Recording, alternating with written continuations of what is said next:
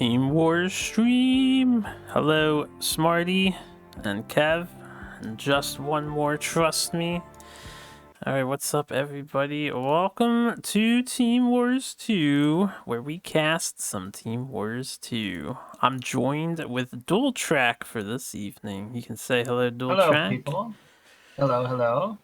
Thanks for joining me tonight. So, guys, we're going to be covering the rest of week 4. And as always, there's a lot of games to go through. So I won't say too much for an introduction, but if you have anything you want to say, Dual Track, before we get started, you're free to. No, thanks for accepting my offer. I'm always up for some casting, especially if it's like a good hour, like not at 3 fucking a.m. or... Dual Track was on me for my early morning streaming a little bit. Yeah, I think that's like too weird. You got too to exotic. think of our European audiences. That's the real market, right? Yeah. I don't know, man. Like there's like 20 people per fucking country, for like not country, but for whole continents watching Duelyst 2. All right. So, for our first set of the final 2 sets of week 4, we're going to be getting started with the Rook and Rollers versus Humans. You have any... By the way, I love the Humans banner. Yeah, the Humans banner has some of the finest original artwork in all of Duelyst space, at least Team Wars space. I like all the banners. Everyone came up with such clever stuff. Yeah. So to provide... But I'm an advocate for MS Paint drawings. I'm not biased or anything. Oh yeah, you're the champion. For those who don't know, Dual Track here is an MS Paint mastermind. Every once in a while, you can catch an art stream sometimes. All right, for these two teams, we have Rook and Rollers. They are captained by the one Poncho Mongo. And rounding out the rosters, Tepid Kong, Henry Cater, Monk Business, Nick Lauren, and Improbable Blob. On the side of humans, we have Captain Dragal, followed by humans, Abracadani, Smarty, Nangert, and Mezzle. So you have any thoughts on these two teams while I set up our first set of decks here? I don't think there's much to say. I mean, Rook and Rollers, I'm prepared for some wacky stuff going on, like ready to be like amazed, because I'm watching these games for the first time. So and I see I took a look at the decks, and they look really promising in terms of content, at least. Yeah, Rook and Rollers, they bring some creative decks alongside them, indeed. Let's see. Who do you think's going to be sent out first in this set? I like to ask this query to my casters to challenge your insights. I think that's even a hard question to answer, even if you're like one of the teammates, right? Even if you're playing this, it's a hard question to answer.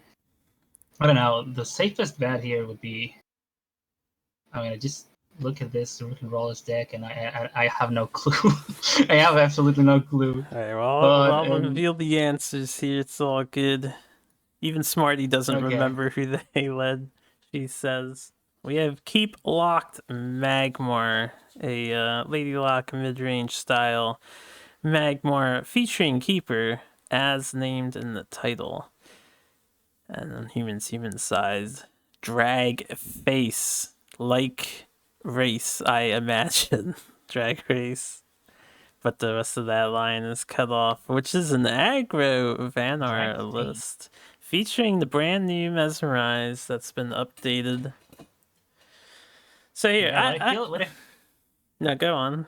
Go on. I was gonna give you a query, so yeah, let's hear your thoughts first. It's okay. All right,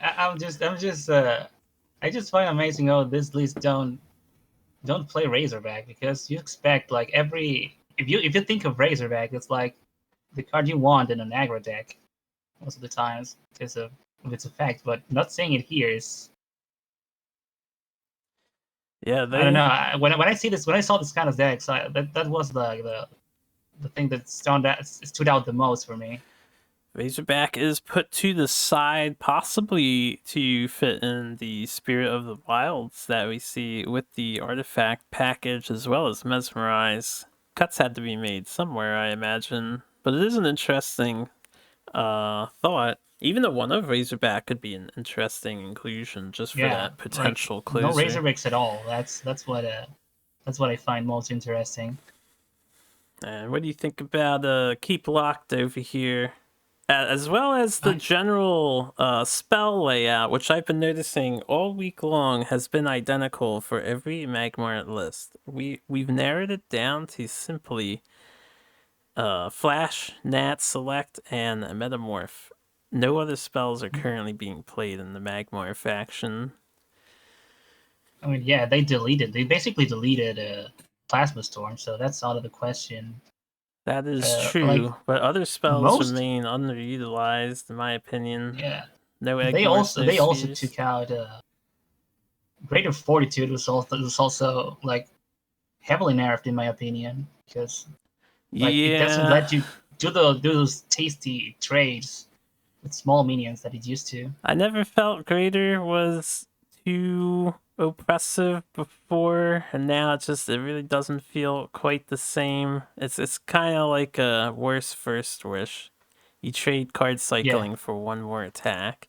100% right. All right, we're gonna get started though. Smarty on the left with Vanar, Nicolaran piloting Magmar on the right.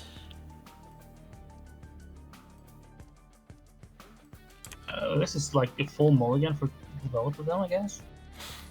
Well, you could Maybe keep you the keep the Lady lock. Lock. Yeah, you could keep You Lock. can get lucky and pull out one of those Dream Gazers. So, Magmar Vanar matchup. I know we've mentioned this many times here on the Team Wars, but Magmar is always seen favorably. Vanar tends to have their work cut out for them. However, we're not dealing with typical Jax Vanar here. This is aggro Vanar instead, which I think has potentially a better time, but it really depends on how many sticky minions show up, because Vanar doesn't want to spend their face damage removing like a veteran Silithar and whatnot. At least this kind of banner can do like some damage without a board already present. Like the thing with Magmar versus Banner is that Magmar just wipes off the board every turn with cards like Harvester, and Banner has no damage output without an established board. Yes, and just as quick clarification here, for those who are unaware, you may see the name Kalios Zahn. That is a Yeah. Smarty alternate account. This is Smarty playing right now. A nice opener on Nicolaran's side.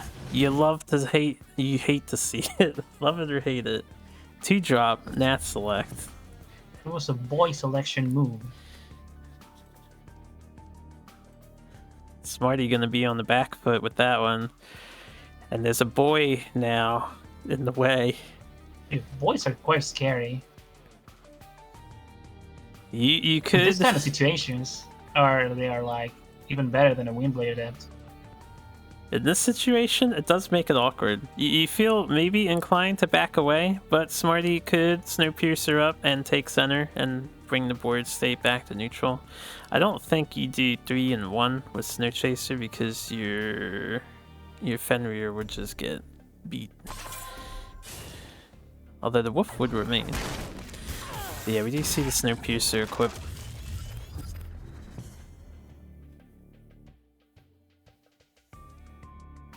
Nicolaran can do a double 2 as a follow-up, or take either diagonal, trade in 5 of their life, and then get 4 of it back for artifact I feel charge. like the double 2 here is a lot better in my opinion.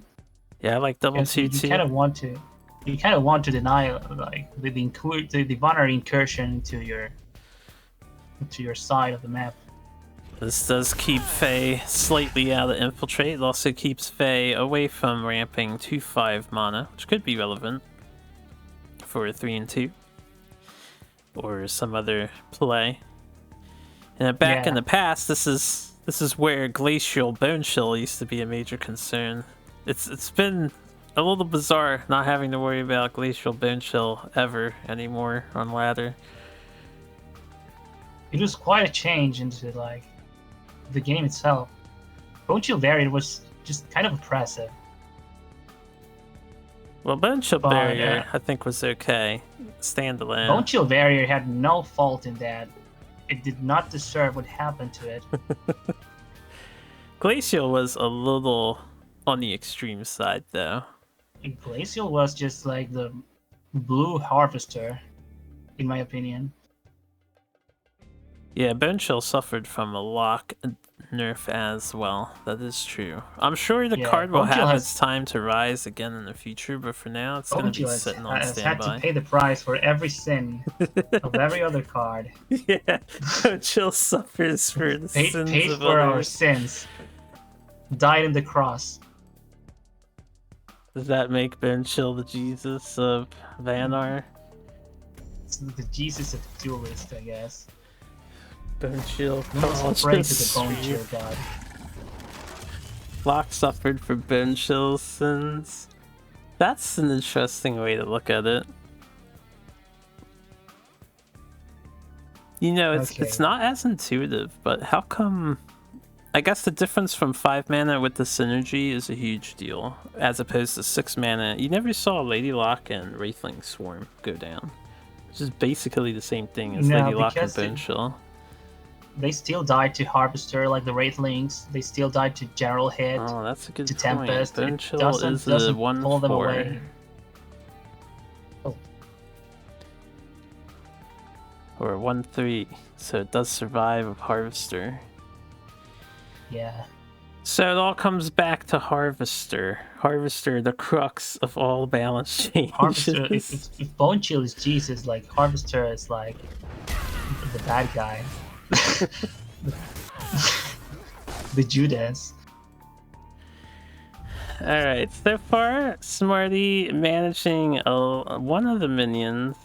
Nick Lauren is getting the Silithar family together. There, we have an impressive board strength.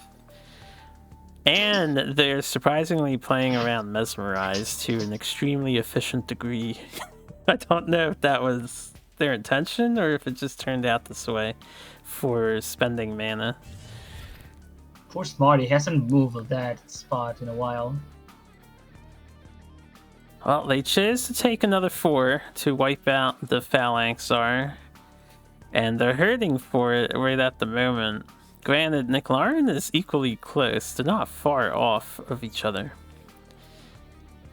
Now, we could see, we see Heartsister coming down and moving the veterans. So, I was going to say, if Smarty can initiate the race right now and ignore what Nick Lauren is doing, you could do something fancy like put Tiger on the tile, develop Snow Chaser with the extra mana, and then send everything face, because Tiger would have made space. You can also do this nice Mesmerize here to keep the veteran off your back for a turn. Yeah, the new Mesmerize is kind of cool now for these kind of situations, especially in like high tempo decks when like stunning a minion is a lot more important. It is a pretty powerful stun. Unfortunately for Smarty, we've got a couple young Silithars here that can dwindle the power of their minions. They do have an impressive amount of out of hand though. If that mana tile stays up, you could play Tiger on the tile, walk it forward, Spirit of the Wild, and maybe attain lethal. Yeah, like that would be 9 damage if General hits twice. Has to cross the border into the opponent's side battlefield. Otherwise, it's like pure pain. I don't know if they can afford to. I think they're gonna walk up, and the thing is, do they heal or do they play Harvester to wipe out everything? They're a little vulnerable if they only play Harvester here. Like against Vanner, I just clear everything he can, because I don't know if like he's aware that there's no Razorbacks on the deck. But leaving Oh minions yeah, in you're the right. board is kind of very scary for against Vanner. There would be a big fear of Razorback on the next turn, so yeah, Spirit Harvester is the choice. Now, the double block might be enough to keep Smarty at bay. I don't think, with the inability to hit the general twice and have the Tiger like reactivate to get to Vath, Nicolarin should be safe on this turn. There are almost 3 bodies between the two generals, because I'm counting the egg as 1 if he doesn't chromatic gold it. So it's kind of hard to get there. Well, Hailstone Prison could open a pathway at least. Not exactly what you want to see, maybe. It buys you time. So maybe you can do a slower... Well, it's tough. Like, if you Hailstone and Naga, for example, you're opening yourself up to the Mecantor blowout. But Nicolarin is on 2 cards, so it might be a gamble worth making. Yeah. Two cards is like... I don't know. I feel free to gamble into that. Even though I'm not a gambler at all. Duelyst gambling is quite alright. You just get into another match. Winner lose. Alright, we're going in with this idea. Moved away from the veteran Silithar out of necessity. Yeah. Unfortunately, it encourages Nicolarin to run away from Spirit of the Wild shenanigans. Although they'll still be in range, sorta, to get hit by a reactivated minion. Here's like a clear Spirit of the Wild replace. If Nicolarin does what we think he's gonna do. I don't know if you would replace it. It could still come in handy.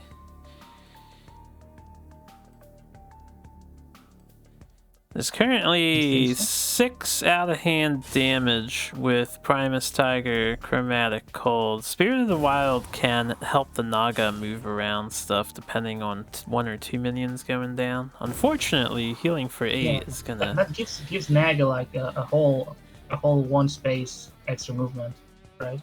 Yeah, and that could have been relevant.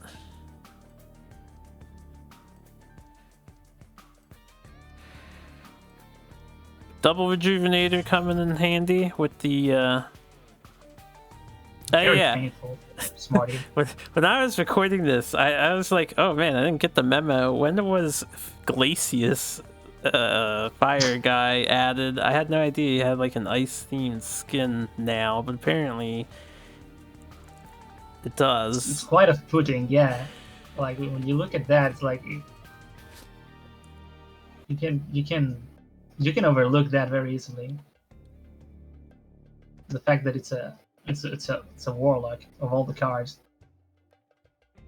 Yeah, Flameblood Warlock brought things closer, but Nicolarin will survive here. Do you just throw out a Tiger and get some damage in? You could develop Primus and Chromatic Cult, or even set up that, yeah, Snow Chaser and Primus. Snow Chaser and Primus sounds really good because, I don't know, they still can be cleared by the 2 minions. I think I would have opted for Tiger, but I don't know how you win afterwards, unfortunately. The only reason why is because we bounced Harvester. We know they have a Harvester. So this whole board There's not just much gets wiped. burst in Smarty's hand right now. Like, I mean, not much burst, but like in general, compared with like factions like Abyssian or Songhai, like you kind of need this immediate damage when the time comes. Like having this board to set up earlier than that is quite important. Yeah, that's why I wonder. I think we have 1 mana left over, so we could have done Saber Spine instead of Primus and just push 3 damage in. That would drop Nick Lauren to 8. That would have left and we have Smarty with like 5 damage out of hand right now. 5 damage out of hand instead of just Oh, you know instead what? of 8. Yeah, that might have been lethal, because if you brought him to 8, you could Hailstone your own Flameblood Warlock to drop it again. And that's 8 mana, right? Oh, I didn't see that line of play. So Smarty could have Yeah, set up lethal. I usually forget that prison can imprison your own stuff. And there's the Harvester. Yeah, you were right. Like, Oh, I forgot Harvester. The Keeper. Oh my god, so fucking painful. It's honestly pretty smart. It's the Nick Lauren identifying the potential threat of death. That Rejuvenator would have saved them from the line of play I had just thought of if Smarty had set it up. This is a really safe play too, because there's no way they were gonna remove the Rejuvenator. So this play was almost guaranteed. You're right. I'm miscalculating, because Primus Don't buffed worry, the I Naga didn't 1 think damage. about that either. So they would have been 1 off then in that circumstance. That's a good point to raise, Andreas. And welcome in, welcome in. So we can get out of this standoff. If you fear everything, could Using the Tiger to clear so much pain, so painful. I was gonna say that there could be a world where you use Aspect of the Mountain to wipe that all out, turn the Harvester into a mountain, and then bounce the mountain into the Magmar's hand. Yeah, they get a big that a beefy 4-cost token, minion? but it is a 4-cost minion if it's played again. But it might buy you time. Yeah.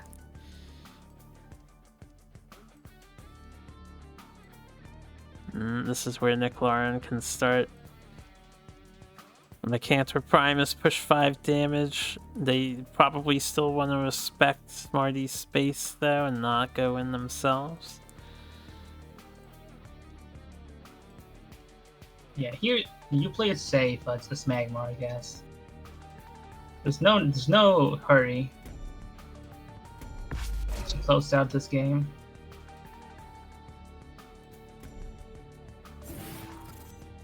There's no need to get hasty.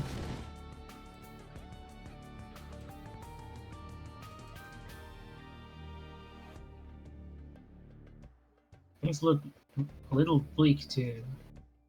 For Smarty. If Vath would just walk down and left 1 tile for some reason, we can push damage with Mesmerize. But Nick Lauren, you know, they've seen the card already, so they should stay off of that row with Mycantor. Yeah. Choosing This to takes me stay back put. Takes me back to the times where like Lionheart had that one card that hit everything in a row. Did How Lionheart was it do called? that? They hit Yeah, everything in one. a row. I don't Like, remember hit for that. 3 to everything and healed for 3 to Oh. every ally. Oh, I do remember that card. I didn't see a lot of play, but I do recall. Sunstrike, Smarty says. Sunstrike, yeah. But this time you have to actually play around Mesmerize. Like you can't ignore it like Sunstrike. Smarty gets a nice clear, hanging on with 8 HP. That 5/5 looking really scary for Nick Lauren here because it doesn't have like a clear way to remove it or to like and it trades with everything that he has in hand. And they even opted to do a rather scary replace. The Dream Gazer viewed as undesirable to hold in hand, so they decided to send it out. They do get a Metamorphosis. This would be the time to cast it if they really want to. Instead, choosing to go Veteran Silithar with Keeper into Veteran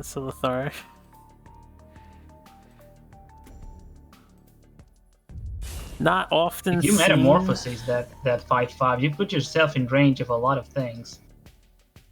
That's true, but they haven't seen the spirit play yet. You could also, I guess you're mostly in range to Tiger, and you may suspect At this stage, Warblood. you can expect the if you see the Snowpiercer, you can expect the Spirit of the Wild. I guess. I did see the Snowpiercer a while ago. They know we're on aggro, so it's definitely a consideration to be making at this point. Spirit of the Wild is likely present in Smarty's deck.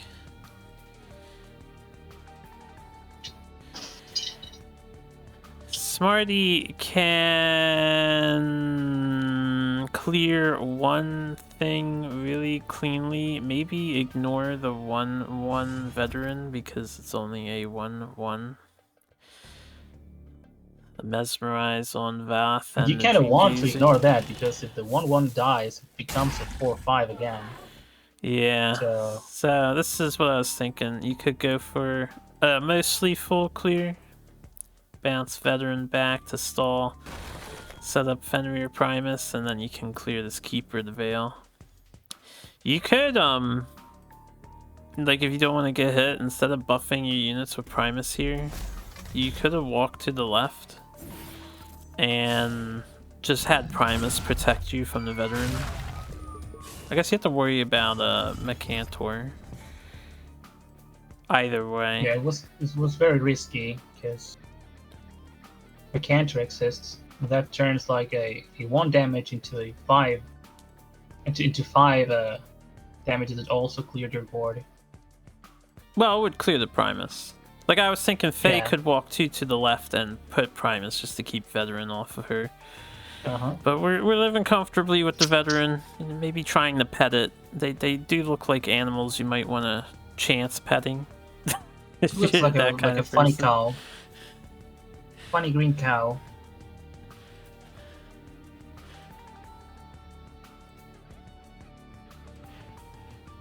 This Lady Luck turn looks very Well, this could be really very devastating. Yeah. Like the 5/5 boys with provoke are no joke. So, It's even better than that's even more stats than the Vitruvian Guardian plus Primus Fist for the same amount of mana. huge pressure on the Smarty. With the low hand count, I think safe to do. If you really wanted to be cautious as Nick Lauren, you could have put the Lady Lock near you, just so you're protected from a wild tiger or something crazy. And then the other two where they are in the corner, which I do like. Yeah, Heart Sister is also a card, so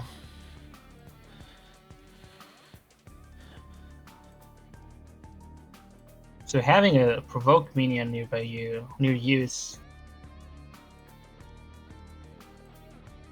It would just there's a world where give you a little feeling of safety, I think. 11 Yeah. damage from across the map with Vanar. It could have been lethal, honestly. That seismic there's a world where elemental could have that reached. happened. So I might have kept the Lady Lock near me.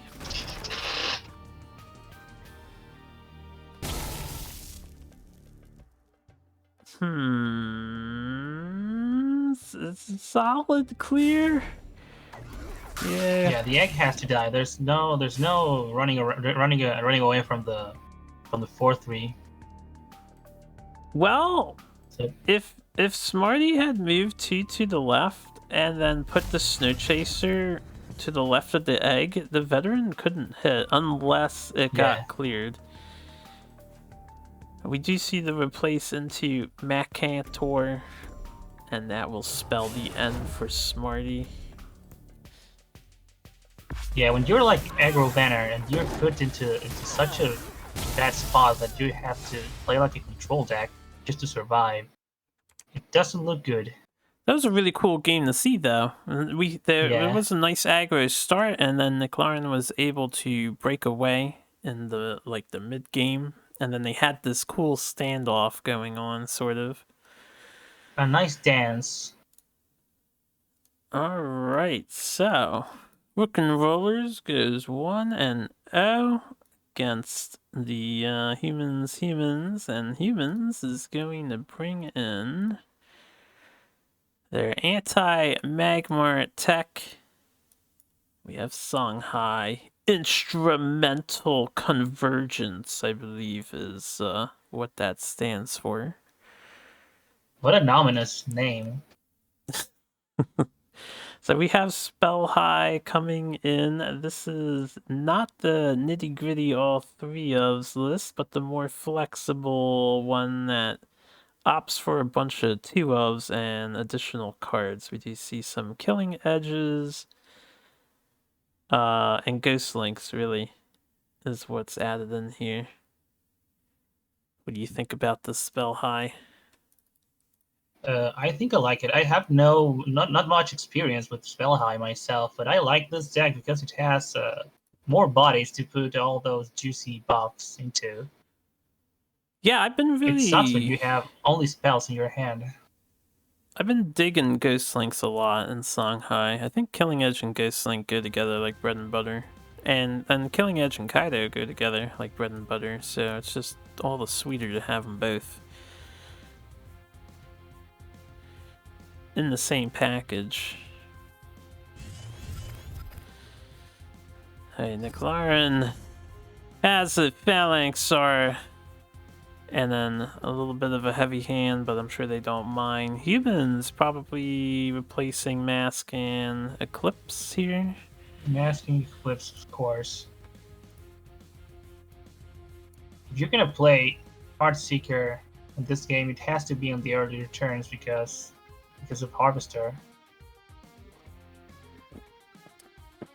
Yeah, Magmar has a hard time reaching in the back line.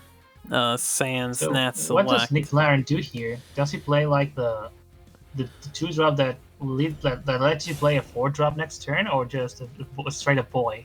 Oh, that was a good question. So here's the thing. It might be matchup dependent, because yeah, you have Vet in the hand, you could ramp, but if you get hit with a Tuskboar, you hate your life. Yeah, Tuskboar was a really big punish. And Tuskboar, there's 3 copies in the deck, right? Equal chance of seeing Tuskboar as any other card, but you always think they have it. So I think Phalanxar against Songhai makes sense. I believe every that. Songhai deck plays the boar. Well, I meant like you'll always think they have a turn 1 access to it. That's yeah. Like if you die to war, they have war. So Veteran will have to wait their turn. Can't Lady Lock Silithar either. It'll have to be double young if we want to get ahead on stats for this turn. The downside of playing the boy, he keeps the boar at bay. Seems to be a bit worse than boy as player 1 seems to be a bit worse than boy as player 2. I think boy as player 1 can be okay.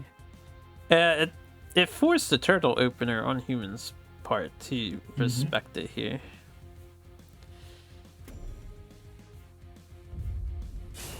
Which gives you leeway of the mana tiles. Nick Lauren choosing to deny both mana tiles instead of getting the young Silithar in the face of the Heartseeker or something like that. Humans can do a slow development if they want. They have the luxury to simply play 4 wins and kill a young Silithar of their choice. Magmar can't just straight up ramp to 5 mana just because of the boy. It's too slow. So no dancing blades or anything like that. Yeah, that's another interesting really consequence of denying the ramp for human side, is they also gave up the ramp on their own side. There could have been a world where they left the center mana tile open and played the second Silithar instead of in the middle, down and right of the Phalanxar. What will you play there besides from a boar?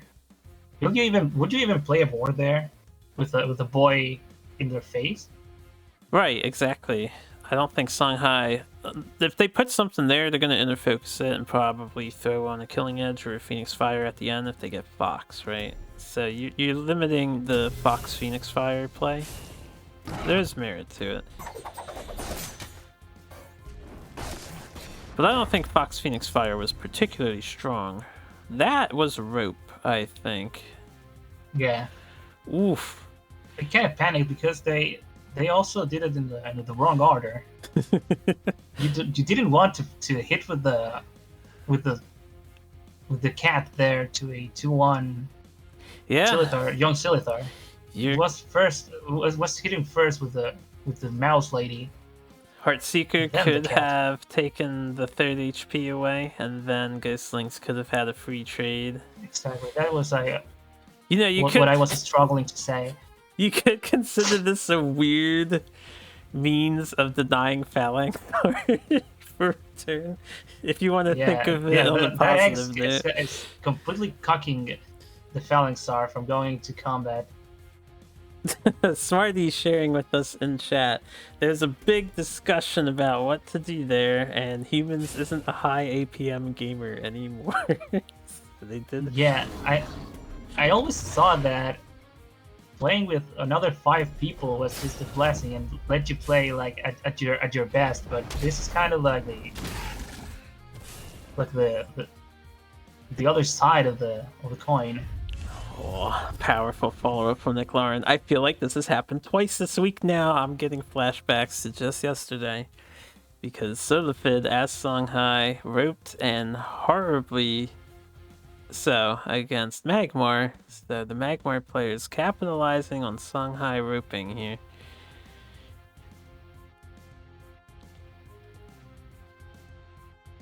Humans having a regular human amount of fingers.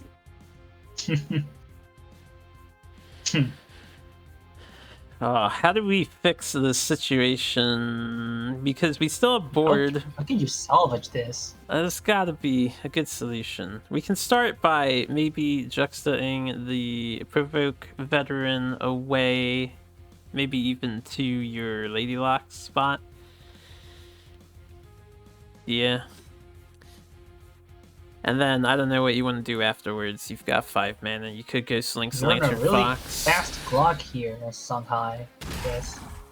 The boy is slowly approaching. Humans You can't deal with this amount of stats on the board.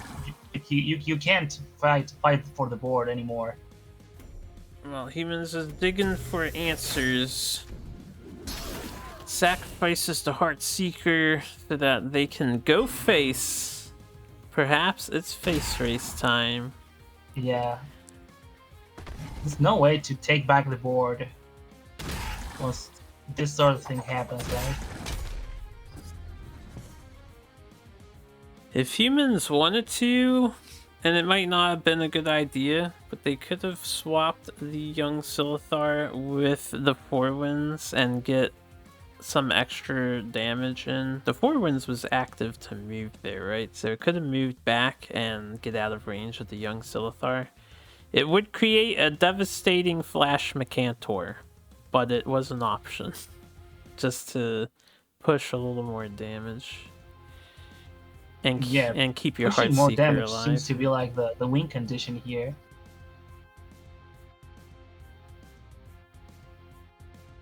Hope those dishes are nice and clean, Kev. Welcome back to the cast.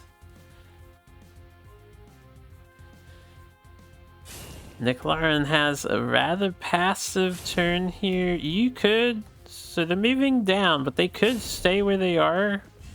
Play that Primus behind the Songhai General, do a full surround, and push a lot of damage. Choose to play young Silithar instead. Clear the Heartseeker, which is fine.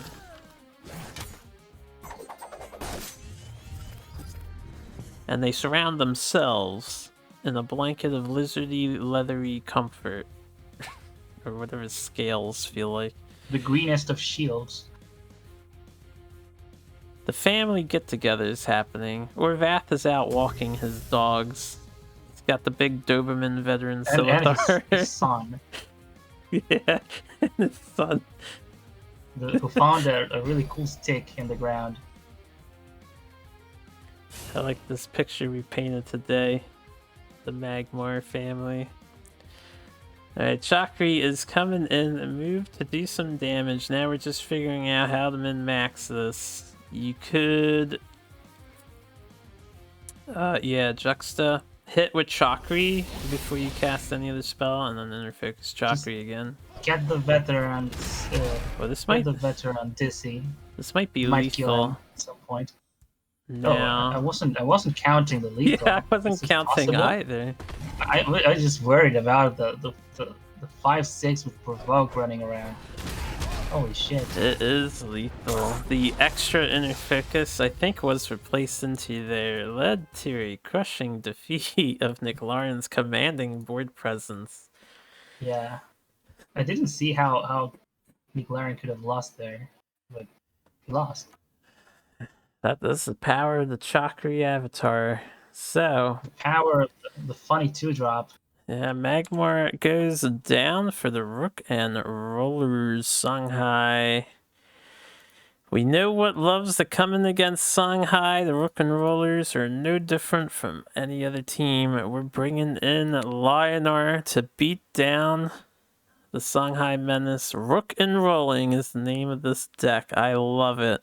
We've got Bringing the heavy hitter already. the Rook. Well, This is airdrop Lionar, I suppose it can be called. air support Rook. Yeah, air support Rook with Dancing Blades and Arclight Sentinels. They all combo nicely with what is the name of that guy? I can't remember the 2-drop.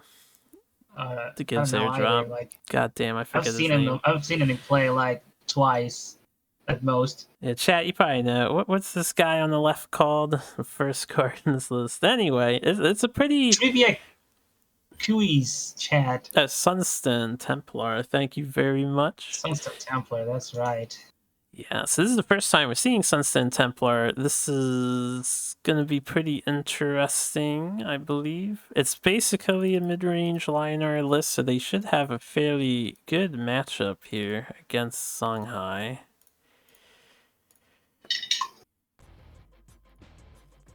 Henry Cater coming in with the Lionar as player 2. Humans on player 1's side. Could keep your hand and just replace Heaven's Eclipse as humans, and then Henry Cater, yeah. Do you keep your precious Rook? It's too early for that. Look for more early game.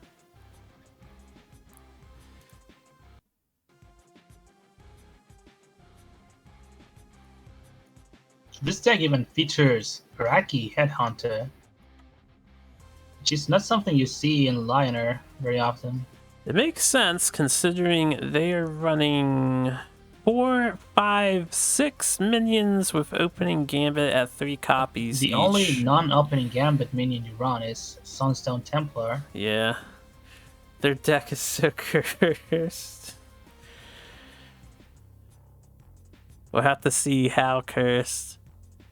I don't know what happens in this set, since I'm basically watching it for the first time, since I'm very inattentive when recording in advance. I hope we see some Rook action. It's more fun that way. Yeah, the interesting thing to point out, which Smarty just mentioned, Windblade has been cut from this Lionar list in favor of the Araki. Yeah, you're right. This is like the first time I see a Windblade-less Lionar list. An outstanding merit to achieve, daring to defy the customs and the meta that is Silverguard Windblade. Who needs a 2-mana 4/3 anyway? That's crazy, man. It's just stats. We need more zany effects with reasonable stats here. Alright, Heartseeker opener for Would you like humans. ever play Boar into Heartseeker turn 1? I guess not against Lionar because of Tempest, right?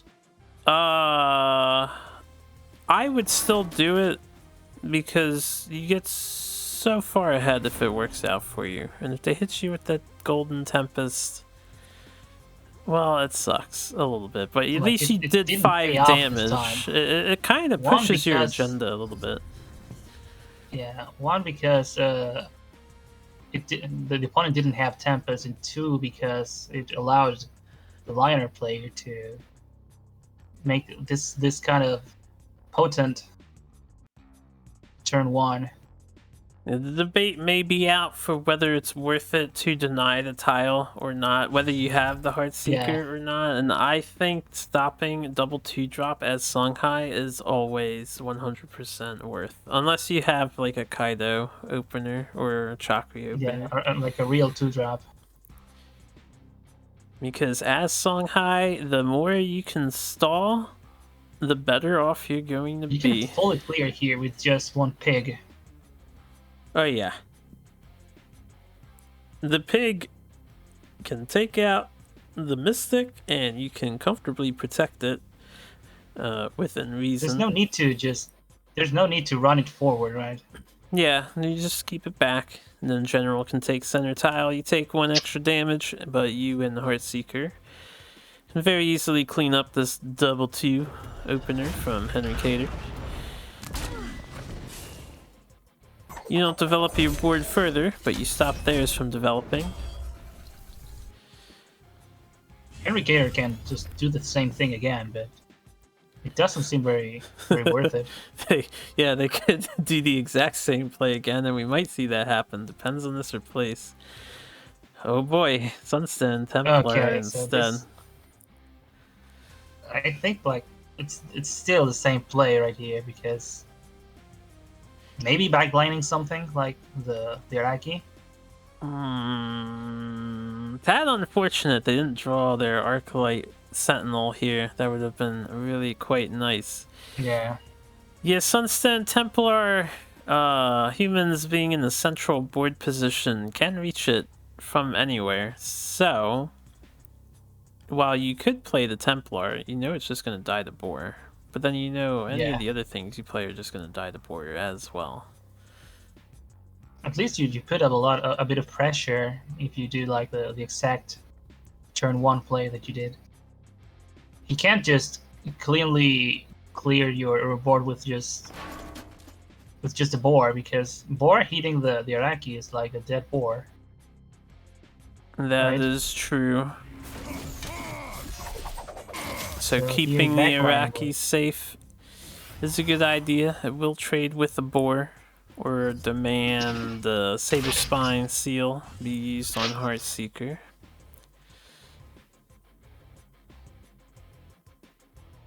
So humans here looking really strong with the full hand, and having the ability to like answer this board right away. Not as cleanly as like in turn 1, but well, you're facing down against Songhai. You could go for value development right now. Use Boar on Mystic instead, and set up a Lantern Fox taking the Monotile. You could also just develop the 4 Winds if you want. You can ignore the Iraqi for a couple of turns. It's not like Lioner has a lot of ways to like teleport it back into combat.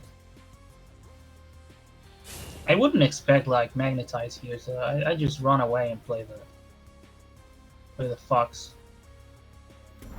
Alright, humans did do the play I suspected would be done, but they did put themselves in harm's way, which is a little curious, positioning-wise. Oh, okay, they're deciding to clear Iraqi as well. Then this makes a lot of sense. Protecting the Fox so that they can get favorable trades on their terms. No Regalia clear.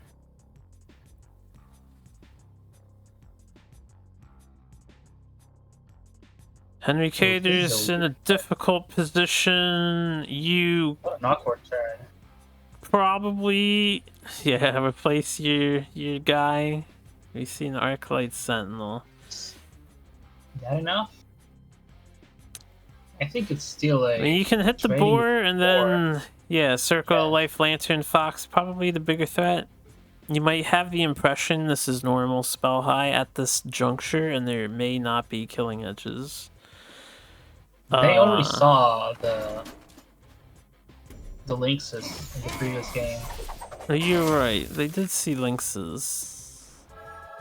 Did we see the killing edge get played in the previous game? Yeah, here Henry Cantor just hits face because the Phoenix Fire blocked the entrance to the boar. It was not allowed in the hand. Good call on Henry Cater to pay attention to hand size. Yeah, paying more attention to the casters themselves.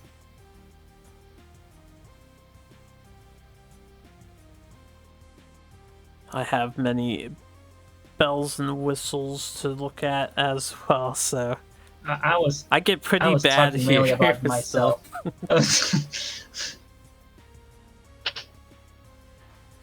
Humans can do some backstab shenanigans if they really want to. They could just do slow development. They don't have to go all in here.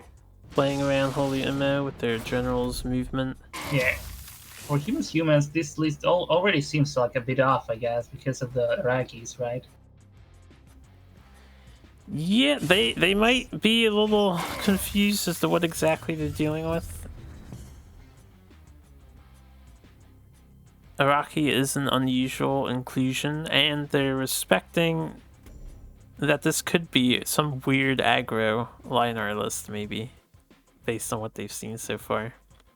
Maybe expecting some glaives or some shenanigans like that. It's a nice dancing blade here. Oh, it's not Dancing Blade's turn. Oh, it is a Sentinel plus Martyrdom turn, I guess. I think that's safer. It's a lot less tempo, but... It's a rook turn, obviously. What? Holy shit, no, I didn't see this coming. Oh my god. The emote should have called that out. You get a nice 7/7 body against Songhai, and it's technically in range of the general no matter where they move. So honestly, it's not a horrible turn.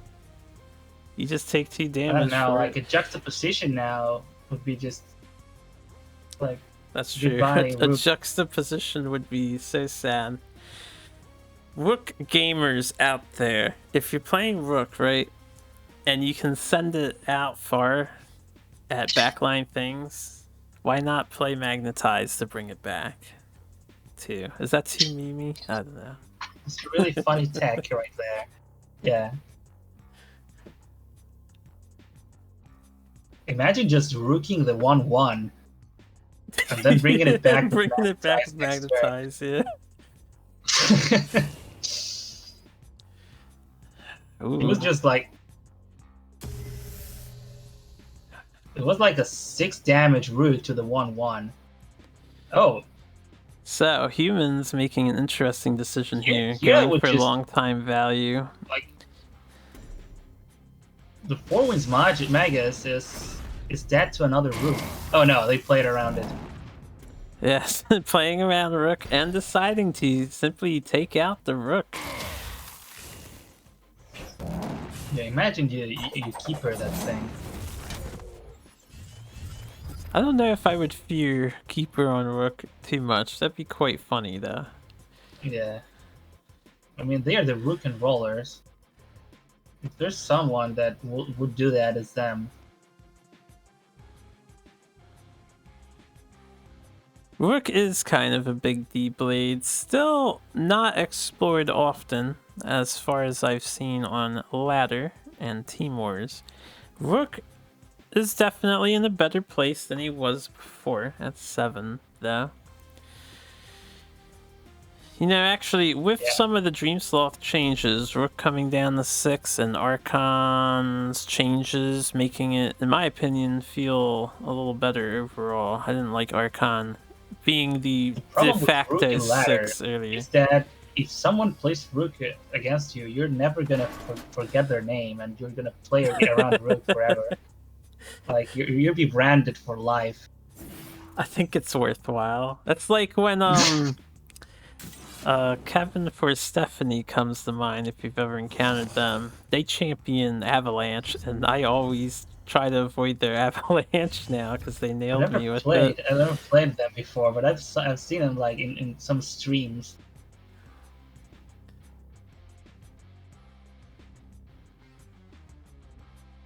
Dancing Blades came down with the Martyrdom to get rid of the threat. Humans at a nice healthy life total thanks to that now.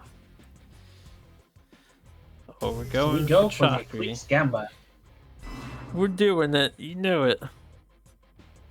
Roll them slots, see what you get.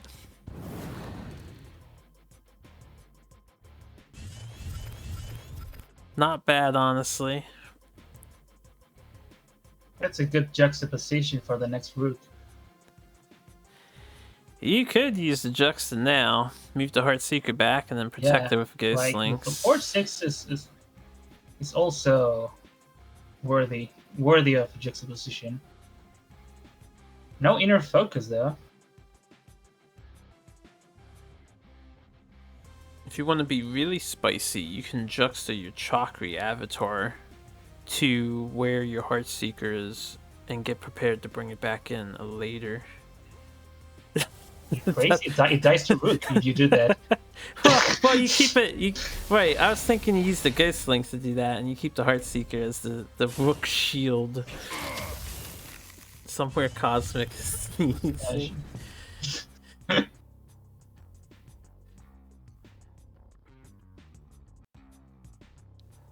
I see, because you're wondering if there's a funny Songhai list with Jux, Hamon, and Rook. I mean, Rook adds some much needed out-of-hand removal, even if it's situational.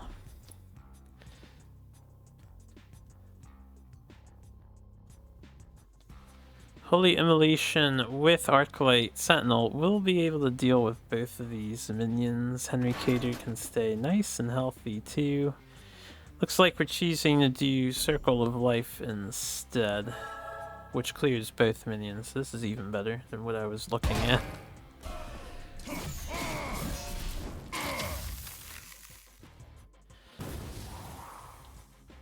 Alright. Empty board with Songhai, but we're Songhai. 20 health ain't nothing. Yeah, 20 health is merely a suggestive life total. Health is just a number. It's not a matter of can we do 20, but how do we do 20?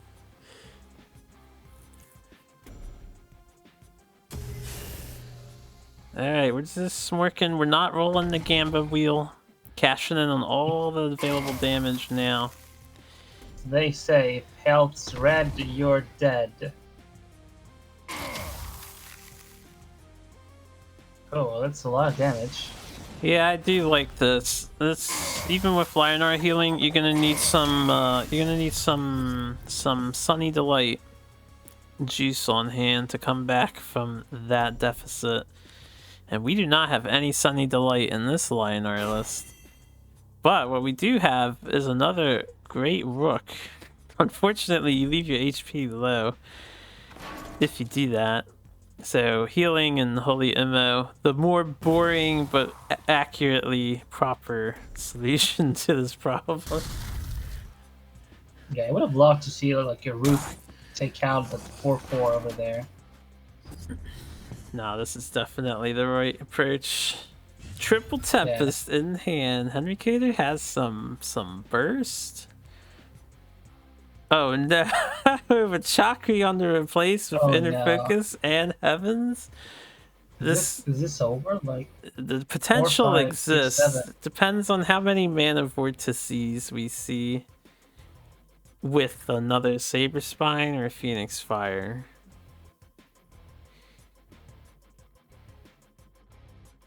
Actually, they can cast the Killing Edge too, even without a mana vortex. Juxtaposition also is lethal because it opens the way for the general to go down. Oh, I think that's lethal there. The extra inner Yeah. focus will double reactivate Chakri, They were given 3 too off damage lethal here. if they drew like full eclipses and no low cost cards.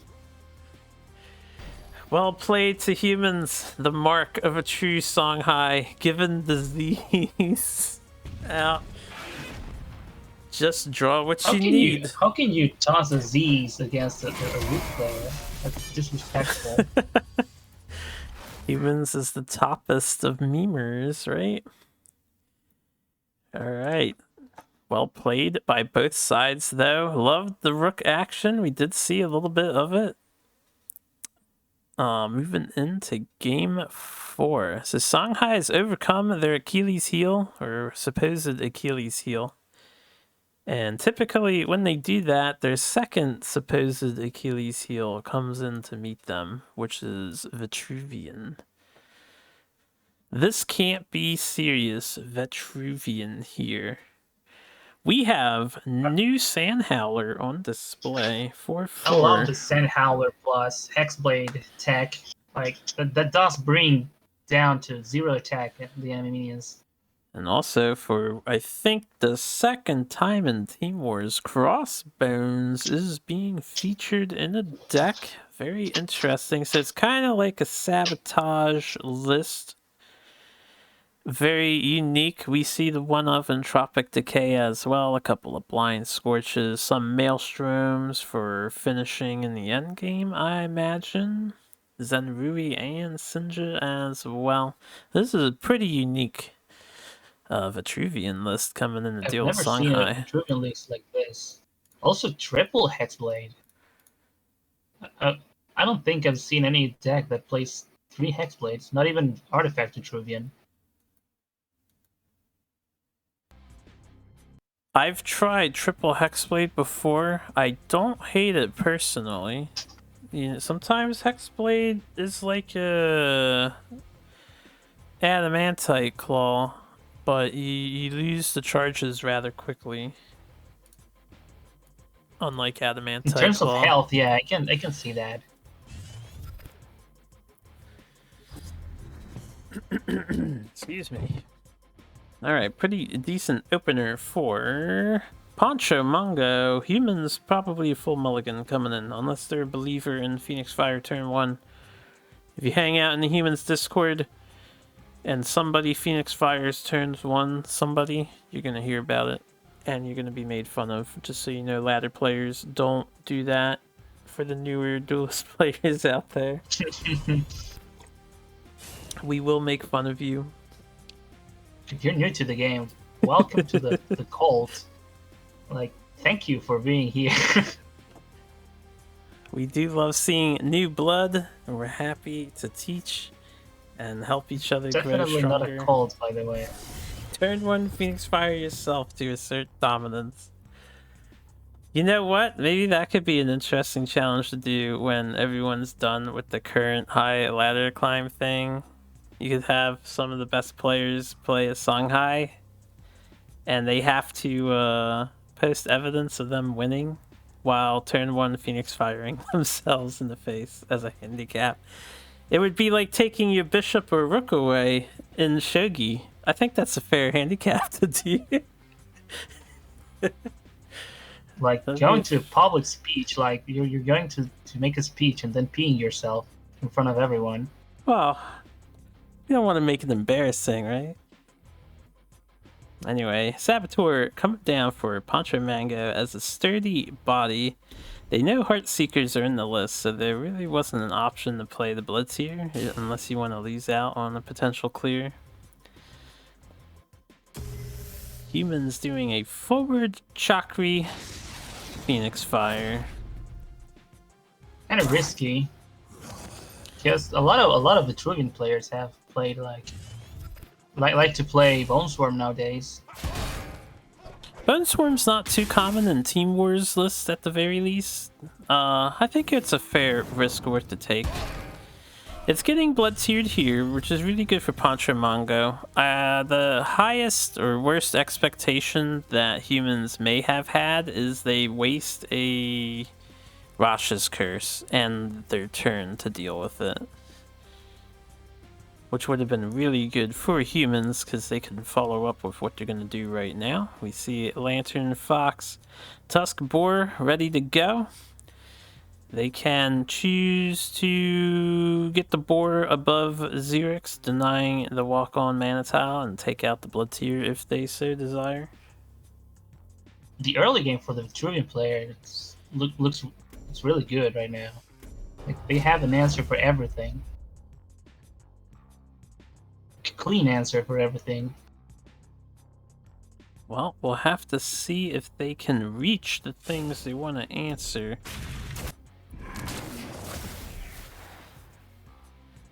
I like this decision more. If Poncho Manga, again, this came up earlier, we were talking about it. If you're playing Songhai, you have your flexible Tusk Boar. Think about creating these scenarios where your Tusk Boar can either get hit and die, or your opponent can ignore it and ramp, and you make them choose what to do. Now, thankfully for Poncho, they have a great solution for this turn. Choosing is for losers, after all. You're right. Why choose when you can have both?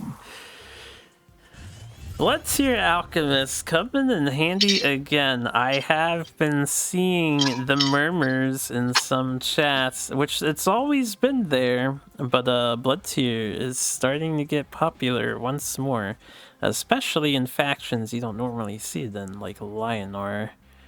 I've been seeing the chatter around about Blood Tier being too strong. Blood Tier's not too strong in my opinion, but it is like really versatile card. Nothing makes me angrier than when my opponent makes me think. Well said, Kev. Well said. Many Duelyst players may relate to that statement.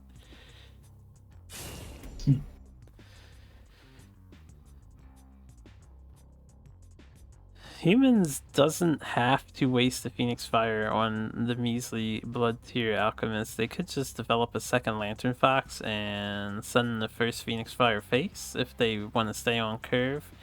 They could hold it in hand if they want to too. I suppose there was a world where they could have... Yeah, they just did a Killing Edge there. I was gonna say they could have Killing Edged and hit face directly. Maybe humans changed their mind midway through, because we've Killing Edged. It's really good. Killing Edging an already dispelled Fox. I think it was a really cool decision there, because it hurts to just dispel this guy again. Yeah, it keeps two separate dispel targets, especially if your plan is to set up another Fox. I was struggling to say. So Poncho went from 2 great response turns, but we can't have the perfect solution every time. So now we have an awkward turn, a little bit. You can delay the 6/4 from doing any damage to you. You can simply walk out of the way and develop Emerald Rejuvenator without playing the Blind Scorch too. You can always run away from the foxes, I guess. Can be precarious to run away though.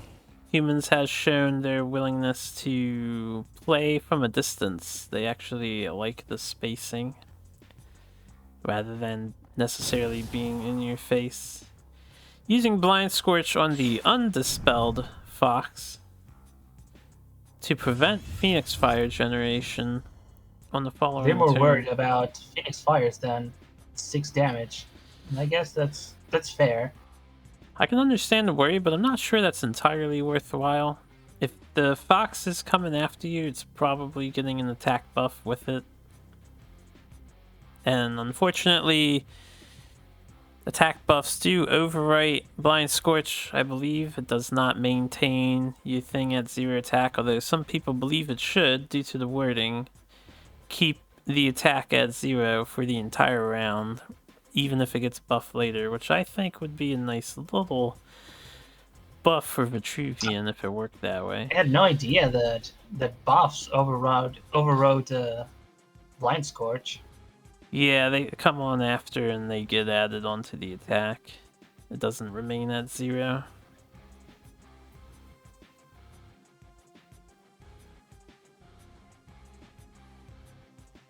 Oh, you're right, because Blind Scorching a Silver Guard Knight leaves him at a 2 attack.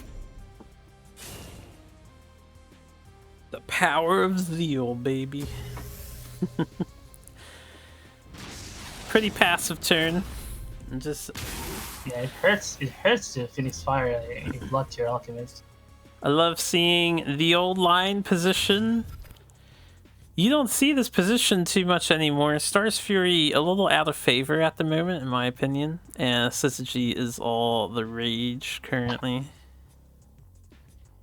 Can you blame them? Syzygy is like one of the coolest cards in the game, in my opinion. Syzygy allows for some fascinating things to go down.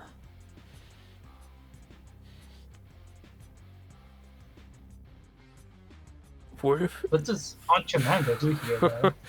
I don't know. I think you carefully contemplate your approach here. This Mexican standoff it's equally awkward for both players at this point.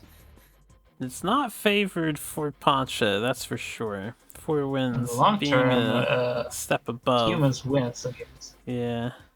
with this kind of board state. And I think with the current board situation, playing Hexblade preemptively to equip is out of the question. So you just develop some minions. Looks like we're sticking Crossbones out there to maybe be like, hey, here, Foxy, come get it. Come get the boat. No, you want it. Held back on the Healing Mystic development. I might have put the Healing Mystic out now too. You do cut your cards down, but I think you need some presence right now to make something happen. Or you need to start drawing into your sabotage tools, because we are currently lacking Zen Ruiz, which would be nice for stealing the Fox. Sinja can come online next turn as well. Maybe help with that. 4 wins. And then Ruiz is clearly the best card in this matchup, just because of the Foxies. Pancha has a 1-0 Entropic they would love to find right about now too. Ooh. Yeah, that's right. I forgot about that. Oh, we have double pings going down for Heaven's Eclipse. Honestly, this could be death. Why. If there's a couple of Juxtas here. Oh yeah. There's a what the hell? How do you do there's no way you haven't watched this shit. No, I haven't, honestly. I just threw out the worst case scenario. I just think of the worst thing that happens all the time in my own games. It happened, I guess. It was not lethal, though. Was it? I'm surprised that humans did not go face there, actually. Was humans roping there? Because that's the most sensible play there. If you were roping, like you wouldn't throw away a game with just going face without counting previously, because nobody expects to get 2 juxtapositions. Well, I don't know if Except they had. You, I guess. I don't know if they had lethal. They could play the 2 juxtas. They had 10 damage with the 6 attack Fox and the 4 attack 4 wins. Each juxta was another 2 damage, so that was 14 total. Pancho sitting over 20. 22, if I'm not mistaken. 21, 22. Yeah, somewhere above there. A pretty lackluster response from Pancho Mongo. If they weren't dead on the first turn, they're definitely dead right now. Yeah. Humans loaded their gun. They're packing heat, quite literally. Okay. They So decide to what's go that? for the full house, triple Phoenix Fire, double Saber Yeah, Spine. there's no way it's not. This is not 20, right? Did I see that right? Did he just Phoenix Fire the Mystic for some Yeah, reason? I jumped out of my seat for a second because of that. It would have been funny if they had energy to burn. Yeah, that was like the spectating. Yeah, that's probably just a replay. Cool, Yeah, the cool guy yeah, glasses are the dropped. replay, the replay display. Oh my god, it was. It didn't need to attack even. That was. Oh yeah, okay. That was. Like, it never stops to amaze me, like how much damage can Songhai deal. Shanghai can draw the nuts, and they definitely drew the nuts, so humans probably feeling really good about that. The Shanghai list has the momentum going on. We're down How to. do you stop this? That's a This good Songhai list question. now. How do you? I think you could make an argument for sending in Abyssian reasonably. You probably don't Abyssian want can high Vanar to hit it. roll. Yeah, Abyssian can high roll against Songhai. And Songhai versus Songhai is also like a 50-50 because that mirror is just dumb, right? That's the Like, other thing you can do, and that's what rook and rollers will do. Kalios art is ugly. oh, Consider their message advertised Dream Sloth. They're not a fan of the new Kalios image. So we have a minion mid-rangey style of Songhai here. Swords of Mechazor, Keshrai, Fan Blade should be pretty strong in countering the Spell High matchup, and a couple of Haman Blade Seekers on the top end, which is currently buffed as of the latest patch.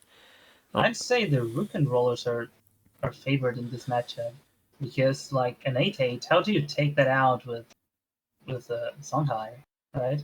hey, Songhai finds a way. They took out a Rook earlier, which is a Oof. 7/7. Haman's only one step above that. But it was in Lioner, so taking 7 damage wasn't as scary as taking 8 in against Songhai, Very, very right? true. And the fan blades too. The fan blades are just gonna make or break the game. We'll have to see how things play out here. It also depends on how fast humans and the rest of humans can identify what type of Songhai they may be dealing with. Because a nasty sort of Mechazord sweep could also ruin things for you if you don't play around that frenzy. Poncho on the left with Mark II Riva skin versus humans with Mark I Riva skin. I always consider this matchup, it's honestly quite fascinating to watch, even if you don't like Songhai and you hate their bursts and stuff. The Songhai mirror creates some fascinating games due to how vicious they can be. They can also turn into, oddly enough, board control wars, as neither player wants to leave anything up for the other to work with. Mirrors in Duelyst are really weird. Like they are not like mirrors in any other card game. Because of how the factions interact with each other. Yeah, that plus the variance of board positioning and what people Yeah. perceive to be stronger or not. It's not as linear in execution, Yeah. which makes it fascinating. There's another layer of context to each play. Oh man, if that was an inner focus, Oh my god. humans would have been in for a rude awakening.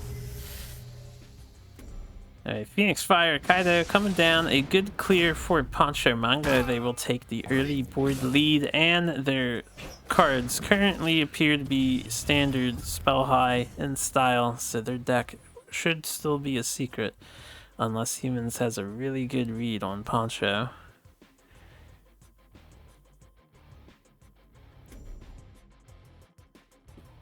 This is what you expect, like, from a more board-based kind of Songhai. You kind of want to get the earlier advantage here. I mean that goes for both of them, I guess.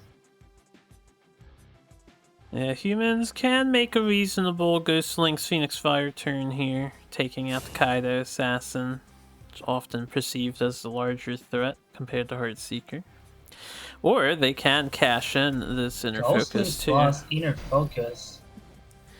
That's a weird play you don't see every day. This is the respect the Songhai Mirror deserves. Absolutely nothing can remain standing if he can help it.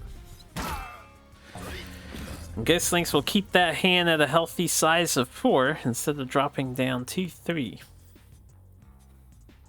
But Pancho Mango has the leeway to develop now. And Do you cash right here? Yeah, that's a good question. Do you Keshrai here? You could absolutely Keshrai here. You could also play Heartseeker Sword of Mech. I think You both cash are right here, equally strong. Humans would have to like skip a whole turn and removing that, basically, because even a Silver Spine Seal would cost 3 mana. I think when you're in this mirror, you might want to save the Keshrai for later turns, because it can really save you from dying. Doing it right now would deny a Heaven's Eclipse play, but your opponent is likely on 5 mana, access to 6. They're likely going to try to develop here. I like having the sword as well. If they cannot deal with the sword, anything they develop is at great risk if you draw pretty well. We are running Juxtaposition and Mist Dragon Seal. I think There were 2 Mist Dragon Seals, if I'm not mistaken. yeah, I think it's 3 and 2, so there are 5 movement cards. Unless I'm not seeing that number correct. Very decent odds of putting your sword in a commanding position.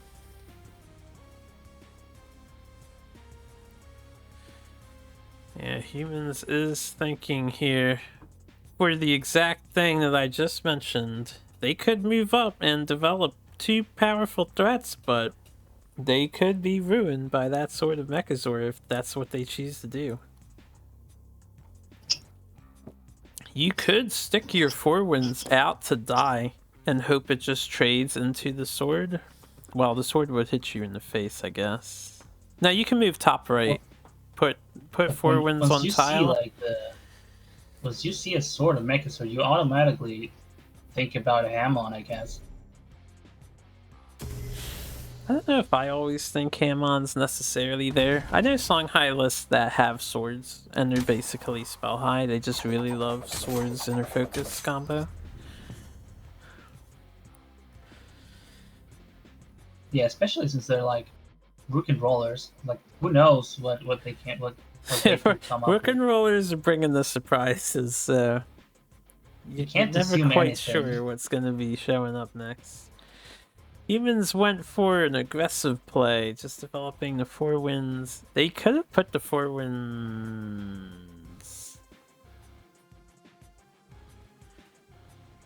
away from the mana tile. They can't play Instead of Keshrai next to plus. Oh, I was thinking about Kaido Inner Focus. If you don't care about your Heartseeker's well-being, you could Frenzy here. You can move your Heartseeker up 2, and then Frenzy with Saber Spine. Yeah. And then Heartseeker Punch. That would be 9 damage, full board clear. This works too. Yeah, you don't even have to move the Heartseeker. This is even better. Keeps the Heartseeker safe. Choosing to develop Kaido. Yeah. Very good. Pancho Mango has the lead. And a commanding board at that, yeah. Just because of the Keshrai, like, only Boar can just trade with it optimally, I guess. But even then, it's still in range of. It would still be in range of frenzy. That Keshrai Unless it's like, development was very critical at destroying humans' chance of digging on this turn. And now, I don't know, humans is looking to move down, but they can't get away from everything anyway. I think you may as well kill the Sword of Mechazor. At least your back is going to be exposed to Kaido no matter what you do. Yeah. ooh, If you can't avoid the damage, you may as well take it off the table. yeah, at least make them use a juxtaposition. I think humans is dead here. We have 9 damage in hand, and Kaido is 14, 15, 16, 17, 18, yep, 19 total. Yep. Vicious Songhai Mirror, Puncher Mango, having that. Very fast games here. Like 6 mana and already we have a winner. Poncho returning the V emote. Ariba. That was, yeah. I like the Z's return play. Like that was a critical part of the game right there. That was the highlight. Yeah, the emote. Humans taps out before Kaido or Keshrai smashes him in the face. A very powerful counter deck that worked out really well for the Rook and Rollers. It's almost unfortunate they didn't choose it sooner. I can understand why they didn't choose it sooner. But that means Team 2 is going to have to swap out, and we are going to be seeing... well, you guys know what we're going to be seeing if you pay attention to how this One works. team whips out Songhai, and there's just only one answer there. Yep, in Team Wars, you see Songhai. Do we... You go down the flowchart. Did they play Songhai? Yes. Do we have Lionar? Yes. Send Lionar. Alright, so we have Lionar 5. It is your Helionar list. Pretty much to a T. There's a little bit of change here. I think I'm seeing only one Shroud, one Lightbender. Interesting choice of one-ofs. Is that triple Arclight, or do they have 2 Arclight? Let me zoom in here. That's triple Arclight, 2 Dancing One Bender Blades. and one Shroud. Alright, pretty interesting. So they split apart the like final cards 3-ofs to divide it into multiple different cards as 1-ofs. We'll have to see how that works out for them. I need to load this game up. Going into game 6 of the set. Mezelgi versus Poncho Mongo. Mezelgi, widely regarded as a Lionar extraordinaire.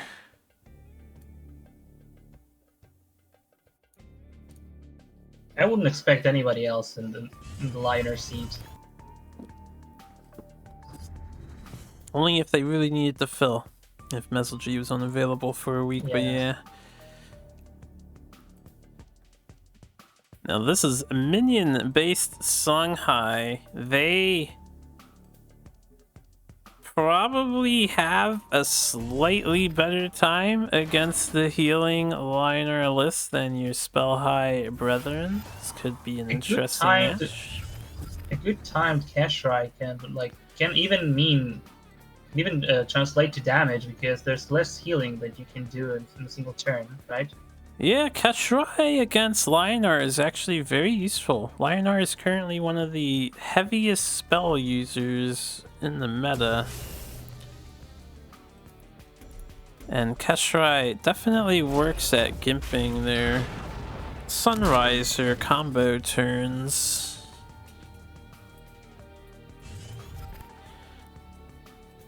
So here, Poncho Mango decides to take center instead of moving to the bottom mana tile and trading and making them decide whether to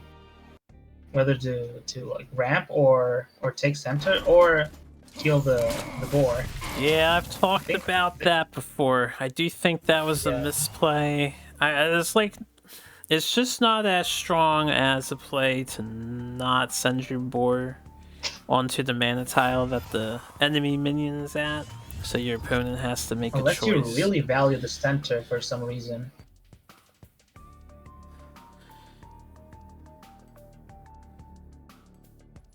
Is this a Killing Edge plus Phoenix Fire turn? It could be. It definitely could be. You could even just Killing Edge and, like, Killing Edge the top Mystic. It doesn't deny the bottom tile ramp, though, but it lets you punch into the Healing Mystic and develop your own. I suppose you can punch the top one first, and then heal, and then do Killing Edge. Yeah, there's no shame in it. I've just talked about it many times on the channel, and I'll do so especially for any newer viewers that tune in the future, or that catch this on YouTube when it's uploaded later. But Songhai, as player 2, if you have Tuskboar and your opponent does a diagonal minion opener, you want to play your Tuskboar so that it takes the mana tile the minion is facing, and then you're free to trade into it if it's got 3 HP, which most of them do. And then Maybe your the opponent reason they... has to choose whether they want to ramp or clear your Tuskboar. Maybe the reason they didn't take the bottom mana tiles because this kind of Songhai list values ramp a lot more than regular spell high. Yes, minion high can be a benefit reason. from ramping a little bit. I'm just playing devil's advocate here, but I think it's a good thing to raise, a good point to bring up. Because they could have had a very different hand that preferred a 2 and 3 development with their list, like Sword or Fox, and then Boar and Kaido. So this is a very good case to make. Mezelg is slightly on the back foot here. They can do Silverguard and Martyr if they fear the Heartseeker. I don't think it's worth it until the Killing Edge gets played. it was a good call that they didn't play the Killing Edge because it's really Yeah, it's a little risky against Lionar. Mezelg thinking about Arclight Regalia, that is what we're going with. Not taking center tile, staying up above to get more space towards the Heartseeker.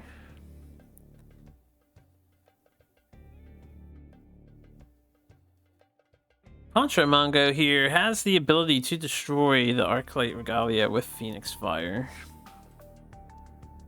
I would replace I think first. that's the play we're gonna see. Yeah, I believe. they could go full face and Killing Edge Phoenix Fire if they really want to. I'm surprised they're keeping Mist Dragon in hand. Didn't even replace first to think about a minion development, just going for this clear.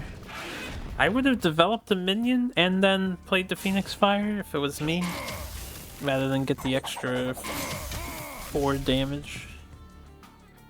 And we can see they do draw a Sword of Mech on the top, so they could have had a Sword of Mech and still cleared Arclight Regalia.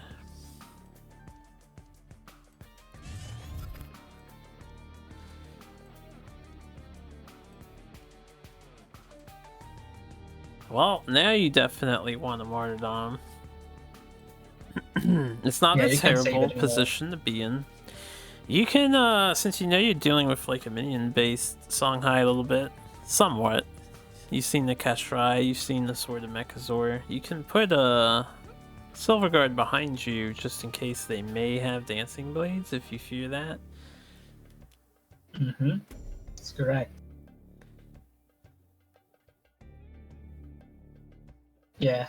Mezelg choose to just give up the chase here, like the Tom and Jerry chase, chasing the mouse lady. Well, just opting for the Martyrdom, I guess. Yeah, we don't want to. Well, the Martyrdom was in hand the previous turn. I think they were waiting for it to be buffed to get more value, which is what I would have done. Choosing to head more towards also, you don't the have backside. many removal tools against Hamon.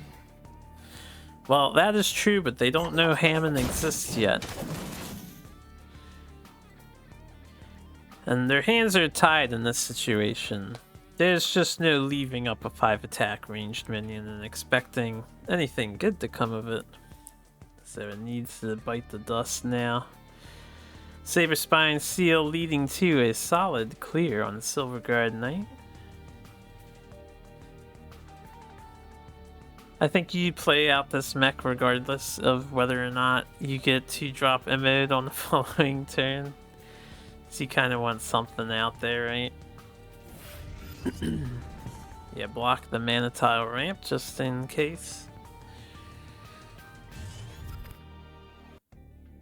Poncho is low on cards. The downside of playing this kind of list and having no ghost links in it either, your only form of draw is Killing Edge hitting your Kaido Assassin. And I think the Hamon is also pseudo card draw. Ah, yes. With Blade and Curve. If you have the I play one big thing and then draw one extra card mindset, that is one way a lot of people have been thinking about card draw and 2-draw duelists. Drawing 2 cards in a card game just changes a lot of things. It really does. That one extra card changes how cards are valued. Oh. Melzigi going for the Arclight Regalia clear. I do like this more than just Holy Immo, because if a backline 4-win shows up, you have the Holy Immo to reach that later.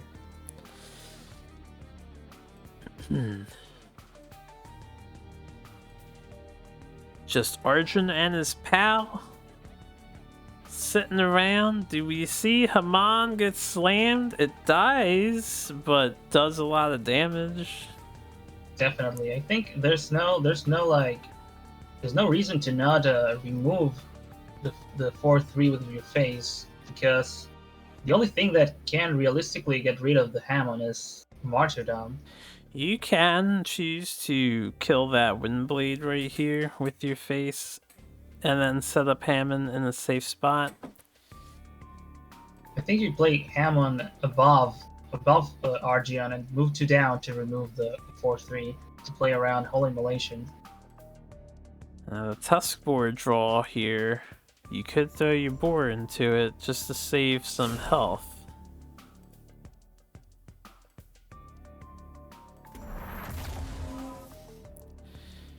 We're going with this play instead. We don't want Hammond to get hit by Argion at all. Get a sip of my drink.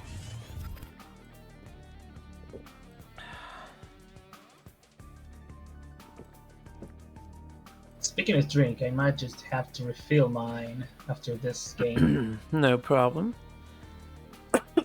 Excuse me.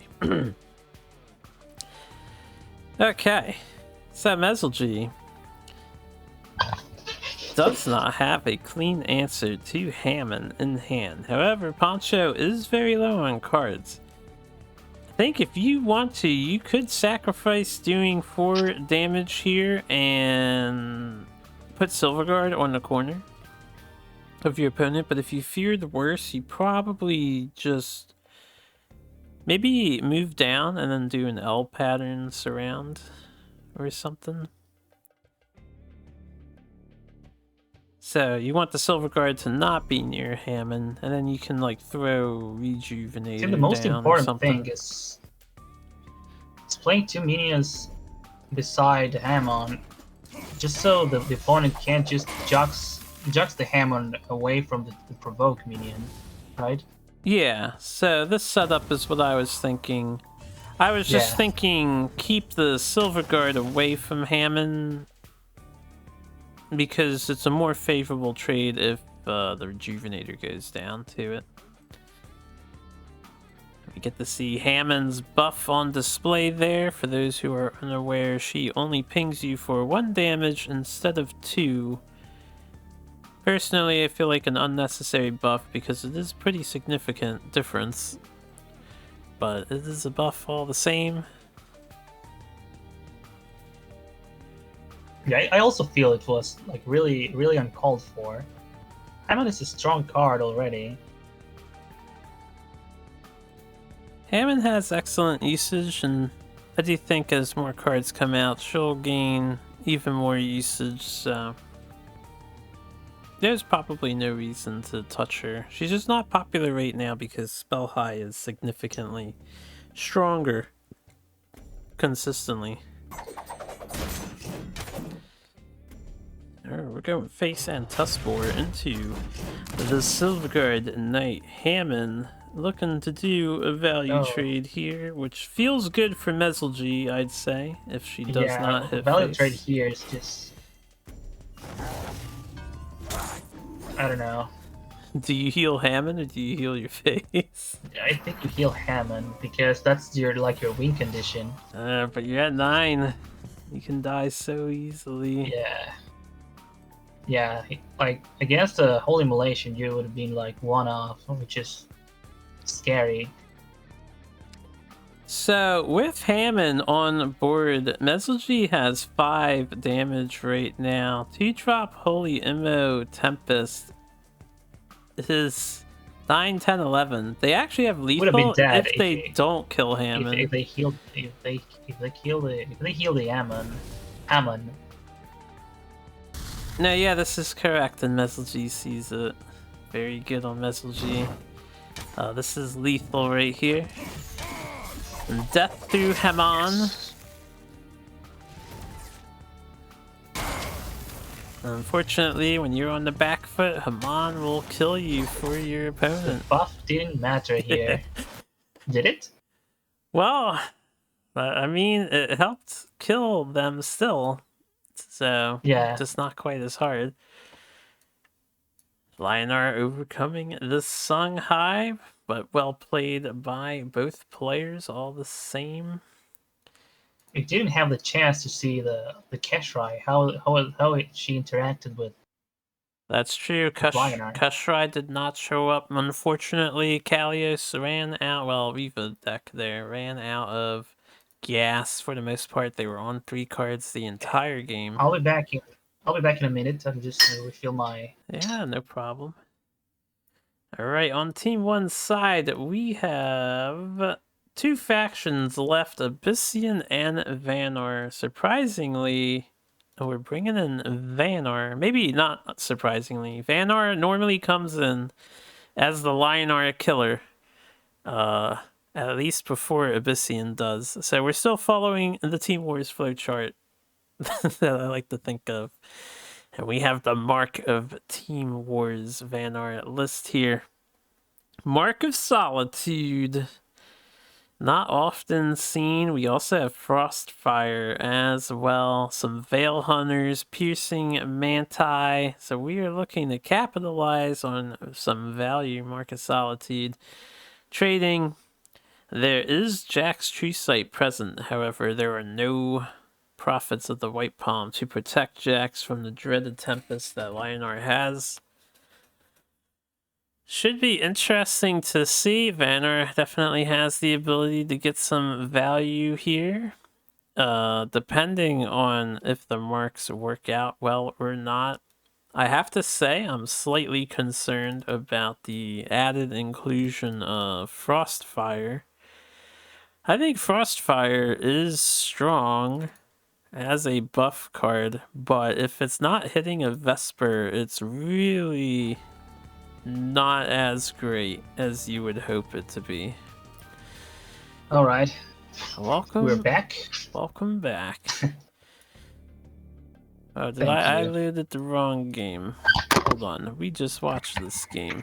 My bad. Actually, okay, I see what happened here. I loaded the correct game, but I didn't remove the other game from the list. So this is where we're at.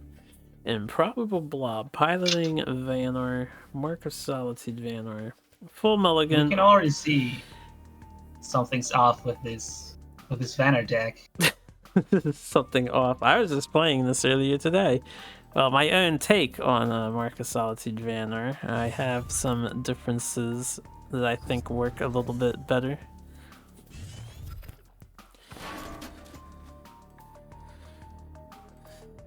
All right, we're gonna see something we haven't seen since Duelist 1's days. Turn 1 Piercing Mantis, also placed in the center. We haven't It's seen an aggressive the stance. beige bug since it was a 2-3 back in Duelist 1 when everybody ran it because 2-3 Frenzy is stupid. The middle opening for the Mantis is like, bring your 4-3s out. Oh yeah, I think this is no shy advertisement as to what this deck is wanting to do. I would wholly suspect Marcus Solitude immediately upon seeing this. You were massively against martyrdom this Mantis on I personally principle. wouldn't know what's going on. Like, I'd be shocked. I don't know. Piercing Mantis is only one attack off from its former glory. I think it is deserving of the tempo martyrdom, 2-drop martyrdom here. You gotta respect the Mantis, but of course you can do Turtle Opener or you can do Forehead Opener as it was lovingly called. Well, I wouldn't do Forehead Opener because it has Frenzy. Piercing Mantis. But yeah, I think Martyrdom and the Piercing Mantis is just fine. The power of Frenzy is to be respected. That's going to open up this Veil Hunter, though, on the flip side. So Improbable Blob probably doesn't mind seeing the Martyrdom go down.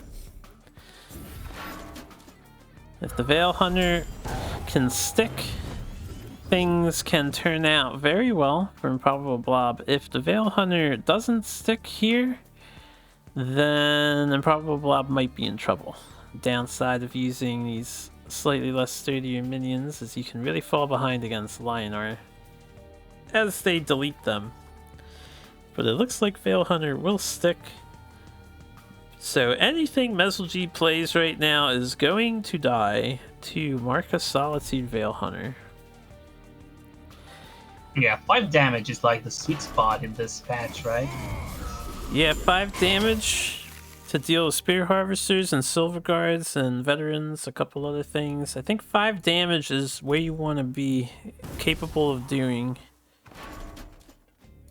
It was an indirect buff to Marcus Solitude, I guess.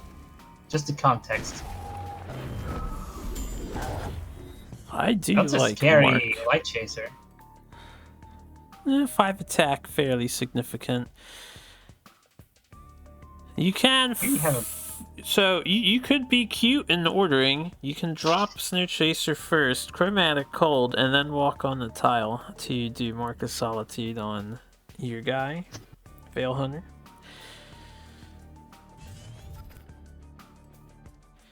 Yeah, I think I would still do the full board clear. 17 HP, kind of stinks, but you're now in a solid position to get carried away. You're threatening every card that Lionar plays. If they can't just remove I mean, the lone ranger alone. I'll always forget about the name of that card. Yeah, it was like me a Templar earlier. The elf. Veil Hunter, like the elf with the spear. Veil Hunter. The little spear chucker that could. The only card that can answer it is Martyrdom now at this point. Yeah. It is pretty much immune to everything else in Mesolgy's deck. It will survive an MO, it will survive a Dancing Blade. Mesolgy getting out of Infiltrate. Just skip the turn here? Like, this is the past. like you never see this in Duelyst. Maybe in anticipation for drawing or replacing in the Dancing Blades, I would have played Tempest to knock it down to 3 HP. Imagine, like... Rather than just pass. In this case, Marcus Solitude was like a mini... Like a micro Time Maelstrom. He bought a whole turn. That's kind of impressive. Probable Blob doesn't understand. They can't go face. Oh my god. The one downside The of Mark of realization. Solitude. You are no longer permitted to hit generals in the face.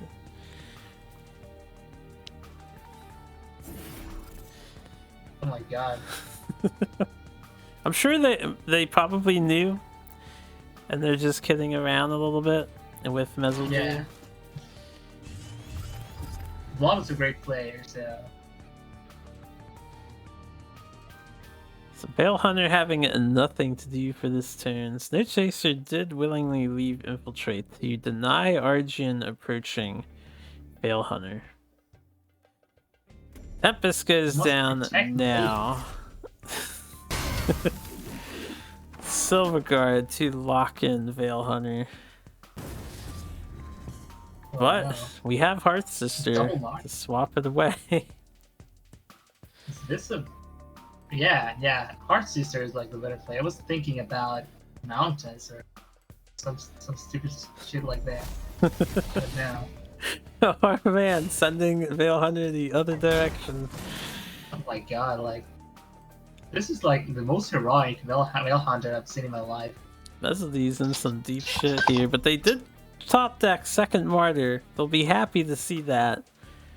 Yeah. Because without it, I don't know, it would be rough for them. Here for Improbable Blob, you could play it slow and just do Fenrir if you really want. You could also drop your Razorback now, play Staircase position, and smork it up. 8 damage face would be pretty significant. Alright, we're just going slow, trying to block Archeon's path. Split up the blades away from our face so Holy Ammo can only pick on 2 things at a time. Considering Mezzalgy essentially has to answer Veil Hunter on this turn or fall ever further behind. This is a nice, almost full clear here, though. They do have a decent proc with Sunriser. It will proc twice. So everything except for Hearth Sister will go down. Mezzalgy will come out 2 HP ahead. Improbable Blob will come out 3 HP ahead. The position. Do you just take 1 extra damage just to put the Sunriser in Vanner's face, like in Blob's face? You could if you want to. It's definitely an idea. The only thing I don't like with that idea is you can't put it somewhere that Dancing Blade can't reach it next turn. Yeah.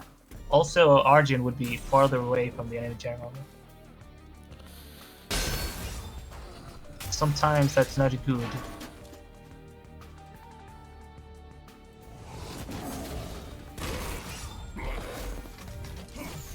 Alright. Lionar Macantor, Yellow Macantor coming in. Except it heals them a whole bunch of health.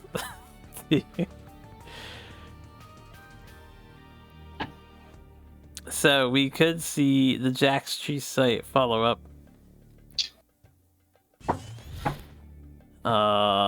We've already seen one Tempest, so Jax is not that crazy here. Like, I mean, not that crazy in the sense that you're not crazy for playing it.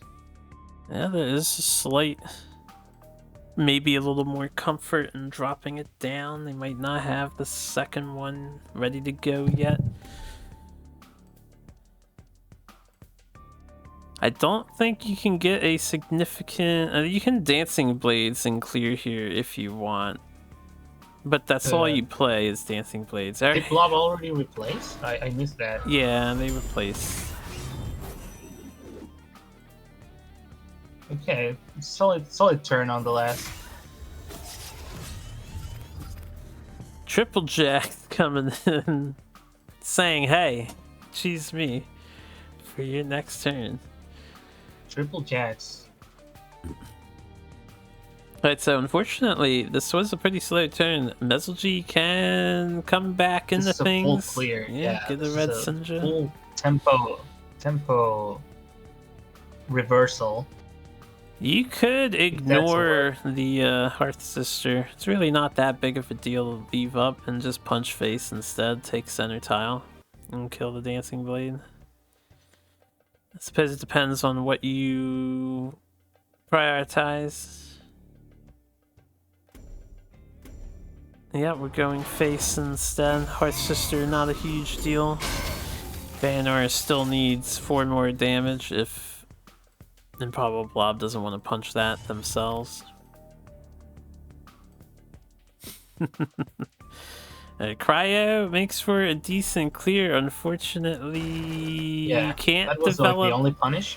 Jax. No, I would have done a different play if it was me. So, Improbable Blob could have done Mark of Solitude on the Sinja. Yeah, it's really annoying and it has its recurring ability, but you have 8 mana. You could have developed Jax there. That would also be a gamble to do, to be fair. That's really smart, by the way. I would never thought about Mark of Solituding an enemy minion. I've never seen that myself. Oh yeah, once you start playing with the card, Mark of Solitude has the flexibility to hit an opponent's minion, and the main reason to do it is so they cannot target your general anymore. It's really smart. With this current play though, the best we can do is Snow Chaser Razorback, and you can do Staircase Position, keeping Snow Chaser in its environment, but you're drawing to full, so Snow Chaser is going to die regardless of Infiltrate, sending it back to the hand or not. But yeah, the Jax turn carried the risk of, I mean, Syndra wouldn't hit you, but if they do have the Tempest on standby, maybe the Rook and Rollers don't want to play to the Tempest. Yeah, we do see Tempest drawn here. So, Mazelgy at 9 mana can do a commanding D-Blades, Arclight, Regalia Face if they want to clear Razorback. Also, this banner deck in specific does not run a Prophet. No, they do not have the safety net, the protection of the no playing around Prophet. the Tempest, I guess. Since he is a Prophet and he keeps you safe from spells, I like to think that he just foretells the prophecy that the spell's going to happen, and then you avoid it for reasons like, oh, be prepared for the prophecy. Alright, Mezelgy going for the Sinja development. There's no other out then. The Mark of Solitude. You could Mark a Solitude now. You can take 7 and clear with the mountains, but that's... Yeah, you could do that. Too risky. Sacrifice your War Master into your mountains. Neither option feels fantastic.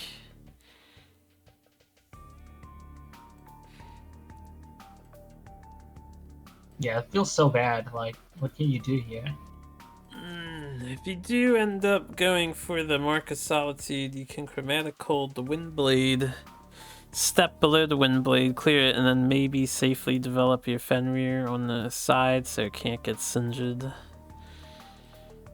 It's a little bit of a slow turn, but you won't be dead. Yeah, it's like the safest route you can take here.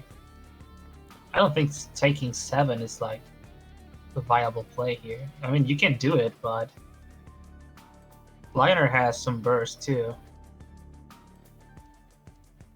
The Helionar deck, unless they're running Saber Spine Tiger in there, which they normally aren't, they cap at about 8 to 9 damage out of hand.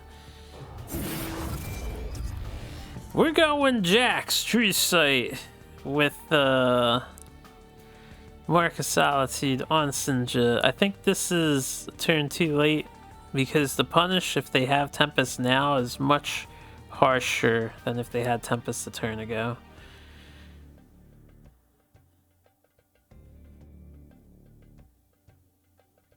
So we are... Oh, you know the other thing that could happen, which they might not be aware of, but if the Sinja gets dispelled, then I think it can attack. dead. Yeah. It's Well, that It would be. stays a 5/5 though. It'll stay at 5/5. But we have Tempest and Arclight Regalia in hand. I don't know if they can afford to do a Flightbender. They did just draw the Dispel. If they had drawn the Shroud... We are looking to Dispel Error Sindra, though. Oh. The weakness of Mark of Solitude on display. Doing the dispelling. Okay. That is lethal. I miscounted by 2 points of damage. I thought they needed the Tempest, but they do not need the Tempest. I was fixated in the Tempest into Jax's. I didn't even count. It didn't even cross my mind there. Alright, well played by both sides. Messelgy coming out ahead. We got some Mark of Solitude action, but it wasn't enough. So Rook and Rollers are needing to get a 4-win sweep with Abyss. We've seen the Abyssian sweep before in the past, and it was phenomenal. Can we do it with Jack's True Sight, Soul Shatter Pact Abyssian? Very unique Abyssian list. Purple banner, basically. Purple banner. So we do have the whole dream going on here. There is ramp into an early Jax. A turn 2 Jax is very possible as player 2 and player 1. Turn 2, turn 3 Jax can be devastating. Soul Shatter Pacts work like a worse Razorback, but they still work as a Razorback. We also have Vorpal Reavers. A lot more bursty, though. It is... Just it's easier to chain them. Yeah, they can be chained in the endgame for a lot more burst. They simply don't remain after your opponent's next turn, is all. Yeah. Not permanent buffs. You can't have the 3+ attack marksman hitting you every turn. But this deck is significantly faster because it also runs Revenants. Well, I don't know if it's... Well, I guess it depends on your card hand management and how quickly you Darkfire sack stuff to accelerate. It can be pretty fast. You can also run out of gas, though, very quickly. You know, I haven't messed with it yet. Maybe I have a theory craft for the next Abyssian list I ought to try. I haven't seen anyone do, like, Ghost Links with Darkfire Sack and big minion ramping. So you mean Big Abyssian with Ghost Links? Yeah, basically? Big Abyssian is kind of fallen out of favor. And Ghost Links, I'm quite a fan of the new Ghost Links. That one extra card is hugely significant. Yeah, Ghost Links shoot a lot of... shoot things around a lot more than I expected. Being able to have a turn 1 play that rotates himself. It's pretty wild. It's kind of cute. Alright, Improbable Blob had a fairly good clear and development with a Jaxi and Demonic Lure. Take out the Windblade Adept. Messelgy has to choose whether they enable the Jaxi into its second form. I think 99% of the time you don't do that. So we'll just take center and stare at Jaxi. Maybe sign an autograph for her if she's interested.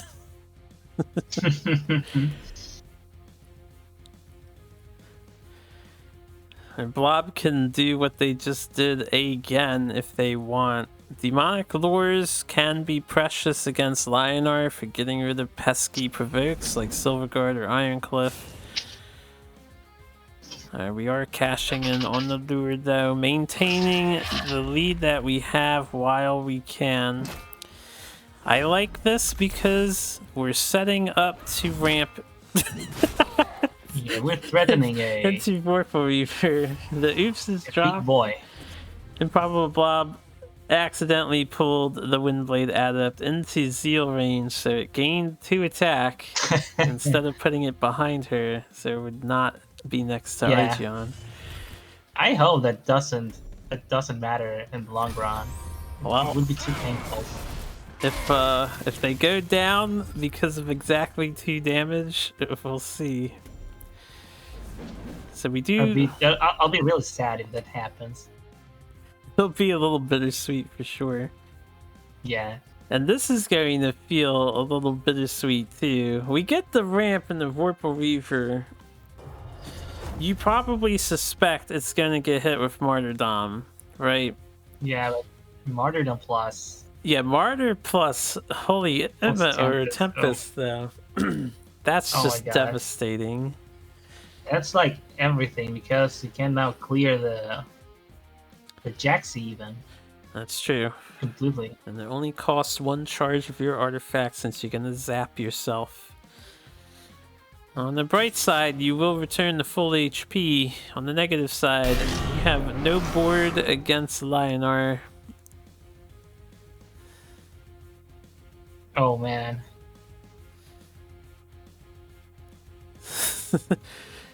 Ooh, it seems like Messelg might be debating taking the Monotile and developing Light Chaser instead. No, never mind. They might have thought about it a little bit. But we're going for the Jaxi kill.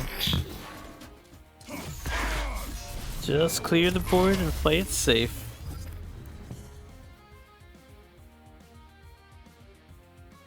Alright, Improbable Blob has minions to play. They're gonna have to wait until they draw some more significant cards, but for now, yeah, I think you just develop things. Yeah, that Martyrdom to Tempest just mess with their game plan so hard. Could have been an entirely different game had those Wraithlings stuck around at the bare minimum. They just got the ramp into the early big dude. It got shut down like it was nothing. Alright, Messelg has some choices to make. They can... Honestly, you could ignore the Rejuvenator and just do 4 free face damage. Develop a couple of minions if you so desire. You could kill the Rejuvenator and develop a couple of minions if you desire. It looks like we are going a face.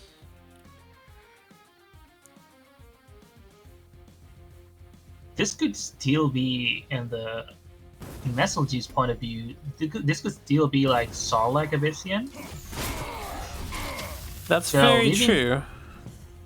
So leaving minions up means like a potential Deathfire Crescendo or the book thing.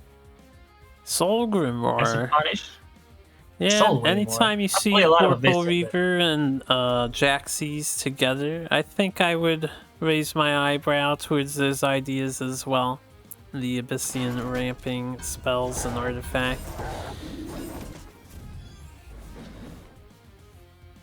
We have a Rejuvenator trade, Jaxi turning into Mini Jaxi, clearing the Light Chaser. Is that a tempo? I was gonna say, tempo assassin? That's pretty risky just to get a body out there. You don't do that versus Lionar unless you're absolutely desperate. I think I would walk 2 to the right here. It gets you absolutely furthest away from your stuff, and then it forces this Lionar deck, which can't be everywhere at once. They have to stay central to the general, so they need to make a decision whether to hunt you down or to deal with your stuff. Besides from Tempest and Martyrdom, that's the case completely. Ugh. Alright, we drew a Sinja, but it's not a viable thing to drop right now because Arjun cannot hurt himself to trigger it. Suffering from success. Suffering from success. So... What was that, like DJ Khaled or some guy like that? Oh, I'm not sure. what was the meme? I read that and I saw a meme with that, and it stuck with in my brain forever. Maybe someone in chat can pick up on what you're trying to recall.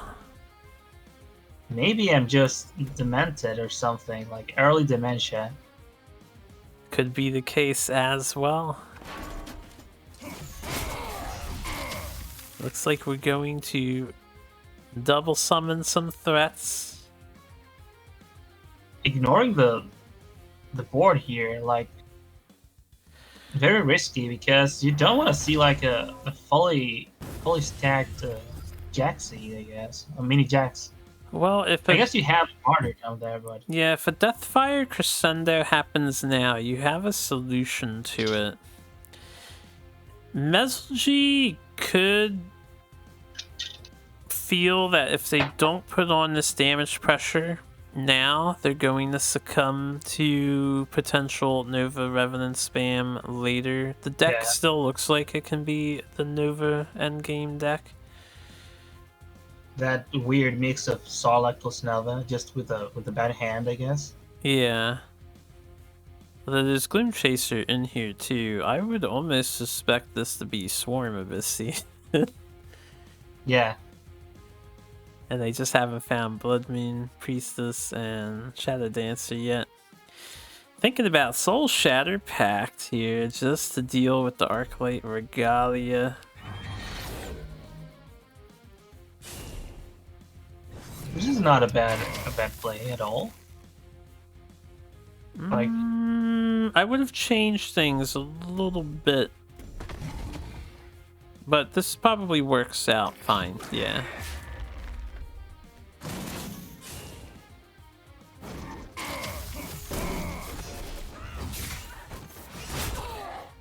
You know what? I probably would have done the same thing. it was a full clear. Like, not bad at all. Yeah, that was a good clear. I was wondering if the Jaxie should have shot something else first and then Assassin goes down. But no, that worked out great for Improbable Blob.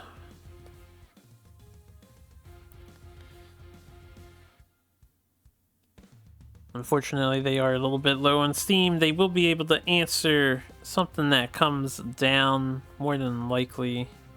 Yeah, we're getting this starved from big dudes, which is like the purpose of the deck. Well, there is only 2 Vorpal, 2 Jax, and triple Revenant. Not fully committed on a heavy endgame. They have a very respectable endgame. This Tempest here could be devastating.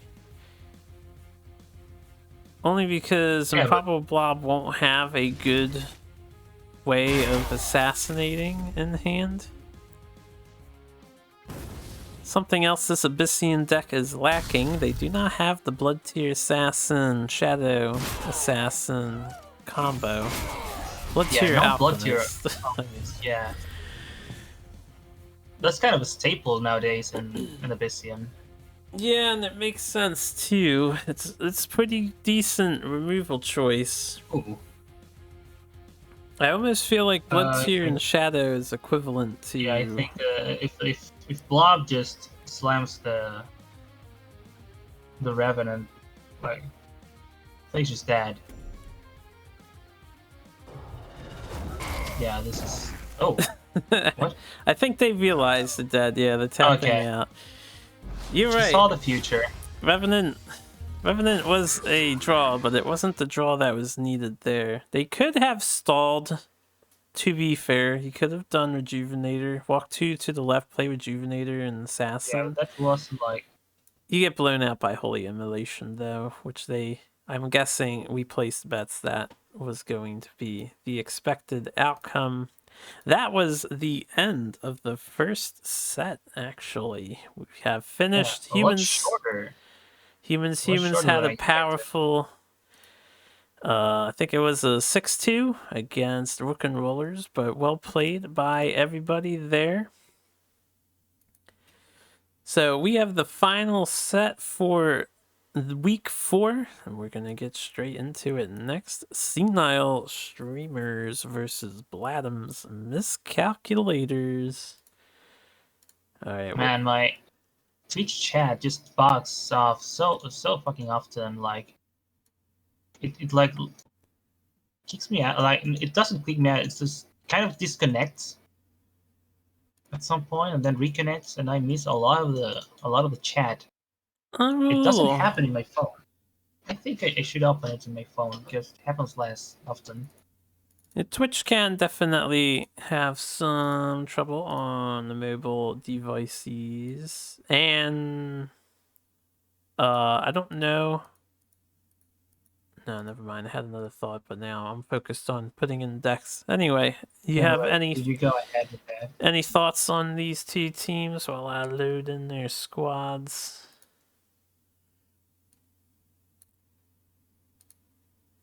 Alright, I should do introductions. So, we have the Senile Streamers on the left, Rob No as the captain, When Grinchers, Lucrative, Kitty Kaka, It's Just Cosmic, and Tuka, all streamers of Duelyst, so go look them all up and follow their channels if you want. And then on Vladimir Calculator's side, we have Captain Crazed with Chocobo, New Edition Mogwai joining the team, Incognito. Yeah, that's really PogChamp. Yeah, that is pretty cool that Mogwai has joined Team Wars. And he's on his brother's team as well. He doesn't play this week, I don't think, but he is registered as of this week. We will see him next week, though, and moving forward. Incognito, Zhaoui, and Zazel rounding out the miscalculators. I'll get the decks up in a moment. We're gonna have one of the resident sleeper matchups to begin, at least according to a lot of people. I suppose it depends on the exact deck constructions, but you'll have to brace yourselves, guys. And if you know what I'm referring to, it's going to be... Is that Lionel Mirror? Yeah, we'll look at the decks first. I didn't mean to bring the video so on. Both teams busting out the heavy weaponry right at the start. Lionel Mirror is easy. Yep, it's your team, Crazed. So we have Heels W2. I don't know if that means week 2, if this was a repeat list from their week 2 list. But Healing Lionar with some Twilight Sorcerer splashed in. A little bit of artifact removal, 1 Light Bender as well, and 1 Sun Bloom instead of the 1 Shroud. So similar to the previous list we just saw Mesolgy piloting, but slight tweaks. Going up against a much heavier, I think this is the Zhaoui special. That's everyone likes to think of it.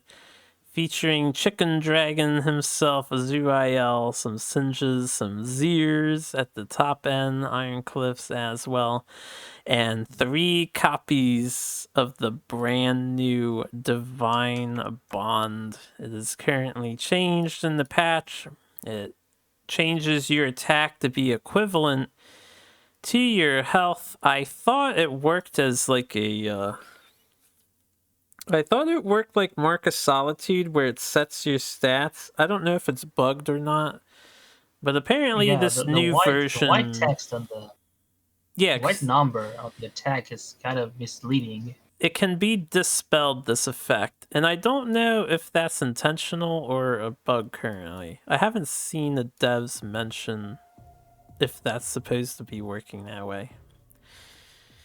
No decimates in Zhoui's list? How could he possibly win without them?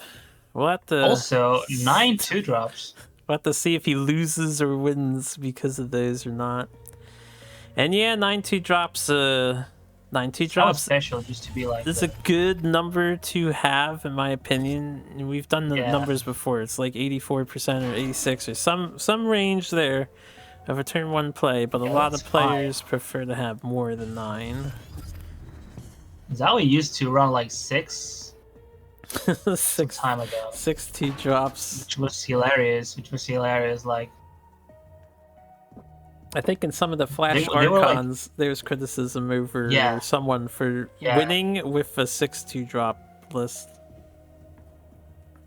Not really criticisms, but just like funny commentary regarding how lucky you can get with that. Praised said Zowie still does 6 in one of his Magmar decks. But Magmar is kind of different because they have Flash. they have Flash, so Yeah. it's not that bad. All your 3 and 4 mana cards are 2 drops, right? Yeah. Sometimes Veteran is a 2 mana 4/3. It's like the Windblade Adapt with Rebirth. All right. Zowie had a decent turn 1 opener, just a Healing Mystic. Lucrative meets it with everyone's favorite response, 2 drop Martyrdom. And Zowie is rightfully backing away now, as they're on the back foot. It's a Lionar mirror. Just done the same here. He could have done the same. He could have 2 drop Martyrdom. But I think Zowie wants to look out for beefier things to go after rather than just a Windblade. Zowie wants to make it to the later game. They do tend to play, I think, a little more conservatively than other players, as is their style. Yeah, you can't afford to brick with this deck, and you'll brick very often. I wonder how often they brick, utilize. Not with this deck exactly, but with a 6 2-drop deck, you'll do it very with the 6 2-drop deck, I see. You'll just get player 2 every time. I think for fun, although I don't know if I want to put in the effort to do that, but I was considering getting the player 1, player 2 win rate stats for every week. I only did it for week 1 out of curiosity. Maybe I'll put in the effort to review footage and that would be get like those stats for you guys. A great document to have for the community, I guess. Yeah, I'll consider it. Depends on how lazy I'm feeling. Or not lazy I'm feeling. Nice Iron Cliff ramp from Zowie. It could die to a second Martyrdom, but your opponent just played one. So odds are you get away with the second one, and we are getting away with the second one. It can be cleared rather inefficiently. We'll have to see if Lucrative decides to play the Circle of Life and trade everything into it just to kill it. Yeah, but you could also Tempest if you want to ping a second charge off your artifact and then develop Healing Mystic. Yeah, it's kind of really it's not an easy thing to do here because you're wasting a lot of stats, a lot of damage. Crazed asking, why is Vanar's win rate so bad? I don't have an answer for you, Crazed. The only thing I can say is that as far as Team Wars is concerned, a lot of people bring Vanar to fight Lionar and then they don't win that matchup, so maybe some deck change considerations need to be made overall from the Vanar side of things because their strats are not working all the time. Maybe they're just that much worse off at the moment in the game overall. I mean, was that a oops? Yeah, that was an oops. You could have just lost. You could have just lost one Regalia charge if you Tempest earlier. Oh. Like if the first thing you do was Tempest, then Punch instead of Punch then Tempest. Yeah. You were right. We could still have our Arclight Regalia as lucrative, and that could be a huge deal. Second Ironcliff coming down. You couldn't answer the first one well. Let's see you answer the second one well. Oh my god. The first one was really painful. Like this one is... Damn. What do you do here? What do you do indeed? we could replace something if we haven't already. I was looking elsewhere, but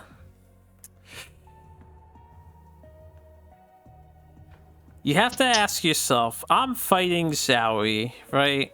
This is Xiaoyi Lionar. How likely is he to be playing the brand new Divine Bond in this deck? Do I need to hit this thing with everything I've got and leave it at 1 HP? Whoa, his name is Grandmaster Xiaoyi, capital G. Thanks for the correction, Craze. Look, I'll admit, I don't know who all is a Grandmaster. I don't pay attention to that detail. It's been so many years now. There's like about 10 of them wandering around. I don't even remember who all is Grandmasters from those tournaments. Alright, Lucrative did do the play I was looking at. You just go all in, drop it to 1 HP. But not one, but 2 piece bottles. That big dude chalked like it was there was no tomorrow. And Zowie like went up to his Ironcliffe, who got beaten to a pulp and was pouring in remedy into his mouth. Don't die on me. Get stronger. How often do you see double sun drop Divine Bond as a response? Is this how the game ends? Like, well, I mean, Lucrative has you can dispel that thing, yeah. It depends on if they know that it's dispellable or not, because it looks like you shouldn't be able to dispel it. Yeah. I mean, Lucrative should know that, because I mean, there's 6 people playing there, right? Yeah, well, however many team members are assembled, at least. Yeah. Okay, the scary monster is slightly less scary, but still very much alive and next to us. Yeah, it's still a walking holy immolation target. You know what? I almost hope with 3 attack.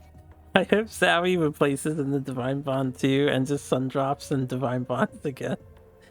Oh my god. It's cracking me up so much.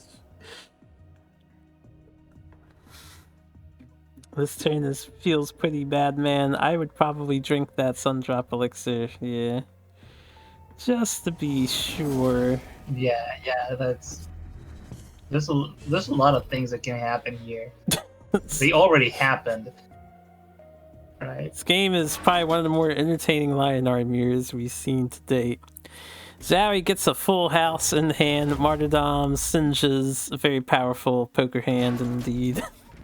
Tempo's Sinja. Doesn't really have anything else to do, right? Yeah. It feels really sad because, I mean, not sad, but it's risky because of, like, Lucrative could have his own Sinja. You're right. Lucrative could have their own Sinja, and they can take only 3 by hitting the Iron Cliff. But Lucrative does not have their own Sinja. They have a colorful assortment of other options so instead. Which spells has Lucrative cast already? Only... They've martyred twice. Martyrdom, Tempest, and Martyrdom twice. 1 Tempest and 1 Sundrop, right? Yeah. So that's in the Sorcerer pool right now. Twilight has a decent chance of getting a life-saving martyr here, if they want to go for it.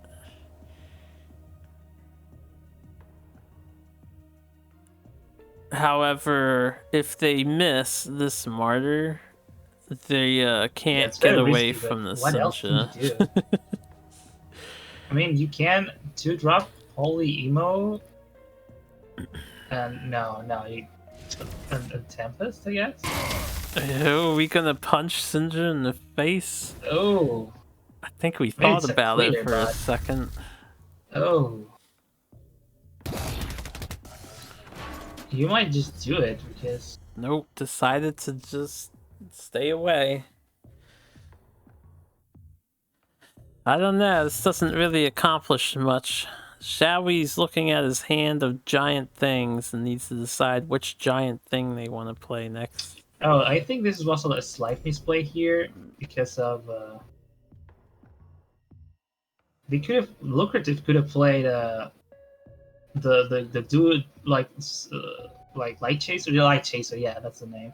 Light Chaser, then Tempested, and then fully immolated, just so the Light Chaser had So it 3 had attack. 3 attack. Could be a relevant change, who knows? Looks like we're replacing our Sinja. Xiaoyi can take one here so that Sinja can go face.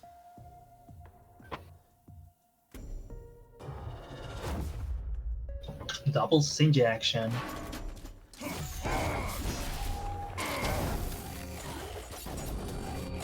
Yeah, look at those arms dance in anime fashion. Alright, well, Lucrative down to 10, but not out of things yet. They have the Martyrdom number 3 right here. They have Twilight Sorcerer to start recurring, and they can heal up 5 HP. Seems like a pretty good move to me.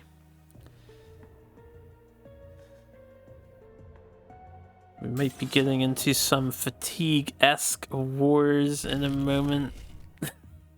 Because Xiaoyi is also, once again, packing triple Martyrdom. Even though you replaced it twice now, it has come back to his hand twice over.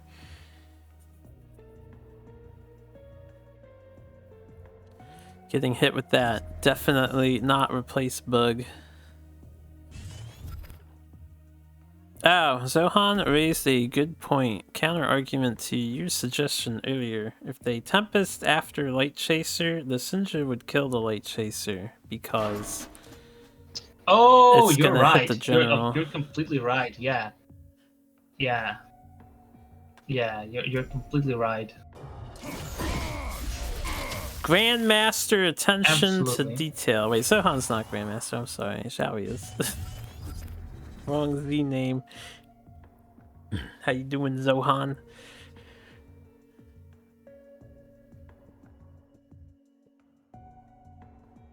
Alright, I didn't pay attention. We got what? Drink bottle back from Twilight?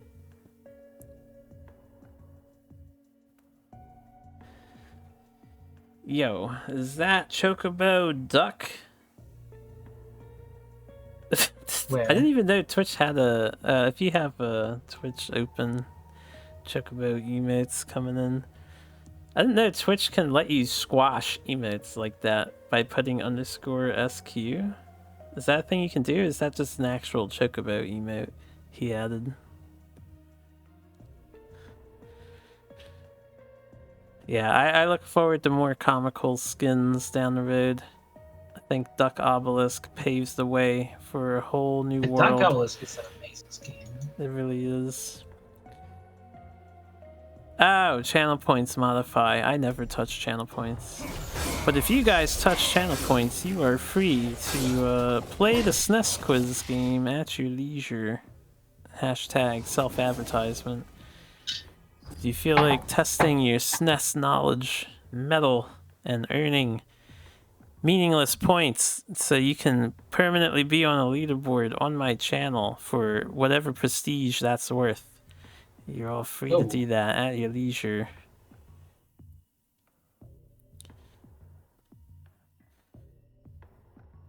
Can I modify an emote? No. I don't know if I have the modification stuff active on my channel. Nice guess, Sohan. So we see another Sinja come down on Lucrative's side. Cleared the Grandmaster's ear with the help of their face. And now we've got martyrs happening. The Lionars are healing each other so that they can play the game even longer because they love Duelyst that much. And they don't want it to end. They want to keep us here forever. That's a selfless act by them. Lucrative is in a pretty bad way here. However, they have Rustcrawler ready to go for this Arclight equip, and they Ooh. can delete one of the Mystics. It might not feel great to use their thing on the Mystic, but they can do that.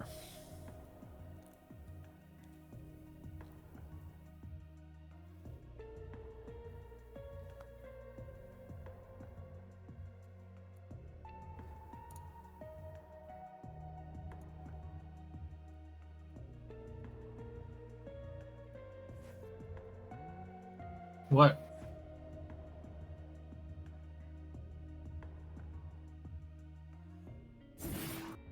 Alright, removing the artifact. Circle of life coming down on the left guy. We are running away. Probably drop Healing Mystic down. Zowie is sad. Their artifact has rusted on their body and now they feel all slimy and gooey.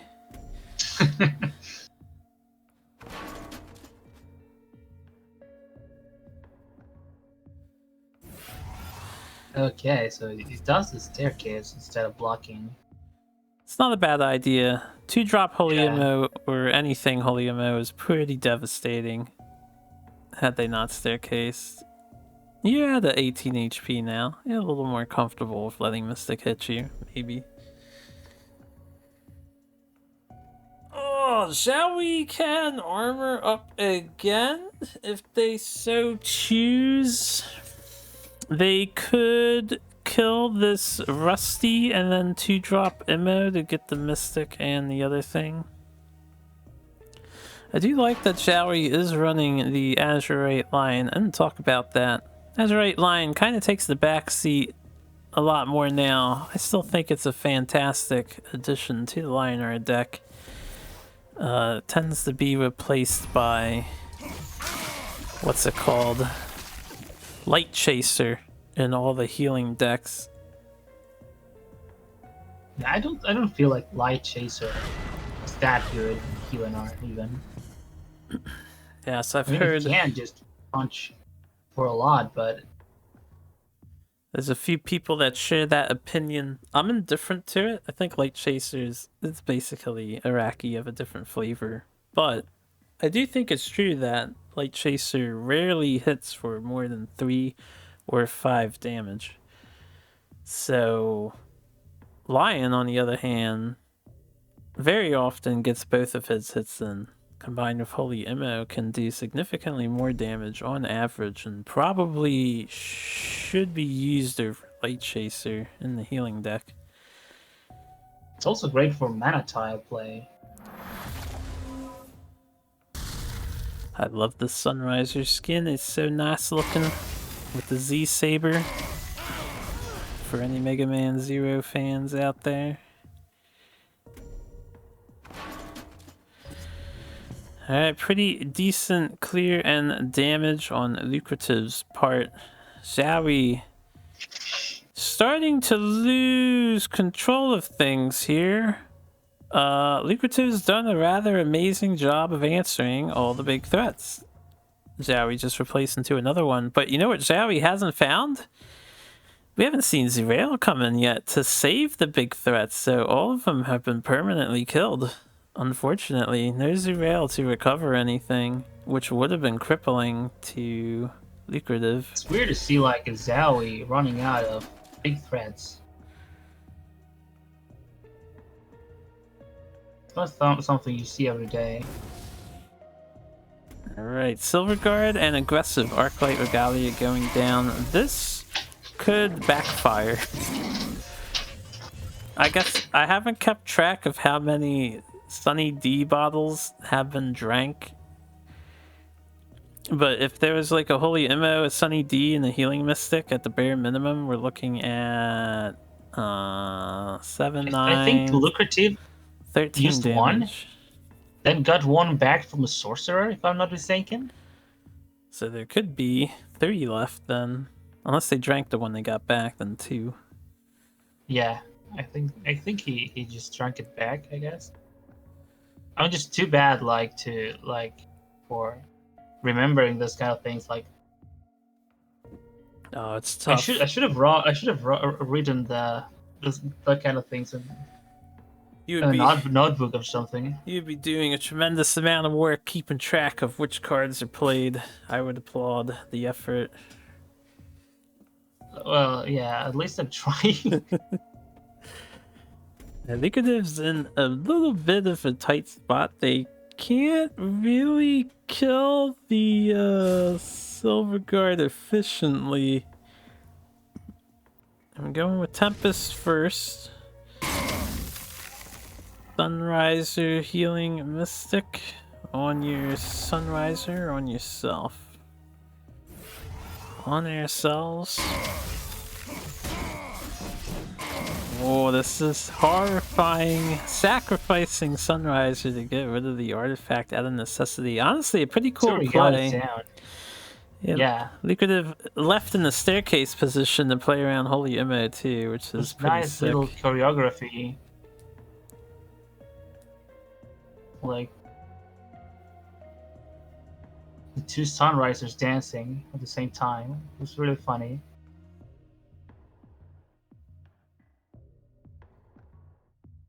Alright, Zowie probably playing Sinja, because there's no way you want to leave that Sunriser alive. I suppose there's a world where you could backline Zir really hard and leave yourself open to death.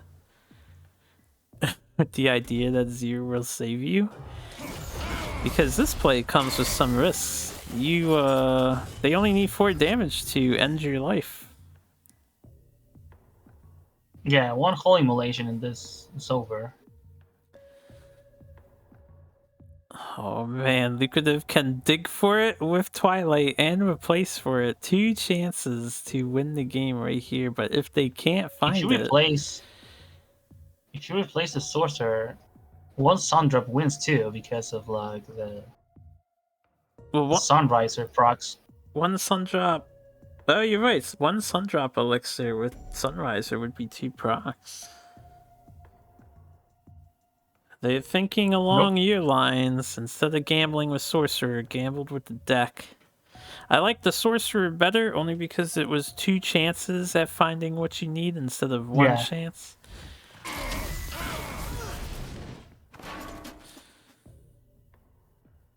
Oh man.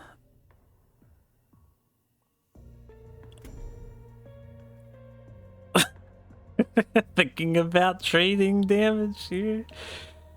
Oh no, Zowie, you're at 6, right? Oh no, this is Lucrative's turn, never mind. Lucrative wants to push him down. Oh, jeez. Cutting it close. Zowie at 4. How many cards Zowie has in his deck? Alright, hear me out. No, this is a misplay. Zowie, what are you doing? You could Divine Bond the enemy Silver Guard and play Grandmaster Zir. And you can enter into your Zir. Oh. Yeah.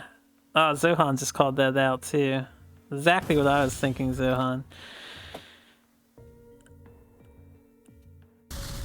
Oh, I don't think this achieves anything. Wow. No, wait. Whoa. This is lethal. Oh, I can't count. I was so worried about survival. I can't count lethal. Never mind. You did the better play, and I'm a fool. Okay. Hold on, I have to double check something. Did I get that backwards then? Who took game 1 there? So the game could have been a lot longer. Let me review. Because I am a fool. Replay. Zowie took game 1. Alright. Excellent. Yeah, Lucrative is down. I actually have it correct on the screen. Lucrative has gone down in game 1. Congrats to Zowie. As far as Lionar mirrors go, that was very entertaining. So thank you guys for playing that game out. I will get the next list loaded here. Usually, you see Vanar tap into these Lionars to middling success, but this time around, that's not the case. Senile streamers have a different plan. Is it Cryptobesian or? We get Oh. more cheese, please, Abyssian. Oh my god. White Widow Abyssian. Oh my god. With the I wanna Wings of die. Paradise, you wanna die. I wanna die. They also have a Deathfire Crescendo and Nether Summoning because you need more Sarlaccs and you need more White Widows to go with the Sarlaccs. So this will be pretty funny to watch, maybe. Let me see here. What do you think about replace Abyssian against Zowie Lionar? Replace Abyssian against Sally Lionar. It will depend a lot. I don't know. Give me a second. Let me just take a look at the deck again. I don't even know what to think about this. A very unique Abyssian list. I'll hand it to the Abyssian players in Team Wars. They bring a lot of variety throughout the weeks, which is awesome to see. The variants that they're capable of crafting. Yeah, Abyssian, unlike a lot of other factions, has like a couple of different working archetypes, right? Yeah, they can get away with a lot of different things, even though none of them are perceived as the strongest. They all work to some degree of success. It's like what happens with Vitruvian. None of the no Vitruvian decks like perceived as really good, but that opens the opportunity for other kinds of Vitruvian decks. Pass Me will eventually get that card out of the way. I hope. Think. Pretty sure Pass Me will eventually realize. Because I tell you guys, when I'm recording these, I'm really not watching the screen all the time. I'm doing other stuff to be efficient. Anyway, Robno playing as Abyssian for Senile Streamers this week. It is a rare treat to see Robno off his Songhai faction, although I'm sure he'll be on it later as well.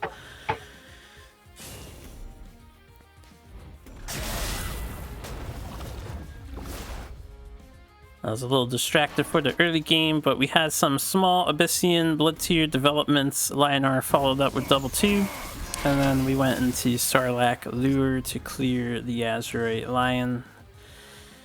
So, general early game developments all around. Sarlacc spawn, really unfortunate here. Can't capitalize on a free damage on anything. Do you ritual banishing this, or do you hit it and develop a Night Sorrow for the body? I think Night Sorrow most of the time. Well, Rob thinks we're gonna ritual banishing and conserve some HPs instead. Yeah, that allows you to clear the 2/2 as well, I guess. That is true. A little merit. Sarlacc getting next to the Archeon this time around.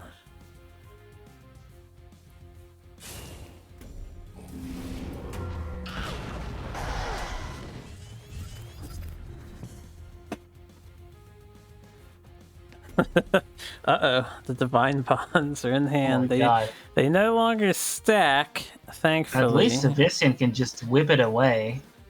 That is true. Abyssian can send this Ironcliff into Narnia, as we lovingly like to call the farthest corner at any given point in time. You know what? I hope someone said they might work on a Duelyst lingo, like a jargon database, kind of like the fighting game database. And I hope they add Narnia as a log.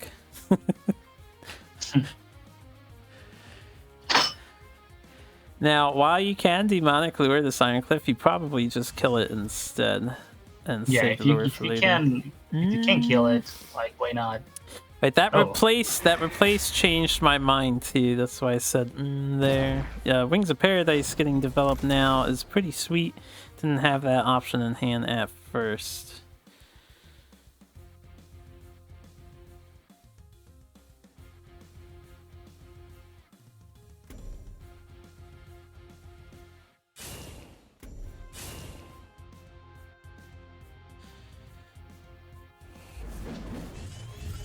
Yeah, Darius Twin has an okay soundtrack. I think other shmups do it better.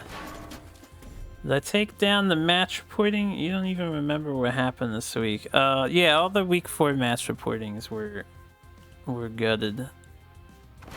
So you can stay tuned and watch it live. Let it be a mystery.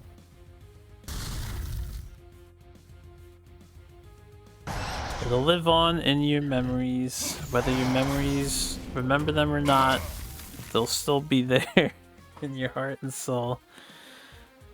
There's video recordings of everything, at least. It was a pretty nice replacing the Holy Immo there, so the Wings of Paradise do not get a chance to do anything crazy, although they probably raised quite a few eyebrows on Zowie and the Blatham's Miscalculator side of things. Yeah, for sure, that's like... What do you expect there? Like, maybe face some kind of, like, hyper aggro Vision? So if I saw Wings first, I would think face, but we saw Sarlacc, and we still see Sarlacc, so I'm not sure what I would think at this point. I would be confused too, thrown off. Rob doesn't have a stupendous turn this turn. Next turn they might have a tremendously powerful one though. Yeah. I would play Assassin here just for the body, and then you can walk away two to the left or something.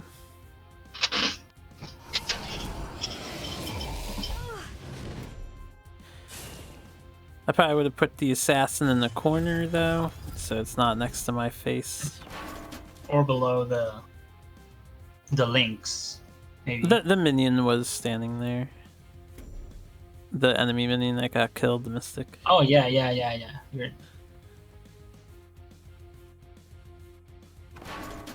You're right. I'm kind of falling. Not falling asleep. But I'm kind of sleepy right now. It's getting late my for boomer us. body. Well, only one more it's set my boomer to body go. telling me to stop. Could be useful to grab a snackety snack. This is a brutal turn. Oh, this is gonna be a nice nether summoning. Do you walk into... I wouldn't play Casino that hard. You know, do you walk into the big boy there just to kill it? Like... Oh, surely not. Your odds. Oh my god. Your odds You're would already be... playing Casino, dude, with the White Widows. You'd have a 3 in 7 chance of nailing the guard, and he wouldn't even die. He's Just got 9 commit HP. to the meme. Commit to the meme. Your opponent has Divine Bond. You'll commit to your death. Okay, yeah, you're right. Yeah. Yeah, this I like more. I would have played Nether Summoning first and then moved, but this works too. Actually, it got a decent spawn. They are protected from Argeon at the moment. Ooh, Deathfire Crescendo in hand. Zari giving a sad another face. turn like this. The exact same turn. They could do Ritual Banishing, Nether Summoning again, and quadruple their Sarlacc production, as well as other things, but they also might just have lethal on the next turn, depending on where Zowie stands, due to the Deathfire and a Blood Tear ping on the Sarlacc. It's +2 damage with the Ritual Banishing, getting another 2 minions out. This is pretty dire for Zowie. They have no solution to anything on board right now. We can do Lion. I guess we're not playing Arclight since we just hit that Lynx. Now, Arclight Regalia here is like getting removed by all Sarlacc pings and stuff. Yeah, but I mean, what are you gonna do? Drink your orange juice and play a Lion? And I'll then drink the sit piss. on 8 mana? I Pre-buffing would Iron drink all Cliff the here? pee. All the beef.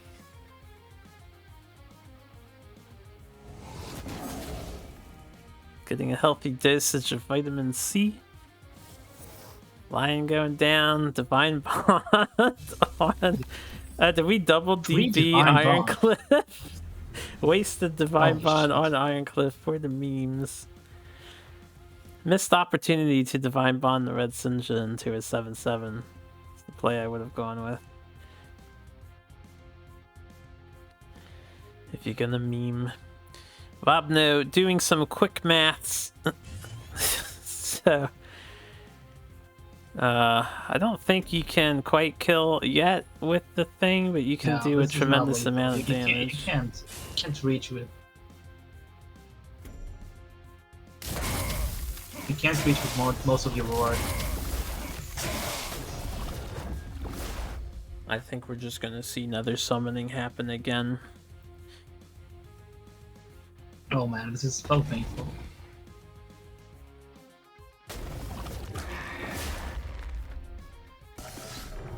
Okay, so. Oh. Could move up to, and then move your Sinja up to. You have really high odds So of you're, Iron Cliffing like, your opponent. Doing the Blood Moon Priestess thing and surround yourself with bodies, I guess. This is also a really smart idea. Keeps you away Yeah. from the lion, and 2 Divine Bonds were just played, so Oh, and the perfect spawn for the for the big dude. Ironcliff knows where he's needed. Zuriel in hand can resummon the Lost Ironcliff and the other thing, Oh my god. and it's just the Where is it? Ironcliff. There. Oh. Zowi's list has 0 dispels. They have no solution to the Sarlacc Is army. lethal? You can sacrifice. No, you can sacrifice just Alright, one extra thing. 4 Sarlaccs can die. You can ping a 5th one. You can have Sinja hit the Ironcliff Guardian. So that's 4, 5, 6 things die. So that's plus 12 That's damage. 12 damage. Yeah, on Deathfire. 2 of the No, it's things not can lethal, go it's- face for 14. Shadow Dancer seems like enough here. Like, not to kill, but No, I think with Shadow Dancer it's lethal. You miss 2 damage because you can't Blood Tier anymore, but the Shadow Dancer pings make up for that. Yeah. oh yeah. We're going for Zuriel Dispel instead of lethal. Robno playing with his food right now. Is it lethal though? Let me count again. That's 6 things dying. We thought no, 5 things dying. Because you're not block tearing. That's 10-10. That's 15 damage. If you don't count the Sarlacc damage by themselves into the face, right? I think it was lethal. Yeah, I think it was lethal if the Sarlaccs had hit face. He would be minus 2 HP at 13, so 11, and all the buffs would have led you to 11 extra damage. It may have been one off, Or maybe? was it one off? That would be funny if it was one off. because it isn't like +12/+12 anymore because you didn't. Yeah, Blood it would have tier. been plus 10, yeah.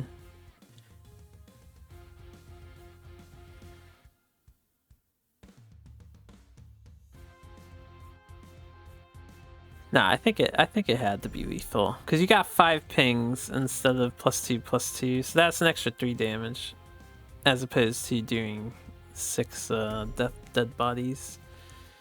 Surely, but that's okay. It's too late in here. I can't do math at this time. Yeah, it's understandable. We'll just wing it. Chat can help us along the way, maybe. Shall we can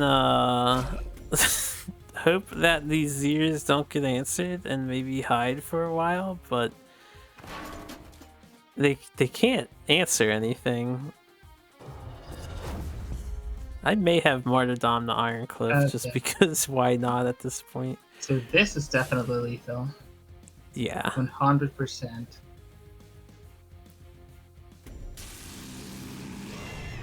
We can see the cards highlighted. Zowie said, fuck it, I'm not gonna sit here and let you build this up and kill me. It's a very fun game. I think the best part is that it was basically a Sarlacc deck, and they are completely unaware of White Widow being Yeah, present. there was no Widow shit going on. Except for like maybe the bird, if you count that as Widow shit. The Wings of Paradise is maybe just a means for the Deathfire Crescendo to reach now. So with Lionar down against Bullshit Abyss, we are sending in probably a list that has Dispel in it. Hold on, I gotta adjust the size. This was a huge image. Crazed Vanar. And when a Crazed unique Vanar takes, Crazed always innovating with this faction here. We have the brand new and improved, unbugged Talon, War Talon, with a Rhino and Spirit of the Wild combo here. So Ramp Vanar, Big Things Vanar, also featuring some nice Archon Spellbinders. Triple Chromatic Cold should help with the Sarlacc stuff, and one Lightbender for extra Dispel measure. Michael, it's a lot of dispels indeed. I wonder if Zerail's going to be in every deck for the Platinum side. Because we have a Zerail in this deck as well. Let me get this video loaded here. Alright. I'll let you take the fort. I have to pee real quick. I'll be right back. Alright. So it's just you and me, chat.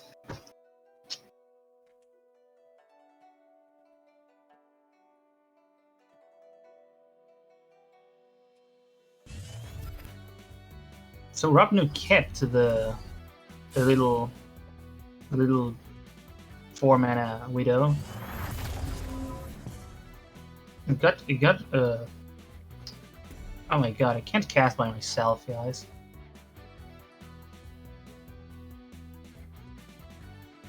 And high rolled a oh, I keep forgetting card names, guys. I suck at this.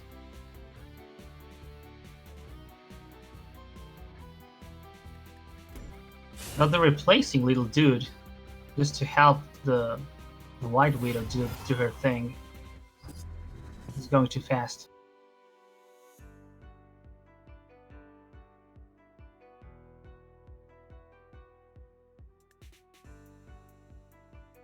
So now we see a Widow turn, maybe?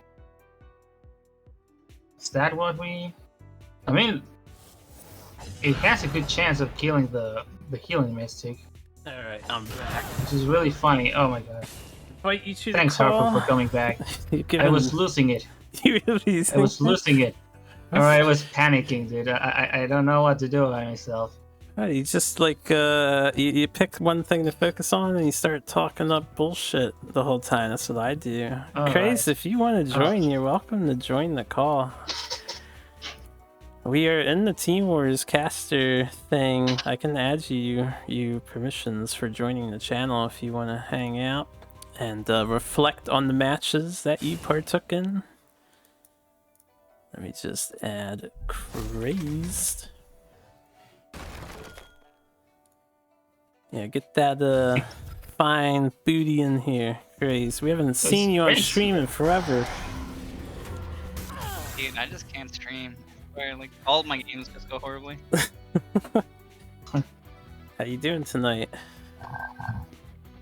Dude, I play ladder and I get so frustrated, and then my girlfriend, who like barely can beat bronze players, I told her to craft 3 emulations, right? And she like immediately destroys me. Like, what am I supposed to do? You train them well, Crazed. You're a teacher first and foremost, right? Yeah, positive coach, you know? Positive mental attitude, everyone. Never tilt. All right, well, now that you're Never in here, tilt. I'm gonna leave it to you because I like to sit back and let my casters do the hard, heavy lifting. So have at it. All right. For sure. Alright, dual track. You got this one? What's gonna happen?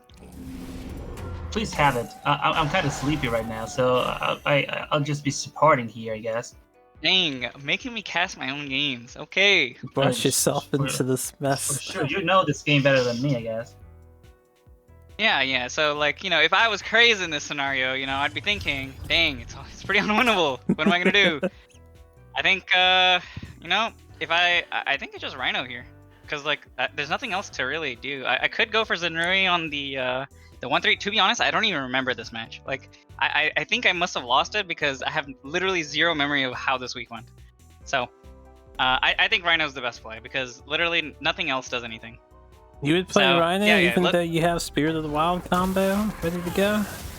I mean, I see there's like no other fantastic move rather than Rejuvenator development. Yeah, it does suck that I would have to commit to using one of my win cons, but I think that is my only play. And yeah, looking at their hand, they have you know, a soft answer, a hard clear. It's not looking too hot for me. I like that Rob No so- gave you the Lionar forehead for that. Yeah. So Rhino already.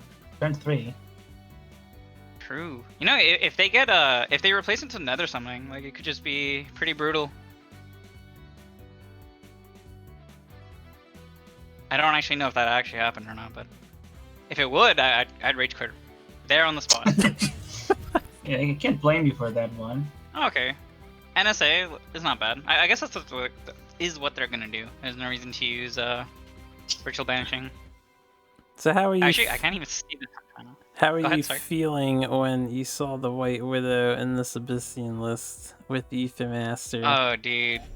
The day I saw Zohan play his list on ladder, literally within like an hour, all I ever see is Abyss playing the same list. And then not only that, it's so annoying that it was brought into Team Wars. Like everybody's, like I swear, like everybody was playing it except maybe like Sibin's team. Oh my god. Like Zohan single-handedly ruined like the ladder experience. Sounds like hell. Like, I'm glad I wasn't playing that day. Dude, I still like even when I play ladder today, I'm still running into it. Like I don't even know. God. Okay. Pretty smooth turn. It's yeah, if that White Widow comes out, that's gonna look pretty doomed for me.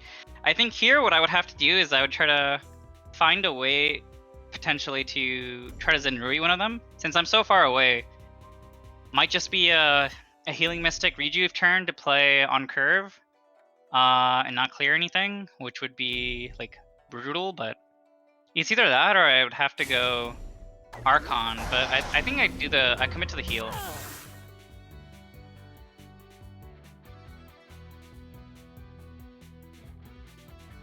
Yeah, okay. I think here I'm deciding like what should be closer to the enemy general. And that's why you're seeing like this like really random movement. Yeah, this crazy guy just sucks. Nah, Kraze is doing what Kraze needs to do to survive the dangers of the White Widow Sarlacc Abyssian threat. Yeah. Okay. I have no idea why I positioned this way. Maybe you roped. No. I don't rope. Look, everybody on my team ropes, but not me. Healing Mystic donated a little bit here. This White Widow. Yeah, they can take out Mystic first and then see where the pings lie.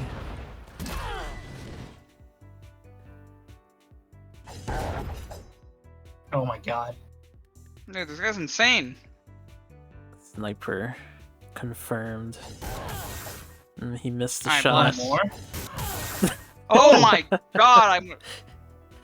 Hey, you What a god. rejuvenated dodge 3 bullets. That's pretty impressive. Let's go, dude. Winnable. Okay, here, from my side, I'm probably going to Zenrui. I have 7, right? So I Hailstone Zenrui. That's just the play. Nothing else. Surely that's it. Oh, and then I kill Pretty the stunned play. NSA. Yeah, replace Crystal Wisp, and then yep, it's all coming. Where am I going? I think Am I just doing past you Archon? has a Am I different doing Hailstone plan. Archon? Past you saying, Dude, I'm, what am I I'm gonna doing? beat Rob Nose I'm throwing ass the game. down. Wait, I'm throwing the game. What's going on? You're not even smacking the sass in the air. Yeah, maybe I just do Archon. Yeah. I do Archon, go face. I just decided to give up on board. That's what happened. Besides goodness. the ritual banishing, this could be a pretty decent move. You make nether summoning kind of negligent, and they don't have any other way to deal with Archon rather than punch it and play another Knights of Earth Assassin, right? Yeah. White Widow, Knights of Assassin is also. Oh yeah, they could Gamba White Widow here, I guess. Why do you play Widow if you're not going to Gamba? Roll the slots, Rob. No, you know you must. Nah, no way. Then there's no way you play White Widow here. Yeah, Sarlacc kill looks pretty clean. Sarlacc ritual banishing is the safe means. But I feel like he needs to like start replacing. Like he needs healing, or he's gonna like die to like a Spirit of the Wild shit. Oh, sorry. Can I curse? Yeah, feel free. Hell yeah. Okay. I've not been kicked of the call yet, so I think it's fine. Have you Alright, there's a cursed yet? I haven't even paid attention. I think I I've just done. said Yeah. I don't even know if that it considers like cursing. Oh wow, there's like a ton of healing now. Okay. Wait, Oh, what? wait, I can just steal Sarlacc. They gave Wait, War Sarlacc, skipping Flash Freeze. too? Craze, why are Thought you they did. rocking such a beautiful deck, but where's the Zen Ruby skin? Yo, I spent 2,500. I'd expect them to just give me all the skins, but I have to pay for more. You know, I didn't even get a full pack, a full collection. Wait, you didn't get a full collection? You're the super Oh, backer. I'm still missing. I know. I'm still missing a bunch of cards. Yeah, the Dream Sloth. Where's the hookup for Crazed? Dude, War Talent. I wish I could play it, dude, but it's like it just doesn't do anything the turn it spawns. So I had to kill myself against the War Talon. Ollie played one on me and then played the second one. I was like, man, I have to punch this to kill it with like 2 minions, and it did not feel good at all for me. I can't even tell. How much mana does he have? Is it 9? I have Or 8 at the moment. 8? Okay. You know, one beautiful thing about stealing the Sarlacc is it just becomes like a permanent target for Widow. The lightning rod for the Widows, yeah. No, as I say that, it just completely misses. So It took 1 bullet so far. It He's healed a you for heal. 1. Honestly, I find it Opium. funny. You were sitting at a decent health lead against triple bullet White Widow, and you chose to ignore dealing with the Ether Masters and Widow to just go face. It looks like you made a pretty good call. wait. turns Why is ago. he running that way? Wait, he has to body block. He has to run away body block with Rejuve. He's gonna die. Rob is going for another Oh, summoning, nether summoning. to do a full Wait, surround, what's still? maybe. Wait, but he doesn't. Yeah, I'm playing Songhai. Songhai. You're playing Songhai. He almost had a full surround. Damn, so close, Sarlacc, so close. Did I use the Z's? The Z's emote? Z's emote. Do it. Yeah, see? Look at my hand. I'm Songhai. You are Songhai. Blue Songhai confirmed. That's why you went face the whole time. You were aware of it. Blue Songhai indeed. It paid off. So the reason why I went face is just because I just felt like I'm gonna lose on board, like no matter what, because you know there's Sarlaccs, there's Nether summoning, like I just have to go smart. Alright, that takes out Abyss for the senile streamers. They are going to respond in kind as everybody does if you're paying attention to how No. Team Wars works, you Green know. boys. That green is Somebody coming lost in. to me, dude. Magmar, dude. You have. Okay, this goes to everybody, not specifically their team, but like you're cringe when you have to bring out Magmar against me. That's all I'm saying. Alright, any thoughts on the elephant in the room? I'm not gonna point it out here. I'll leave it to you two to share ideas though. Yeah, so I played a lot with what's it called? Sworn Defender. I tried it. I tried it in a deck with all provoke minions, and ultimately, like, I just don't think that card fits in Vannar very well. But it's interesting to see it in a Magmar list because Magmar, I don't think they typically need any additional provoke units or anything like that, especially if they're playing a more aggressive list like Lady Lock. So to me, when I see that card, I don't think you really need it. I think there might be better options like maybe Dancing Blades, which Dancing Blades isn't like the best card in the world, but it has so much positional value, and especially since everybody knows you're playing Macantor. Yeah, that's a good Right, point guys? you raise. I think I just do the correct thing and just go to sleep right now. Yeah, you want to go to bed? I can Uh, cast if you want. You're free to tap All out right. if you're tired, Dual Goodbye, Track. guys. Thank you for joining Yeah, us. I'm kind of dying here. I'm passing out here. Goodbye. All right, yeah, take care, man. Fare thee well. All right, now that he's gone, did you know he plays Songhai and Magmar and Lionheart? He plays the game. Yeah, I appreciate Dultrack as a player for his variety of faction usage, just like myself. Dude, It's a rare I don't know. I trait. play against him on ladder. He just plays down Harvester and then emotes me. Like, what am I supposed to do? Alright, does Dultrack really give you the BM emotes? Dude, I don't know. I'm Alright. pretty sure I emote first and then he returns in kind. the Okay, one- so I mean, if I was Cosmic here, I mean, you just go middle tile, Phalanxar, right? Because you just win the game.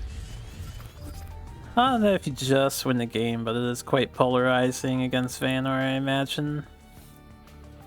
Yeah, I replaced the Archon here. Dultrack says he just answers your Z's in chat.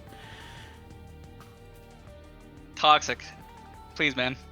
So, I was going to point out this Magmar list with the Sworn Defenders. They've trimmed the fat from last week. We did see the hilarious J Mind Steal of triple Sworn Defender. Now they only have 2 Sworn Defenders, so their hand is a little less cluttered with them later.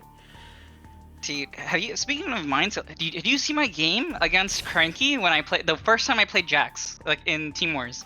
Did you see that game? Yeah, I casted the game. Dude, I was so tilted, like literally, that like ruined my entire day. We were laughing quite hard. I think Faruka was casting that. He said, like, of course, Craze gets this Mind Steal coming in with Jax. Yeah. So looking at the hand right now, okay, yeah, Metamorph, good replace. Yeah, double 2 is pretty solid. He can set up for taking both mana tiles next turn. Not too much else going on here, especially from my side. Like, I have a few answers, but like none of them are like too great. You would really want to see like Fenrir's early on from the Vanner perspective, just because my decks are typically like very 6 mana or 5 to 6 mana plus heavy. And if the early game goes horribly, then you'll just like never survive in the late game. You're not out of options here, though. You can do a Crystal Wisp ramp and clear Phalanxar with your weapon. A little I think Snowpiercer action. what happened here was we considered not even going for the Phalanxar. And then we went for the Mystic instead. Were you going to flash Actually, I take it freeze back. Phalanxar? Maybe you considered it, but then you changed your mind. Honestly, dude, when I rewatched this gameplay, like I feel like I would do everything differently. Maybe it was something. Maybe my teammates just have better plays, and I just don't like realize it, or I don't even know what. Just to be honest, like I have zero clue what happened this week. Well, it's good. It'll be like a fresh refresher then. Keep things interesting for you. Oof, Yeah, at least the dude. data gets the boot. Don't want to throw it away into your face when you can kill it outright. Oh my god, this turns insane. Yeah, I swear this is like lock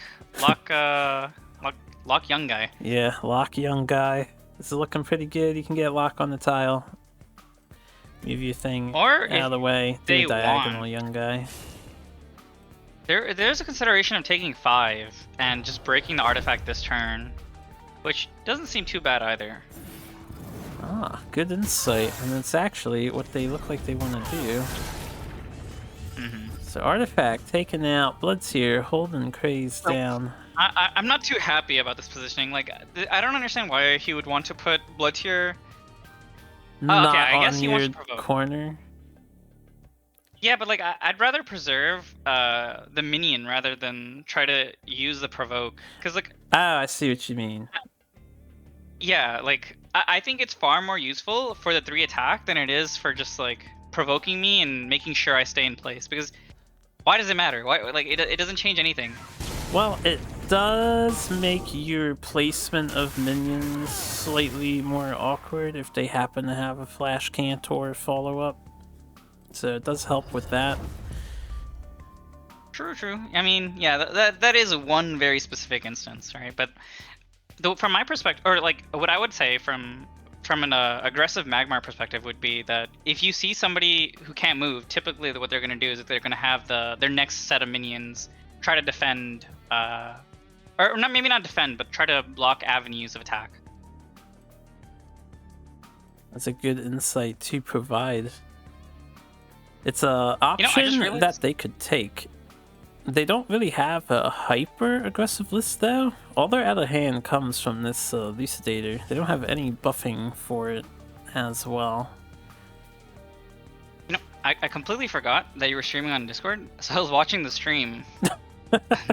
Now, now it's all coming together. Oh, now you're in the real time, yeah. I give you guys the luxury of the less delayed Discord stream at the cost of my resources here. Although we're holding damn. up pretty well.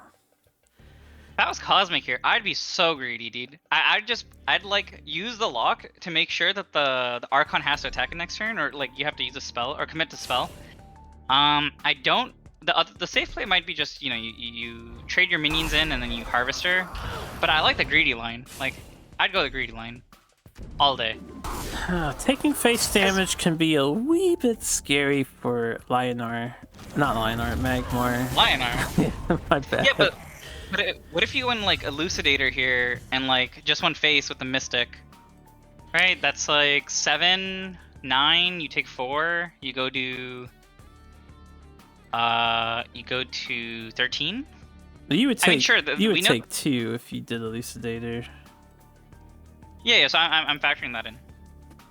Was it Elucidator face you were factoring, or Elucidator Mystic? Yeah. Elucidator, Mystic, and General hit the enemy General, but then so the Magmar would go down to 13. The Vanar would be down to what, 11 minus 5, 6. Like, Oh, I'd prefer to put them I even see. lower. Yeah. Because if you're the aggressor, like I don't really understand the point of clearing board. Like, I feel like almost all, like, I don't know. Go ahead. There's definitely an opportunity to keep the Spellbinder locked down with Lady Lock and just hit you for 7 damage, I think. And they could have. Did they have the flash? It would be I 9. didn't see the hand again. No, they didn't have had flash 9. last turn. I thought the lock was out of position because you put the Archon in the way. No. So it would be 2 from General, 2 from Mystic, and then 5 from Elucidator. Ah, 4 plus right. 5 is 9. Right. Yeah, here, I mean, I don't know. This looks like you just meta, right? Yeah, I would Meta, forward, punch face. Well, actually, no, they're 1 off from getting Oh. you. You could do double Elucidator this turn with Flash. How much is that? 10? This Wait, 10, if he just yeah. did my play last turn, he would have won the game. They drew into Right. the second Elucidator, so if they had the insight and the courage to pressure you in that way, they would have succeeded right here, yeah. But they took Dude, the nerf. safe. They took the safe approach. You got the Yeah, there, Z dude. dropped. Dude, that's what I'm saying. Excellent response to Metamorphosis. Truly the only play to do. Yeah, Hailstone had to for sure come out. 6 mana. I guess I'd just do 2/4. This, from my perspective, like I'm just scared, right? Like I feel like no matter what I play, it's all kind of just useless. Because if Makander comes out, then like my board wipes along with my HP. Yeah. So I don't know if I actually went for the double body block. Maybe I did. Maybe I cornered and played both. You could choose to staircase here and just rely at 15 HP being enough to be alright. That way at least one minion will remain. Granted, it'll probably just be the Wispy. Yeah, probably. Guess we'll see. Okay, Wispy's gone. Okay, that's fine. I guess it's just... I'll probably play Rejuve above him and then walk 2 down. Now there's an idea that I can get behind. We can play around the Frenzy to a degree. Or we could be a Mad Lad, play Rejuve, right? And then hit him with Snowpiercer. Oh, I had 6. Oh, no, I don't think I hit him with Snowpiercer. I think he just ran away. Oh, no, I take it back. I take it back. I'm dumb. I'm dumb. You're willing to fight this fight. Ah, dude, it's lethal. Oh, I lose. It's literally lethal in hand, dude. Oh, dude, why did I do this? I should have healed and ran. But I mean, nonetheless, I feel like Cosmic should have won this game like 2-3 turns ago. They could have played more aggressive against your list, but I don't fault them for being a lot more cautious against it either. I know Vanor is not known for having its burst, but... Dude, if you're playing that kind of aggro list, like, you might as well just go all in. Maybe you scared them enough with your triple chromatic hold in the last match to keep them more passive on this following game. Oh, dude, I don't know. But, like, everybody knows what I play, you know? So, like they saw the Rhino, they saw the War Talent, or maybe actually they didn't see War Talent game 1. But they did see the Rhino, so, like, surely they should just know that if I'm not infiltrating, then, like, I'm already at a significant weakness or disadvantage because I don't have lethal options. So I feel like if they, you know, if they're in that scenario, then, like, surely they're the aggressor, not the one controlling the board. I was gonna chime in. You said everyone knows what you're playing, so they obviously know what kind of Abyssian list you're bringing, which is also White Widow memes. I think he has some explaining to do. Yeah. So previously we had like we had somebody who was gonna commit to Abyssian, right? And then they just didn't show up. So what ended up happening is, like, now I'm on Abyssian and I don't play Abyssian, and I'm just like, damn, dude, what am I gonna do? So I did what any smart person would do and be like, hey, Zohan, give me your list. Just like all of Team Wars, you know, they did pretty much an identical copy paste. So that's how we got here. Man, I wish you guys mirror matched so bad. It would have been funny as hell. Dude, no. I don't want to get into it. You know, the last time I did a mirror match against Abyssian, it was literally just like nether summoning back and forth for like 2 turns. Yes, it didn't go too well. It was. I recall that match was quite bizarre, and it broke the replay because Keeper of the Veil likes to do that. Yeah, Keeper of the Memes. Okay. Cosmic's hand's interesting. I guess. Oh, actually, did he already replace or? He didn't replace yet. No, he's still thinking. Okay, well. Zohan's saying for what it's worth, he tried to talk you out of playing Widow this week. It's okay. Zohan's the best, dude. I want to keep Vindicator. I'd replace them both. I don't really see the need for Vindicator early game. I think it's a bit of a trap. You know, I gotta say, I think Vindicator is probably the most balanced it's ever been. Like, I rarely ever complain about Vindicator now. Like, I'm actually quite happy with where it is. Yeah, Vindicator has settled to quite a tolerable degree. I think right now it doesn't really have any cards it wants to play with. I think the biggest threat Vindicator wants to throw at your face is like sort of a Kron or an Elder. Yeah. Sort of Kron combo is what, 12? 12 damage? If General can hit 11, yeah. Yeah. Okay, so yeah, I open with like a really passive way here because I had like a terrible turn 1. Well, you got your Ethan Master going. That's not so bad, right? True. Yeah. I mean, if hopefully Cosmic doesn't get a Lady Lock here. Lady Lock here would be like pretty bad for me. Well, okay. Two requests to dodge, right? Magmar has the power of the Lady Lock Phalanx or the 2-drop Nat Select going for them. You know, funny thing is, I would actually replace the Blood Tier here, because like I'm always gonna like if I was the Magmar, I'd be mindful of like what if you get like Flash Mercantor, turn 3 or turn 2 or something, right? Like, yeah, Yeah, I mean this play is pretty good. I think I would have positioned it a little differently. I think you want flanks are covering the B tile or the B file, whatever you want to call it. Yeah, I think I I don't would know, have so- stuck phalanx are right in there next to everything too. Let's get them in there. Oh, you'd put it right above the enemy general. Yeah. Interesting. Actually, yeah, I think you're right. I think that is much better positioning. All right, here we go. Rouletting. I think, from what I remember, I missed. I think I critically missed. Critical miss is two-face. Maybe I hit Healing Mystic? No, maybe I hit the Healing Mystic. And then I hit, like, everything else was random. Okay, so there is a Mystic. Okay. So I moved that there because obviously, like, you know, I don't want that thing to die. RNG manipulation for the second replace go. I think I replaced Lure. I was, like, telling myself... Oh, yeah, never mind. Why do I even cast? Like, I don't even know what I'm doing. Gotta work on your and I got hit with skills. an ad. Crazed doesn't know what Crazed is thinking, man. This caster here. Dude, I'm uncoachable. Nobody knows. Okay. So it looks like I'm just gonna trade into the Mystic. I'm going to probably hit the Young Slithar and let the egg stay.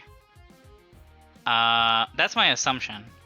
Let the eggs and the reason stay. why I think the reason why I want to do that is make sure that my Aether Master and my Widow are kind of away from his minions. Because I think now, like, the only play he can do is move his Phalanxar one position horizontally, because I don't think he can move diagonally, right? Can't do the diagonal, nope. So this egg keeps him off your face, keeps him away from your stuff. And it plays around that select too, and some sick irony. It's actually really clever to leave the egg up on this turn if you don't mind dealing with Silithar later. True, and that's exactly what I intended. Didn't just do it by complete accident or anything.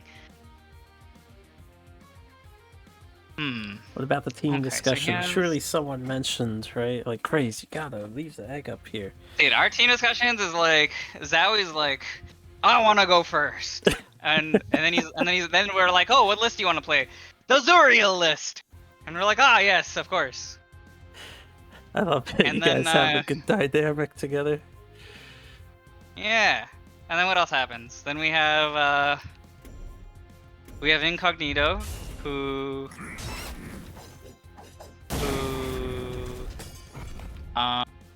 he just wins, you know. He's a man of few words. You know, we call him up. He's like, what do you need me to do? We say win. He says win, and then you know that's pretty much it. End of call. Every solid group of individuals needs the guy that gets the job done and says a little to fill out the roster. Cosmic resorting to deleting the ever-terrifying threat of White Widow with their Elucidator guy, and now they're in a pretty good position. They got their Silithar back. Phalanxar crept closer. Craze is hiding in the corner at the moment. Dude, I don't even know what I'm doing in this position. Maybe I lure. Maybe I lure and go face. Could Shroud and Ritual Banishing Oh, true. the Phalanxar, maybe? Dude, you're so good at this game. Oh, maybe I don't. Maybe I ignore it and I play the other Aether Master. Maybe that's what I do. Oh, I put Aether Master behind him. Yeah, that's the big brain play, dude. Who cares about taking 4? Okay. Oh, no. Demonic There's Lure There's works lure. too. Very good against Phalanxar. They're gone for twice as long as any other minion. Did you do your second replace for this turn? Because I saw one. I didn't catch the second one. Yeah, honestly, I'm not sure. Oh well. It is what it is. Cosmic is going to be looking to, I don't know, honestly find Flash to crush your soul on their replace. This turn's kind of sick. 2-1 or 2-4? Yeah, They Blood didn't even Tier, replace. pretty solid. Yeah, Fun. just going for the 2-4. They're comfortable to take it slow, recover up HP. It worked well last Yeah, I time. consider replacing the. I don't think you need natural anymore, right? Because like if you're keeping Blood Tier alive, then natural loses like almost all value, unless you're going for like Aether Master clear. If I saw this play in hand, I would have replaced Nat because I'm not going to play it for at least the next turn or two. Yeah. Shoot. How am I supposed to win this? You gotta hold on to faith. Oh! Look at that That's elder. a strong card. Okay, I would replace the... I don't know what it's called, the 5-mana one. Shadow Dancer. Yeah. Like, there's no way I'm getting pings in right now. I'd replace it. You could I mean, if I play it, anywhere I play it, it just dies. Like, quite literally, every single spot. You could move downright, do a double staircase of like mystic wings or something, and hope that wings gets unanswered. No, we replaced that. Okay, so now we can staircase, hit this thing, do Night Sorrow and wings or something. Did I do Aether Night Sorrow? Dude, I'm so lost when I watch this replay. I don't... Like, what is the play? Well, instead of trying to remember what you do, you could say what you would do as Craze and see if you do similar to this Craze guy on the screen here. I'd concede right here. Probably clear the Rejuve. Okay. I don't know, Madison Mac. Do you think Craze would clear this? I mean, I would replace. clear it. You're donating Ether Master to the 2151. We've walked away replace. now. Surely I replace. Oh God, Craze, no. What am I doing, dude? What am I doing? Played into Macantor so bad. Whose team am I on? So this Craze guy making some major confidence plays here, saying you don't have the beast of Cantor. No way, no how. Dude, I swear I must have given up or something. Yeah, you got. But to be fair, I felt like all the plays last turn were really whack. It definitely wasn't ideal, but I think you had some options available to you. Namely, surely this is Macantor. The staircase play that I kept naming did put you in range of the Elucidator, so that was 9, 11, 15, potentially 17 damage to your face, which is probably the reason why you didn't want to do that. You didn't want to get near the Elucidator. Alright. Future me sees this and is like, concede. Concede. Curious to see. Dude. We'll pass you okay, so I can on there. You're hanging there. I can do NSA. I have 8. Oh wait, no, I have 7. You have 7, Darn. sadly. Okay, so NSA for sure. NSA 100% this turn. So I move back 1, punch Rejuve, NSA, I'm at 4 mana. I play Sarlacc. Welcome back, Smarty. We're looking at Craze, do Crazed plays. Dude, That had to be like Smarty, a BM oops, right? Like you did that on purpose. Oh, I remember here. So I have a setting called sticky targeting enabled. It's in the settings menu, right? So I wasn't really paying too much attention. But I accidentally hit there, which was a mistake. My bad. So what I do here is I kill the Macantor, and then I not what do you call it? I ritual or nether something. I don't remember the name. Would it matter though? Probably. I probably wouldn't have died. Wow. So this was a sick play. Good spawn spot too. Yeah. If I didn't punch, yeah, I would have lived. If I didn't punch, that was an accident, but it's whatever. You know, shit happens. I probably would have still lost the game. Keepo. I'm glad you're here to clear it up though, because the first time I saw it while recording, I did see you punch and do the oops, and I was like, oh, Craze might have did that on purpose because he might be disheartened here and he's just dicking around or whatever. And then you pull out the sick Macantor spawn, so it was. Dude, that was pretty awesome. You know, I had in my very first week of Team Wars, I actually had a very similar play where I killed the enemy's 2 Macantors that were on board or something, and I nether summoning them back.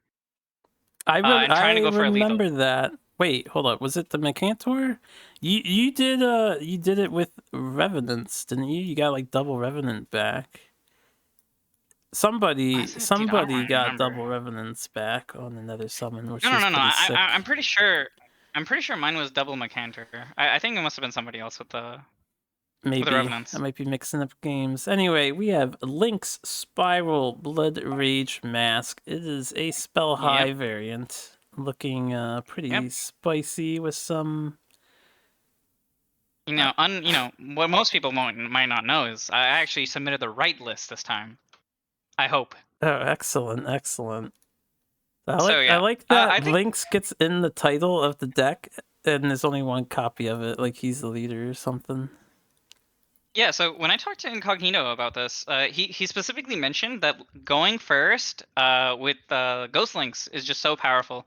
And I think there have been discussions where he's considering removing one Heaven's Eclipse for potentially more Ghost Links, maybe. But I don't know. That's something we'll have to see in the upcoming weeks. But yeah, I think this matchup is like really insane when it comes to Magmar. Just because if Magmar doesn't have enough healing, or if they don't have enough aggression, they just typically just get burned down. Yeah, Songhai can get very carried away against Magmar, and especially so if your Magmar is rocking the Elucidator thing. But if Cosmic can find a well-timed Sworn Defender, which we see they have it in hand, they could consider holding that and Flash. They could actually keep this hand and play with no mulligan. It wouldn't be hyper efficient on turn 1, and it would be risky on turn 2, potentially. I like the full replace option more personally, because like you want to have a consistent line. I guess he kept the Rust Color to make sure. Wow, it just comes back. So, yeah, I don't know. Wait, like literally everything just came back. Hello? Did the full replace bug does not exist? It is not a thing. Yeah. Now, if I'm here in Incognito shoes, I don't think you need Phoenix Fire for anything early game. So you could probably replace that and just go double minion. And you can I think he might turtle with both. I could be wrong though. I'm not a good player. I do like a turtle opener with links here, and then you could have Heartseeker in the back corner or something. You could also do the Clouded Forehead opener that is trying to become a thing now, which is what we see here. Place the minion on the head of the general. Okay. That's a lot of burn. That's a lot of burn. Yeah, I mean here, surely you just do the yeah, I think you just flash out, right? You can even that select, and after you flash, you get a 4/5 Sworn Defender or something like that, because he's going to gain 2 HP and then leaves it to flash. It's not bad. 4/5 provoke. Ooh, wait, you can flash McCanter and... Oh. Can you kill everything? Oh. No, you need one more mana, right? Yeah, they can't so quite if he takes reach. tile... Maybe you do it anyways. Maybe you just... Yeah, No, I think okay, I there's think more. you gotta hold on to McCanter. It's really your one way of getting those 4 wins Magi that get backlined.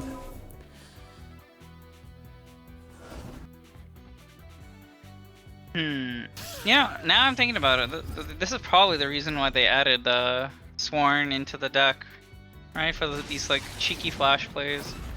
But you know, Phoenix Fire, go bird.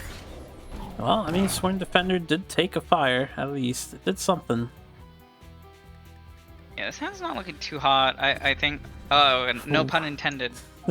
But You mean it's looking really hot, yeah. right? Yeah. Wow, this kind also similarly just kind of sucks. I guess you bought a block tile, kill the links. Awkward turn met with awkward turn. Slightly less awkward for Cosmic. You at least get a 2/3 provoker out of the deal. Incognito. Oh man, what do you do? Damn. I guess I would maybe replace a Mana Vortex. I did. Really? I'd actually consider getting rid of the whatchamacallit, dude, I'm so dumb. Heavens The inner focus. Oh, the inner focus. I was No. thinking that too, but if you draw a 2-drop, you might want to use it. Or if you get a Lantern Fox, you might want to use it. His Fox right now could nail... No, I guess I couldn't reach the Rust Crawler. I won't get that value. Phoenix Fire. You'd have to, yeah, you'd have to commit the Phoenix Fire. I mean, here it looks like he's gonna do it regardless. Yeah, it makes sense. I mean, but he has the Mana Tile. We probably will see a Macantor come out here, or he could do natural. Wait, actually, I can't tell. Is that 1-3 or is that 1? That's a 1-3. Okay. No. Yeah, so sure, like it's zoomed Macantor. out for me too. It is a 1-3. I zoomed in. Yeah, I would Macantor here. Brainless Magmar does Brainless Magmar things. I mean, excellent play from Cosmic. Macantes coming in to clear the 4 wins. Magi Dude, put it was them such far a ahead. big brain play. Couldn't even see it. How does he do it? The team spent an entire minute deliberating, surely, on the best option there. Do you keep Agreed. the Metamorphosis? I've been noticing, Cosmic. Sir Cosmic, you've been replacing after playing your cards instead of replacing first, Mr. Well, replace last. You know, that's a classic S-rank move. You're right, actually. Only the best players do it. Replacing last. It's all about RNG manipulation. If you play your cards first, you change what comes out on that replace. You know, whatever you replace is just gonna come back to your hand anyways, right? So like, why even bother? You know, you raise a good point with how prevalent replace book is. Why bother replacing? Okay. Incognito's in would- a decent position here. I think you take the 4, backstab the general, and then have the board kill a rust crawler, or maybe you go face and ignore the rust crawler. I was just wondering if you take 4 here and send it all in. You have 7-10 damage right now. And you drop them down to 10, you have Heaven's Eclipse that can charge you back up. It might be a little risky. Maybe. You guys have seen the Elucidators, so your team knows there's I think- some burst potential out of this Magmar deck if you drop down 4 HP. I think you should use the spell as well. Saber Spine Seal this turn, because you have Heavens next. Yeah, looks like Incog is doing your play. A solid read on Vladimir miscalculators there, Craze.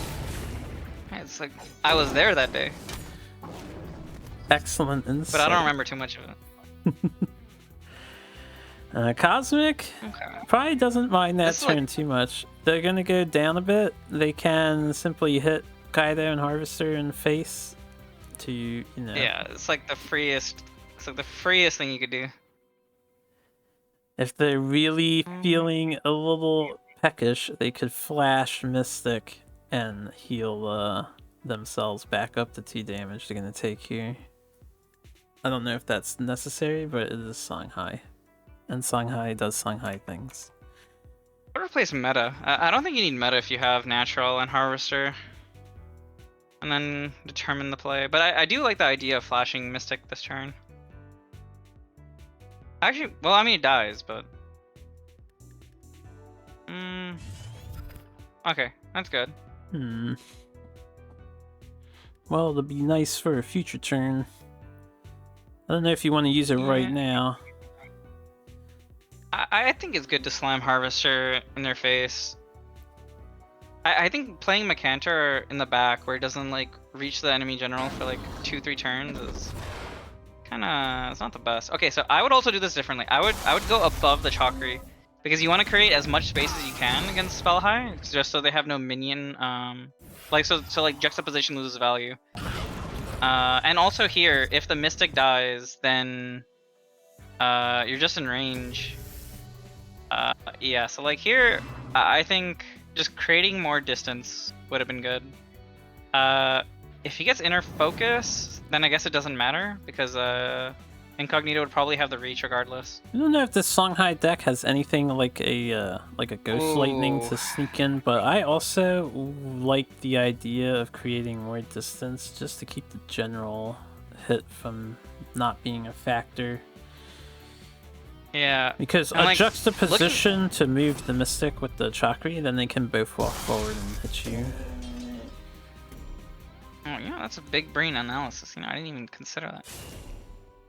Also here, like this, this natural is gonna hit pretty hard.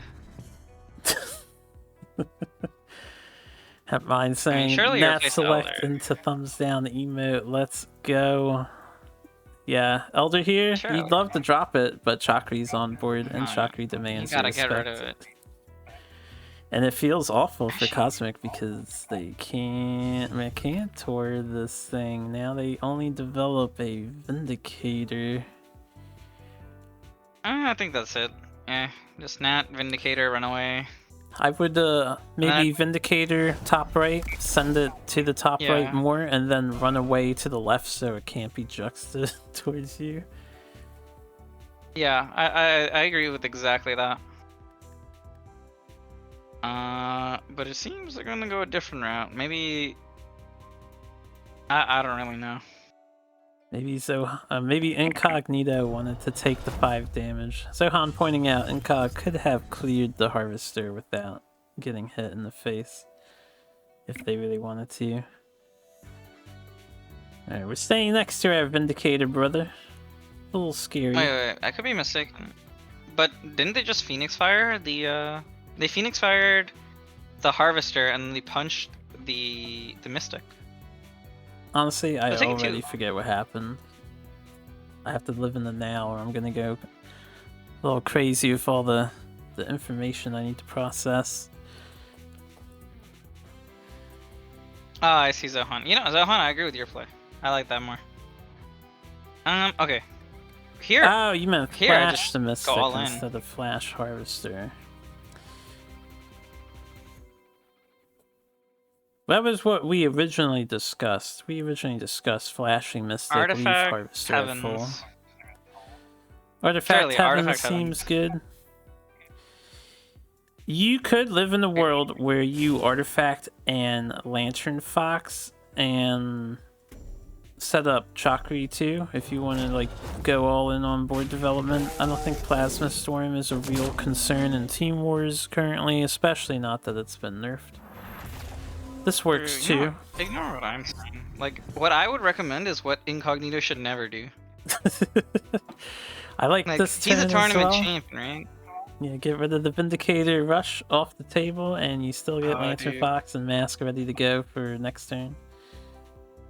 This is you just have to kill list, right? Meta. Oof. I would Harvester over meta. What would you do as the the Magmar expert?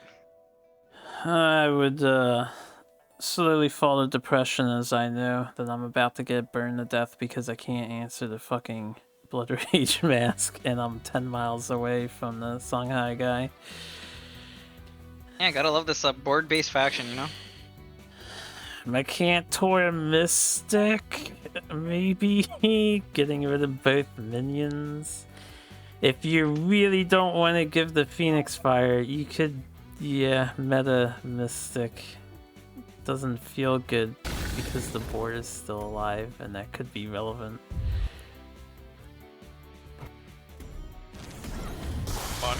Whatever you do there, you're not coming out ahead. I don't think there is a strong play with what was in Cosmic's hand. Oh, dude, this would be insane. Like with Chakri. Oh my God! Wait. The deck has been thinned. This is about to get disgusting. I mean, all you need is one inner focus. That literally just heals it, right? I think one in Looks like a focus buff. is all they need. This looks like lethal to me, right? That's inner focus plus 3 spells. That's 6 plus Saber Spine Seal is 8. And 2 more damage with the double juxta. Actually, 4 more damage with the double juxta. That will bring us to It's a triple jug. 11. Triple jux action. So lethal you can insert many emotes in between. Yo, Hempmine, when are we getting the Hempmine special where you join me in commentary? I don't think I've ever heard you. Out of a job. Team Wars, I like to get as many people featured as I possibly can. It's been pretty awesome so far having everyone join me. Alright, Incognito doing the Songhai thing. Magmar going down. Interesting choice from senile streamers. So normally you don't willingly send your Vanar to deal with the Songhai, just trash your Magmar player. But we're sending in Vanar to deal with Songhai. You know, this is actually kind of surprising. You know, one leading with Liner first, because like Liner is like a really like I think Liner is really consistent overall, but typically, right, like most people would send in like Abyssian or Magmar first, right? It's kind of surprising that they wouldn't want to wait until they saw the Songhai player. Lionar has a fair number of leads through sets, but it does seem to be a fairly good linchpin faction. Like, when you bring it in, can very well determine how your performance will be in the team war currently. Lionar is just that dominating. We have a really interesting Vanar list coming from the senile streamers here. Mogwai is in the deck. As long as Mesmerize.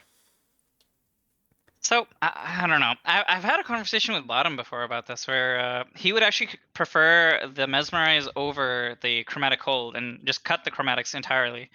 And I've heard from other people as well that the they get surprising amount of value because not many people ever expect Mesmerize just because they're conditioned to never play never not play anything stacked on the horizontal file.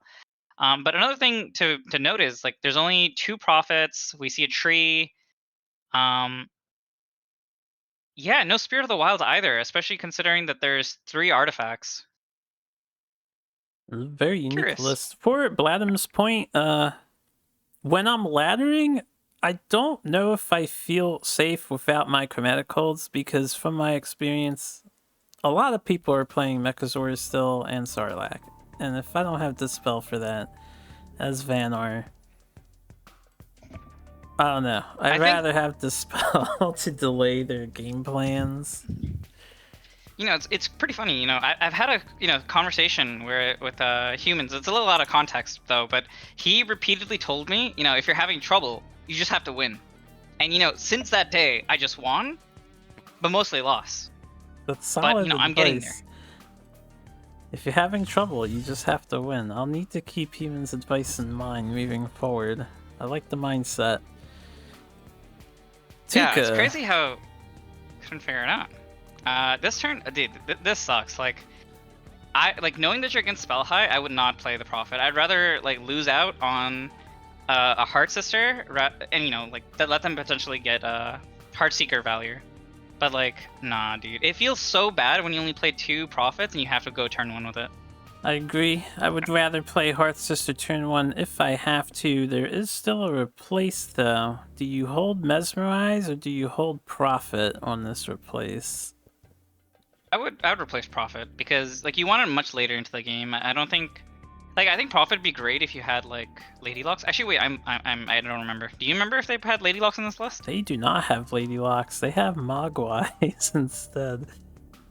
I'm really curious how that's gonna go down in this deck. Mogwai really only benefits from Araki growing larger. Maybe your general hitting 5 attack with Snowpiercer.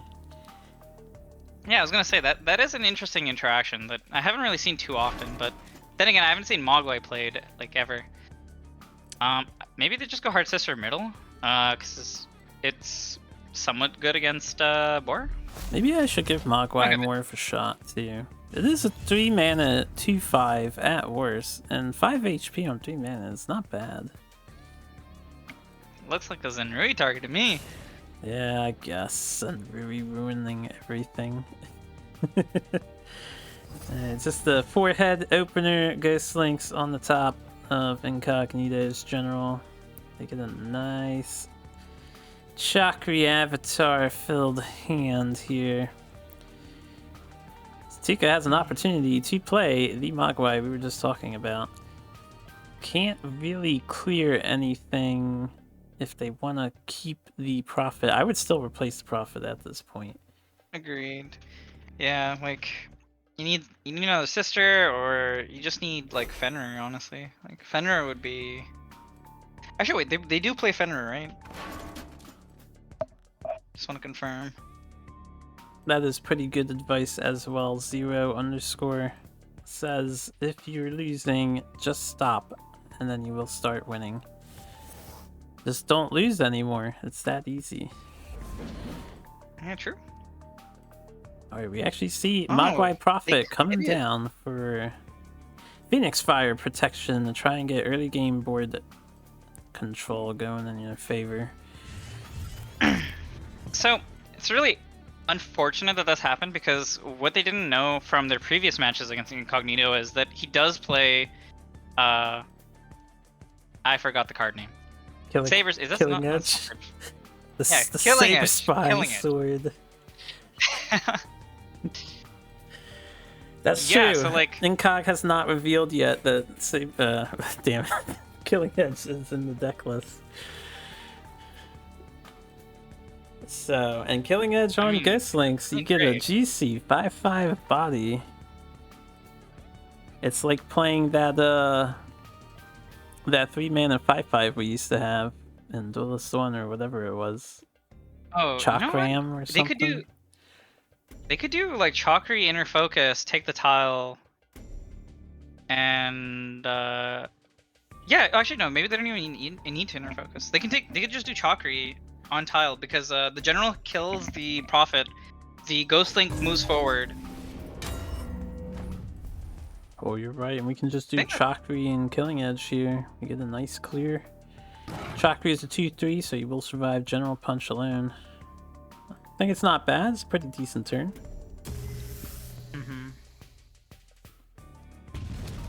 Yeah, and I don't think there's any reason to use Inner Focus either.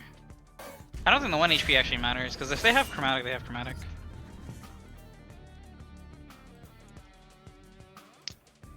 Okay. You know, I kind of wish Mesmerize was like Warbird, because this would be insane. I had wondered in my head if I would hate it too much if Mesmerize had an option, and I don't know how you would program it, but if you could choose either or, the row or the column somehow, like rotate the thing. It could be cool. I mean, I think that'd be dope, but I'm biased. That's quite alright. We have a Vanar lover here confirmed. Mogwai would be proud. True. You know, funny thing is, this is Mogwai's first appearance. Well, actually, wait, did Mogwai play today? No. Mogwai did not. Nothing happened. Yeah, Mogwai did not play today. I'm just dumb. But so Mesmerize was actually the current version of Mesmerize was tailored off of a tournament VOD that happened a long time ago when Mogwai was competing with the card. And I think there's like some evidence to this somewhere in Duelyst General with Vladam mentioning it. Very cool. You have to get Rook to be able to do that too. I think Rook should, at the very minimum, be able to go either forwards or backwards. Again, I don't know how you would do it with current Duelyst play. You'd have to add some sort of extra button you can hit to change directions, but it would add a lot of interesting new card design space if they enable that. True. Hey, Okay, let's see. Incognito here. We have good variety. You are facing Vanar. You could safely do like a mask Chakri 2-2-1, development. You could 2-2-1. Do you smork or do you clear Mystic here and then hit face with your Saber Spine? I think you clear with Boar, and then you go face with Saber Spine, and you play around Mesmerize. Who plays around Mesmerize? Come on now. Honestly, true. No, this is You gotta very be good placement miscalculating or though. something. I like this turn a lot. Leaves Incognito in a very strong position. They could have like played 4 wins instead and left the Healing Mystic up because it's kind of inconsequential. Unless they Hearth Sister. in your 4 wins, I guess, but whatever. We've got a Chakri on board. Tuka has no answers in hand, only proactive plays or reactive depending on your perspective with the healing. I think here you have to move top left, kill the boar, body block with Fenrir, and then play Mystic somewhat defensively. I guess they're choosing to stay closer to the center. I would not play Araki. I think Araki's kind of dead. Araki carries great risk. That's for sure. We're going Araki or Master, sort of an L shape. I might have stayed in place and had... I don't know, actually. That's tough. Because like with this line of play, what they're doing is they're opening Incognito to potentially attack the face, but they're trying to bait him by, you know, being within range of the Araki. We do see an answer, but I don't know. Like if I was Incognito, knowing that I have Blood Rage Mask and 4 wins, you could just run away. Like there's no reason to really engage in combat with Tuka's board from this point on. You can safely develop here some threats. I was just thinking, because of this possible backline development, instead of moving back 1 tile, Tuka could have moved forward 1 tile, and then kept their minions either around the enemy general so that they can position in the places, or get them towards the Chakri, but that would also be Healing Mystic instead of Araki coming down. Because now Tuka is very much out of the way. They can't do anything about this 4 wins. Or Chakri Avatar. It's just so far away. If Incognito stays in place, he's playing into Mesmerize. Oh man, the Mesmerize on the 4 wins.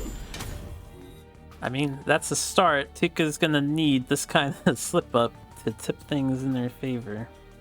They can do it. Yeah. It will,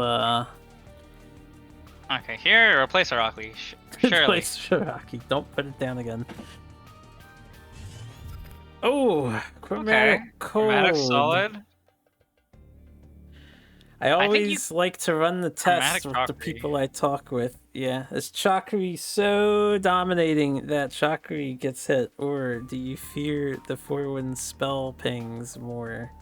I think 100% of the time, people will kill Chakri first.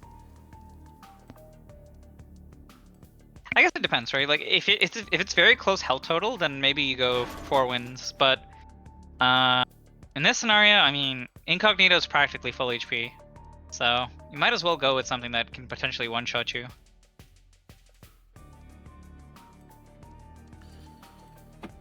But I don't know. Yeah, Maybe we'll see. We'll have to wait and see. Tuka, though, backing up even further. And Yeah, surely this is just a body block rejuve. Oh! Ooh. Ah! Tuka doing a different play. The senile streamers think make them have it is their call. Get rid of the spell pings and see if they have the Juxter or don't. Well, Feels Batman. Oh my god, what is that 6 mana card in their hand? Nerf. Delete. how dare Jax show his presence here? Okay, so I guess the question is this lethal? So you equip Blood Rage Mask. And it's only 2 damage with Blood Rage, and then 3 with the fire, 2 for the Chakri. Do you replace Lantern Fox's fine development here to look for lethal though? Maybe you replace Phoenix Fire and pray that you get Heavens.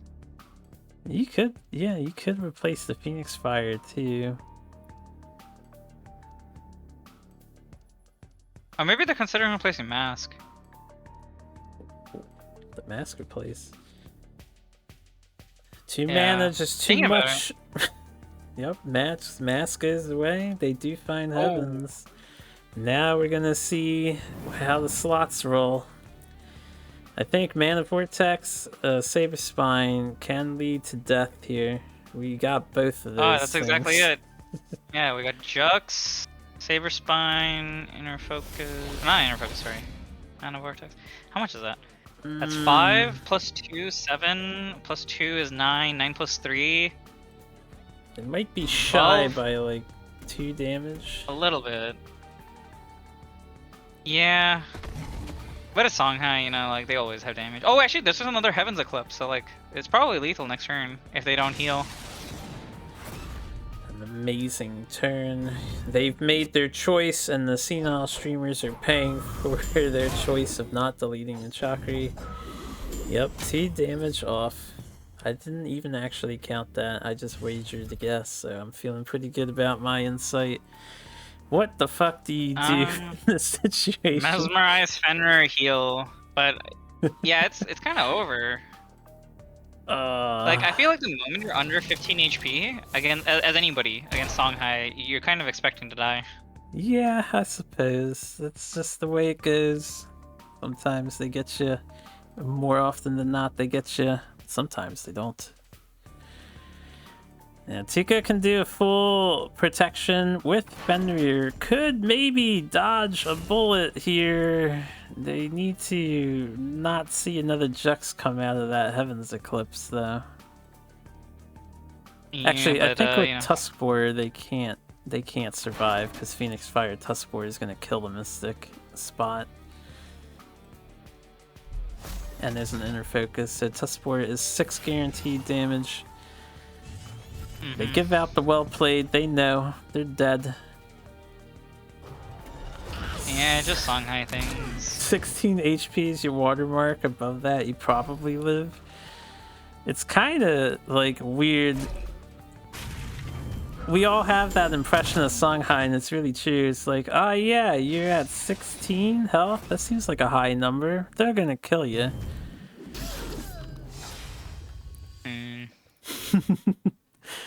But hey, that should be a pretty high moment for Vladim's miscalculators. Incognito's got 2 down, 2 left to go.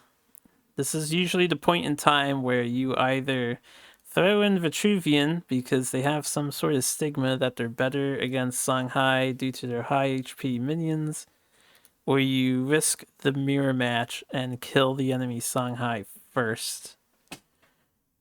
That can backfire severely, though. I think Obelisk has like a potentially good matchup into Spellhigh. When it comes to the Songhai mirror, though, I think it just depends on whoever plays the first 4 wins. Because I think, yeah, if 4-win lives in the mirror, surely the other person just loses. Alright, well, this isn't quite Obelisk Vet, but what do you think about the more mid-range style Grinch special? I think, respectfully, you're verse Songhai. That is my professional opinion. Because realistically, no matter how many minions, like unless you're really ahead on board, it doesn't often matter too much just because there's an excessive amount of damage that comes out of hand when you're against Spellhigh. That is true. But what about our lovely Aymara healers? We have the full suite of 3 to protect us, and then a spattering of interesting one-of choices. 1 Jax, 1 Zenru, 1 Keeper. It's so weird seeing Keeper and Mirage Master in the same list. It's like 2 white-colored, 4-legged dog things. 4-legged dog things. I always thought a Mirage Master was like a horse or something, you know? But I guess, yeah, you know, I don't even know what I would picture Keeper as, like maybe like a unicorn, like another type of horse. Like, I think it's like but when it comes Kieran or something. Anyway, yeah. Dude, Kieran, isn't that a player? The mythical animal. What are you trying to say? The Kieran player is clearly a mythical animal.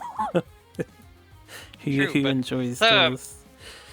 So back to the deck, right? Like when it comes to Aymara here, or Alamau healer, whatever you're gonna call it, like it's so difficult to even get the Dying Wish value, right? Like I've heard players like Abragadani say that he'd love for this to be like a, you know, potentially a neutral option in the future. But like when it comes to Vitruvian as a faction, like how often have you seen it generate the, you know, the deal 5, heal 5? Because I maybe less than like 5 times in my entire like Duelyst 2 I don't know, playthrough, like whatever you want to call it, perspective. Like I've rarely ever seen it work. I think Aymara has seen some success. It really has to come down when your opponent is gassed out. It's like oppressive when they can't do anything about it, and then laughably bad when they can. As far as the make it neutral possibly, I would be really concerned about Abyss's power level having access to that thing while they have Darkfire Sack and recursion spells and consuming rebirth. I would be horrified to see Abyss get that card. Yeah, pretty slow start here from Lucrative. And you know, it's funny is actually the ghost link that Incognito has is the one of that I mentioned at the very beginning. Right, that's his favorite opener, is just turn 1 links. Oh yeah, Lucrative piloting the vet list. Usually Grinch is on duty. He might have been busy. I know there were circumstances going down I won't get into. Lucrative usually the Lionar guy. Back with that. This is so much damage. Oh. Holy. Incog says, I'm going in. Yeah, dude, the casual... Okay, I need to do quick math. 7, that means he goes to 15. Casual, 10 damage, turn 2. Out of hand. You know, the funny thing is that puts you in that danger zone we were just talking about. But surely... True, it's just lethal next turn. Surely you'll be alright. Only 4 mana to work with next turn. Oh, what do you do about this board though, right? You can't even deny it re-entering your opponent's hand. Yeah. You're just like, okay, I guess you can maybe do that to me again next turn. Kind of. I guess you just do 4-1. That's... like, what else? Oh, dude, is he actually gonna do it? No. Oh, you know, he could draw into Dispel. He could draw into Dispel. And then take the 3. Well, if you Dispel it, I think it lost all its HP, so it would kill the Tuskspore. Oh, yeah, you're right. Big brain.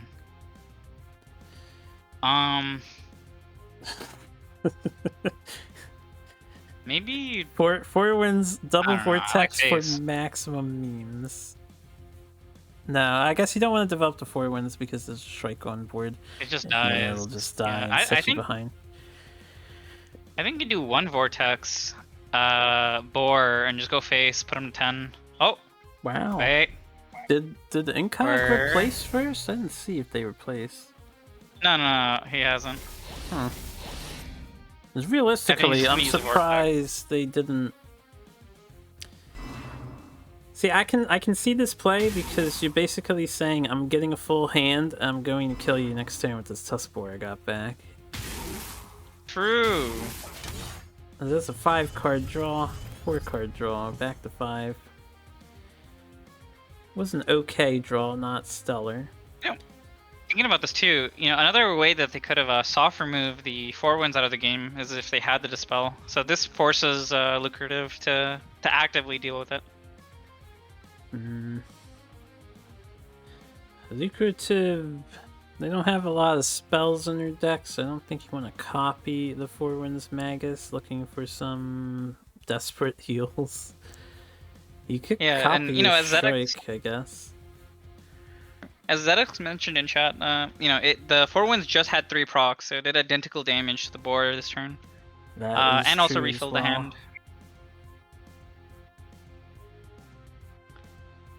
Okay, so how much damage is the next turn? We have 6, 9, 11. They have 11 if Lucrative is in range of general hit. Yeah, this doesn't look too hot.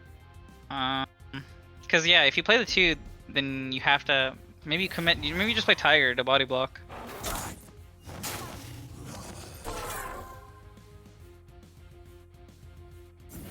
Tiger in the back to maybe help you from things. Oh yeah, plays around Kaido. Covering your ass. Yeah, so it's a good idea. Please watch me, Tiger. Scary Songhai lady is setting me on fire. Has Incognito replaced yet? I think they just did. They took 1 Heartseeker, turned into the Kaido. So they had 2 Heartseeker. So with this hand, Incog cannot kill, but they could still do a hell of a lot of damage if they really want to. It looks like we're going in on Duelyst, developing Oh. Kaido. And developing board. Alright, some big brain plays. You could steal that next turn. You could, but you can't really afford to answer the other threats that are played. Oh my god, the draws. The stealing Kaido is going to be checkmate because we have 9 damage in hand again for Incognito, plus general hit is 11, and then Heartseeker I mean, is the 12. only other thing, maybe you play Amara above your head, and then you just go for the full protect.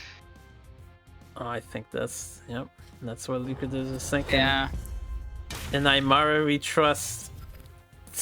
it doesn't even matter, dude. Just why play? Why even bother answering the board when you can just go face? Unfortunately, the 1 damage Heartseeker has makes this lethal. Exactly 10 damage. That's what I'm saying, dude. Like, Holy crap, that was fast one.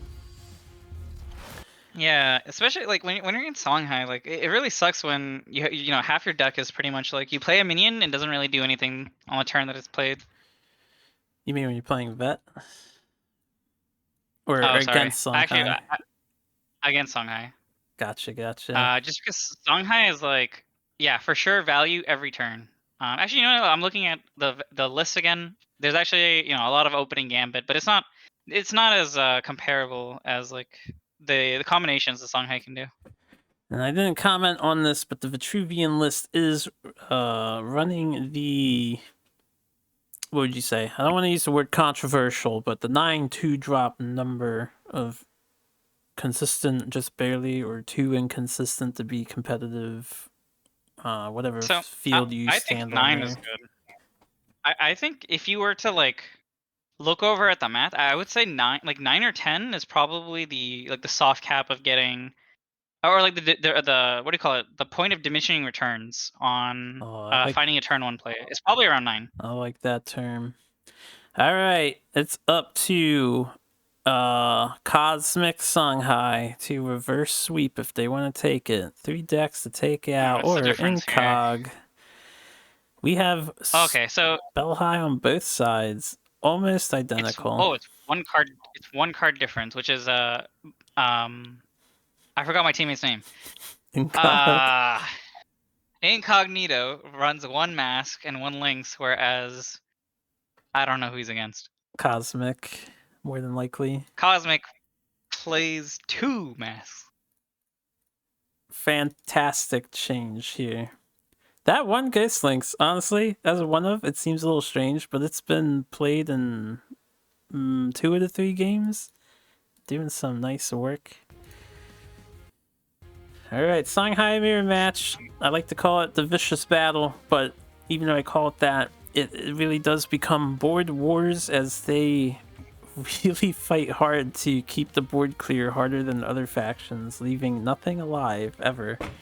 Just a field of ashes and corpses. Pretty good opener on Incognito's side as player 1. Okay, so from my perspective, I feel like knowing that Boar turn 1 is very popular, I'd actually opt to go for a Heartseeker here instead of Kaido. But I don't know if he does that or not. See, this is why I'm not a good Songhai player. Looks like Kaido. They did Kaido and they did not put it in the center either. So Boar, if Cosmic had it, could be really crushing here. No, but dude, Cosmic double Boar does not where they have take the it. tile. Well, Boar and any other developed thing would put you pretty far behind here. Yeah, I think. Do you commit the Mana Vortex this turn just to draw? That's tough. I don't know. I'm not the strongest Songhai player. I can see merit in holding it if you think you need to like throw out a discounted Phoenix Fire to get something early on in the game, or if you want to tap into a 3-mana Heavens on the next turn. I think you Heavens this turn. Like,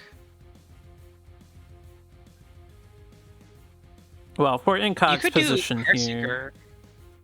Yeah.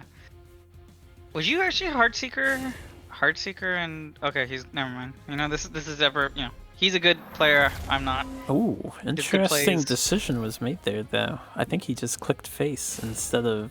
All right, we're gonna burn. Yeah, so we're he's gonna body burn blocking the the tile. thing. This is a very good play.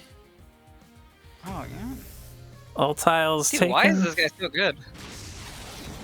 Incognito has all the momentum, all the board presence. Cosmic's going to be hard pressed to turn things to their favor, but we've seen him do it before against Solifid in the previous week.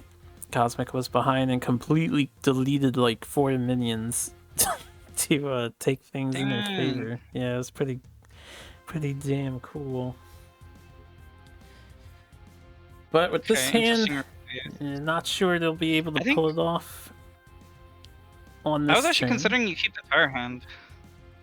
Because you have Lantern Fox, Heartseeker, into next turn, Mana Vortex, Heavens. But now it's a little clunky. They might have really wanted Boar there. I'm not sure though. I think here you have to clear the Lantern Fox, aggressively play your own Lantern Fox, and maybe defense. I mean, your Heartseeker too, probably. Yeah, I would do the Yeah, same maybe- play. I think. maybe you don't play Heartseeker because you know they have a Kaido Assassin. They might have they might have Juxtaposition for the backstab. You raise a good point, but right now you need bodies on board. It's not doing you any good in hand. Make them have it, and Incognito does not have it yet. They could choose to Heaven's Eclipse here and rely on Mana Vortex and Juxta plays to get a clean clear on the Fox and the Heartseeker. If they get the Juxta off of Heaven's Eclipse, that would be a pretty good turn. They could do it slow turn. Do you want to hit the Fox though? What if you just ignore it? Like, what if you just put a minion to body block and just not attack it this turn?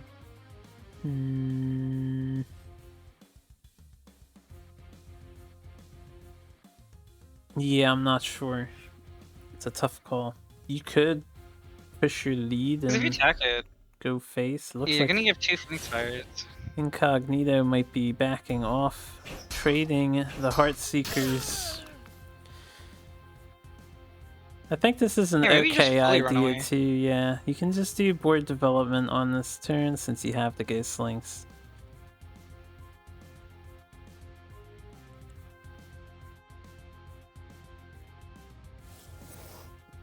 This is the slow turn Cosmic's going to be looking for. I mean, it's still a threatening board, but it gives Cosmic a chance to find their own solutions here. We still have a game on their hands. Here, if I was Cosmic, I'd just slam down the. Maybe you backline the 4 Winds, because I think 4 Winds is so strong into the mirror. But I mean, it is weak against Jux in this scenario. But I might dig. I feel like if that is the correct one.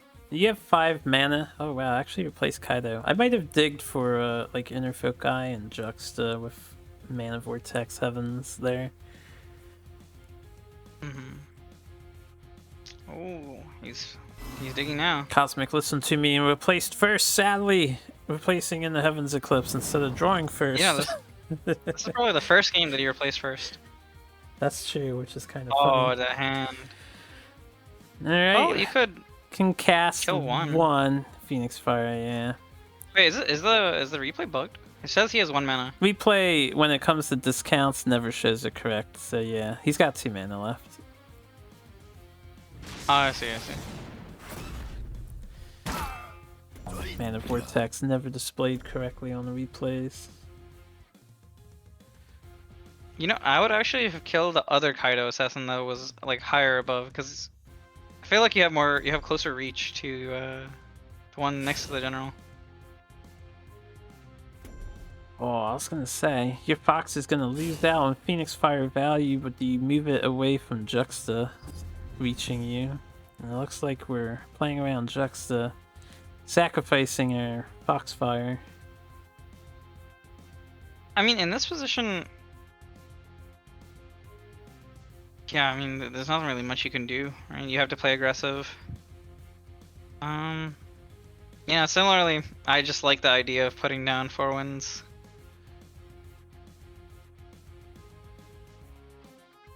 Four wins and What do you just have- trade into the Fox with both things. I think that's okay. It's slow again, but Yeah. you're getting ahead slowly but surely. Actually looking into Phoenix firing. I guess send Tuskboar in face then? This saves HP.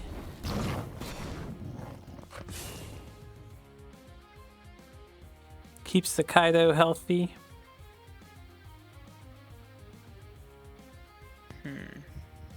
I think I still liked 4 wins more, but you know, this doesn't feel awful at all.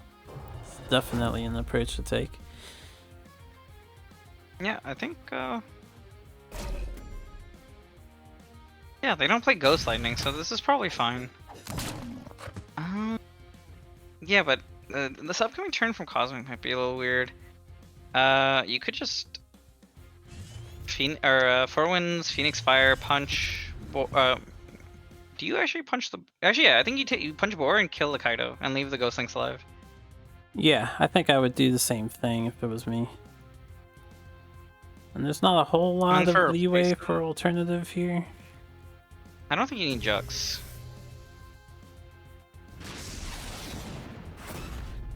It's either you replace Jux or the Blood Rage Mask. You could have Juxed before Phoenix firing the Ghost Slings just to get this away from you, I guess. I don't think I would want to do that though, but it is something you could have considered. Oh, dude, this hand is... His hand is really bad.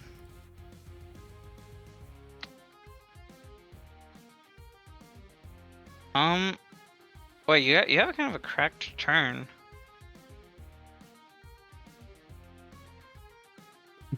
Incognito.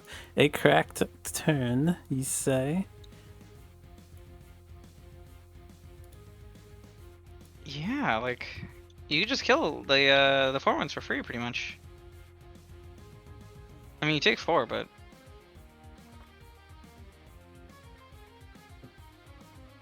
I have no idea what's going on, and I was here this day. It wouldn't be the first time. True. There's a lot of contemplation and deliberation going on though. Maybe it just goes face. I feel like Jux will happen and you'll clear the 4 wins because Songhai's pay maximum respects to the enemy 4 wins. Okay, yeah. It was pretty much the same play, but Chakra instead of 4 wins. Yeah, needed the extra This sets mana. up the one shot.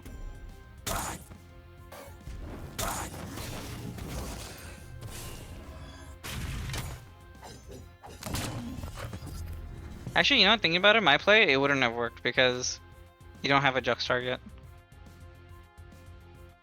So in fact, this was the correct play. There's only one line of play. Yeah, and I don't know what I would do here with Cosmic. Like, Well, you just all in. I kind of like the idea of all in. You need to hope that the Actually, you could. I think it. Go ahead. I was gonna say you could do a Saber Spine, Mana Vortex, Heaven's Eclipse, and then replace or juxta the Chakri to you so that you can get rid of the Chakri. Worst case scenario. And you can have the mask in here too.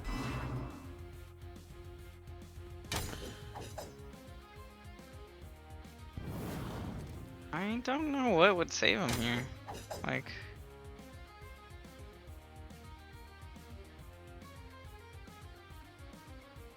This is Gotta inner focus your general really hard. Yeah, this is not looking too hot. Alright, we said fuck it. We're going face. I like it. Smork Wars. Yeah, because I was thinking about it. Like, if they wanted to like literally commit to the all-in, I think at most it'd be like 18 damage or something, right?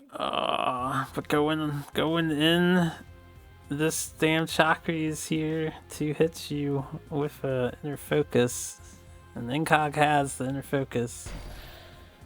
It was either that or True. Juxta with Boar, and the odds were pretty decent it was going to get to you. That's 7 killing edge. That's damn. it. Damn. Vladim's miscalculators out for blood. Incognito taking 4 men down, showing the power of Spell High. Incognito is like insane. Like I'd recruit him to my team. Well, no poaching now, Craze. You're gonna have to have official discourse with the Vladim's miscalculators on that. Ah, dude, that guy's leader. Dude, he's so bad at the game. Alright guys, we've reached the end of our 2 sets. That is all the sets for week 4. So before I close out, I always like to give you the stats as of the end of the week. So we have these stats right here. Overall team rankings, Juve's Disciples has pulled ahead 4-0. Humans, and Prismatic X3 Illusionist are on their coattails though, holding 2nd and 3rd place respectively.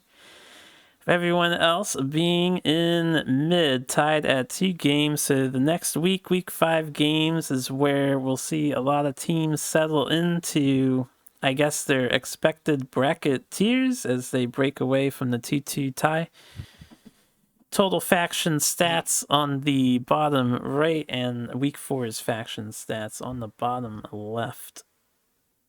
Dude, what happened? Like Lionar and Songhai under 50%. Like Magmar 70%. This was a really strong Magmar week. I was surprised when I saw it too. And Lionar under 50 is a pretty rare thing. Lionar has averaged like 10-11 wins on each of the other weeks. Vitruvian holding the runt of the pack. Dude, my boy Vanar is all the way at the last. Vanar Every and week. Vet almost tied entirely with 17 wins total. Any final thoughts, Craze, that you want to share before I close out? Yeah, dude, nerf Jax, nerf Magmar, nerf Lionar, nerf Songhai. You know, Dream Sloth, keep it a stack. Hope you're watching. We've got a laundry list of requests. Everyone, thanks for watching. Craze, thanks for hopping in. It was fun to have you join me midway through. Yeah, take care, everyone. Alright, I'm gonna sign off. We'll have next week's cast sometime next weekend and whatnot, as I need to get the games all recorded and stuff. Take care, everyone.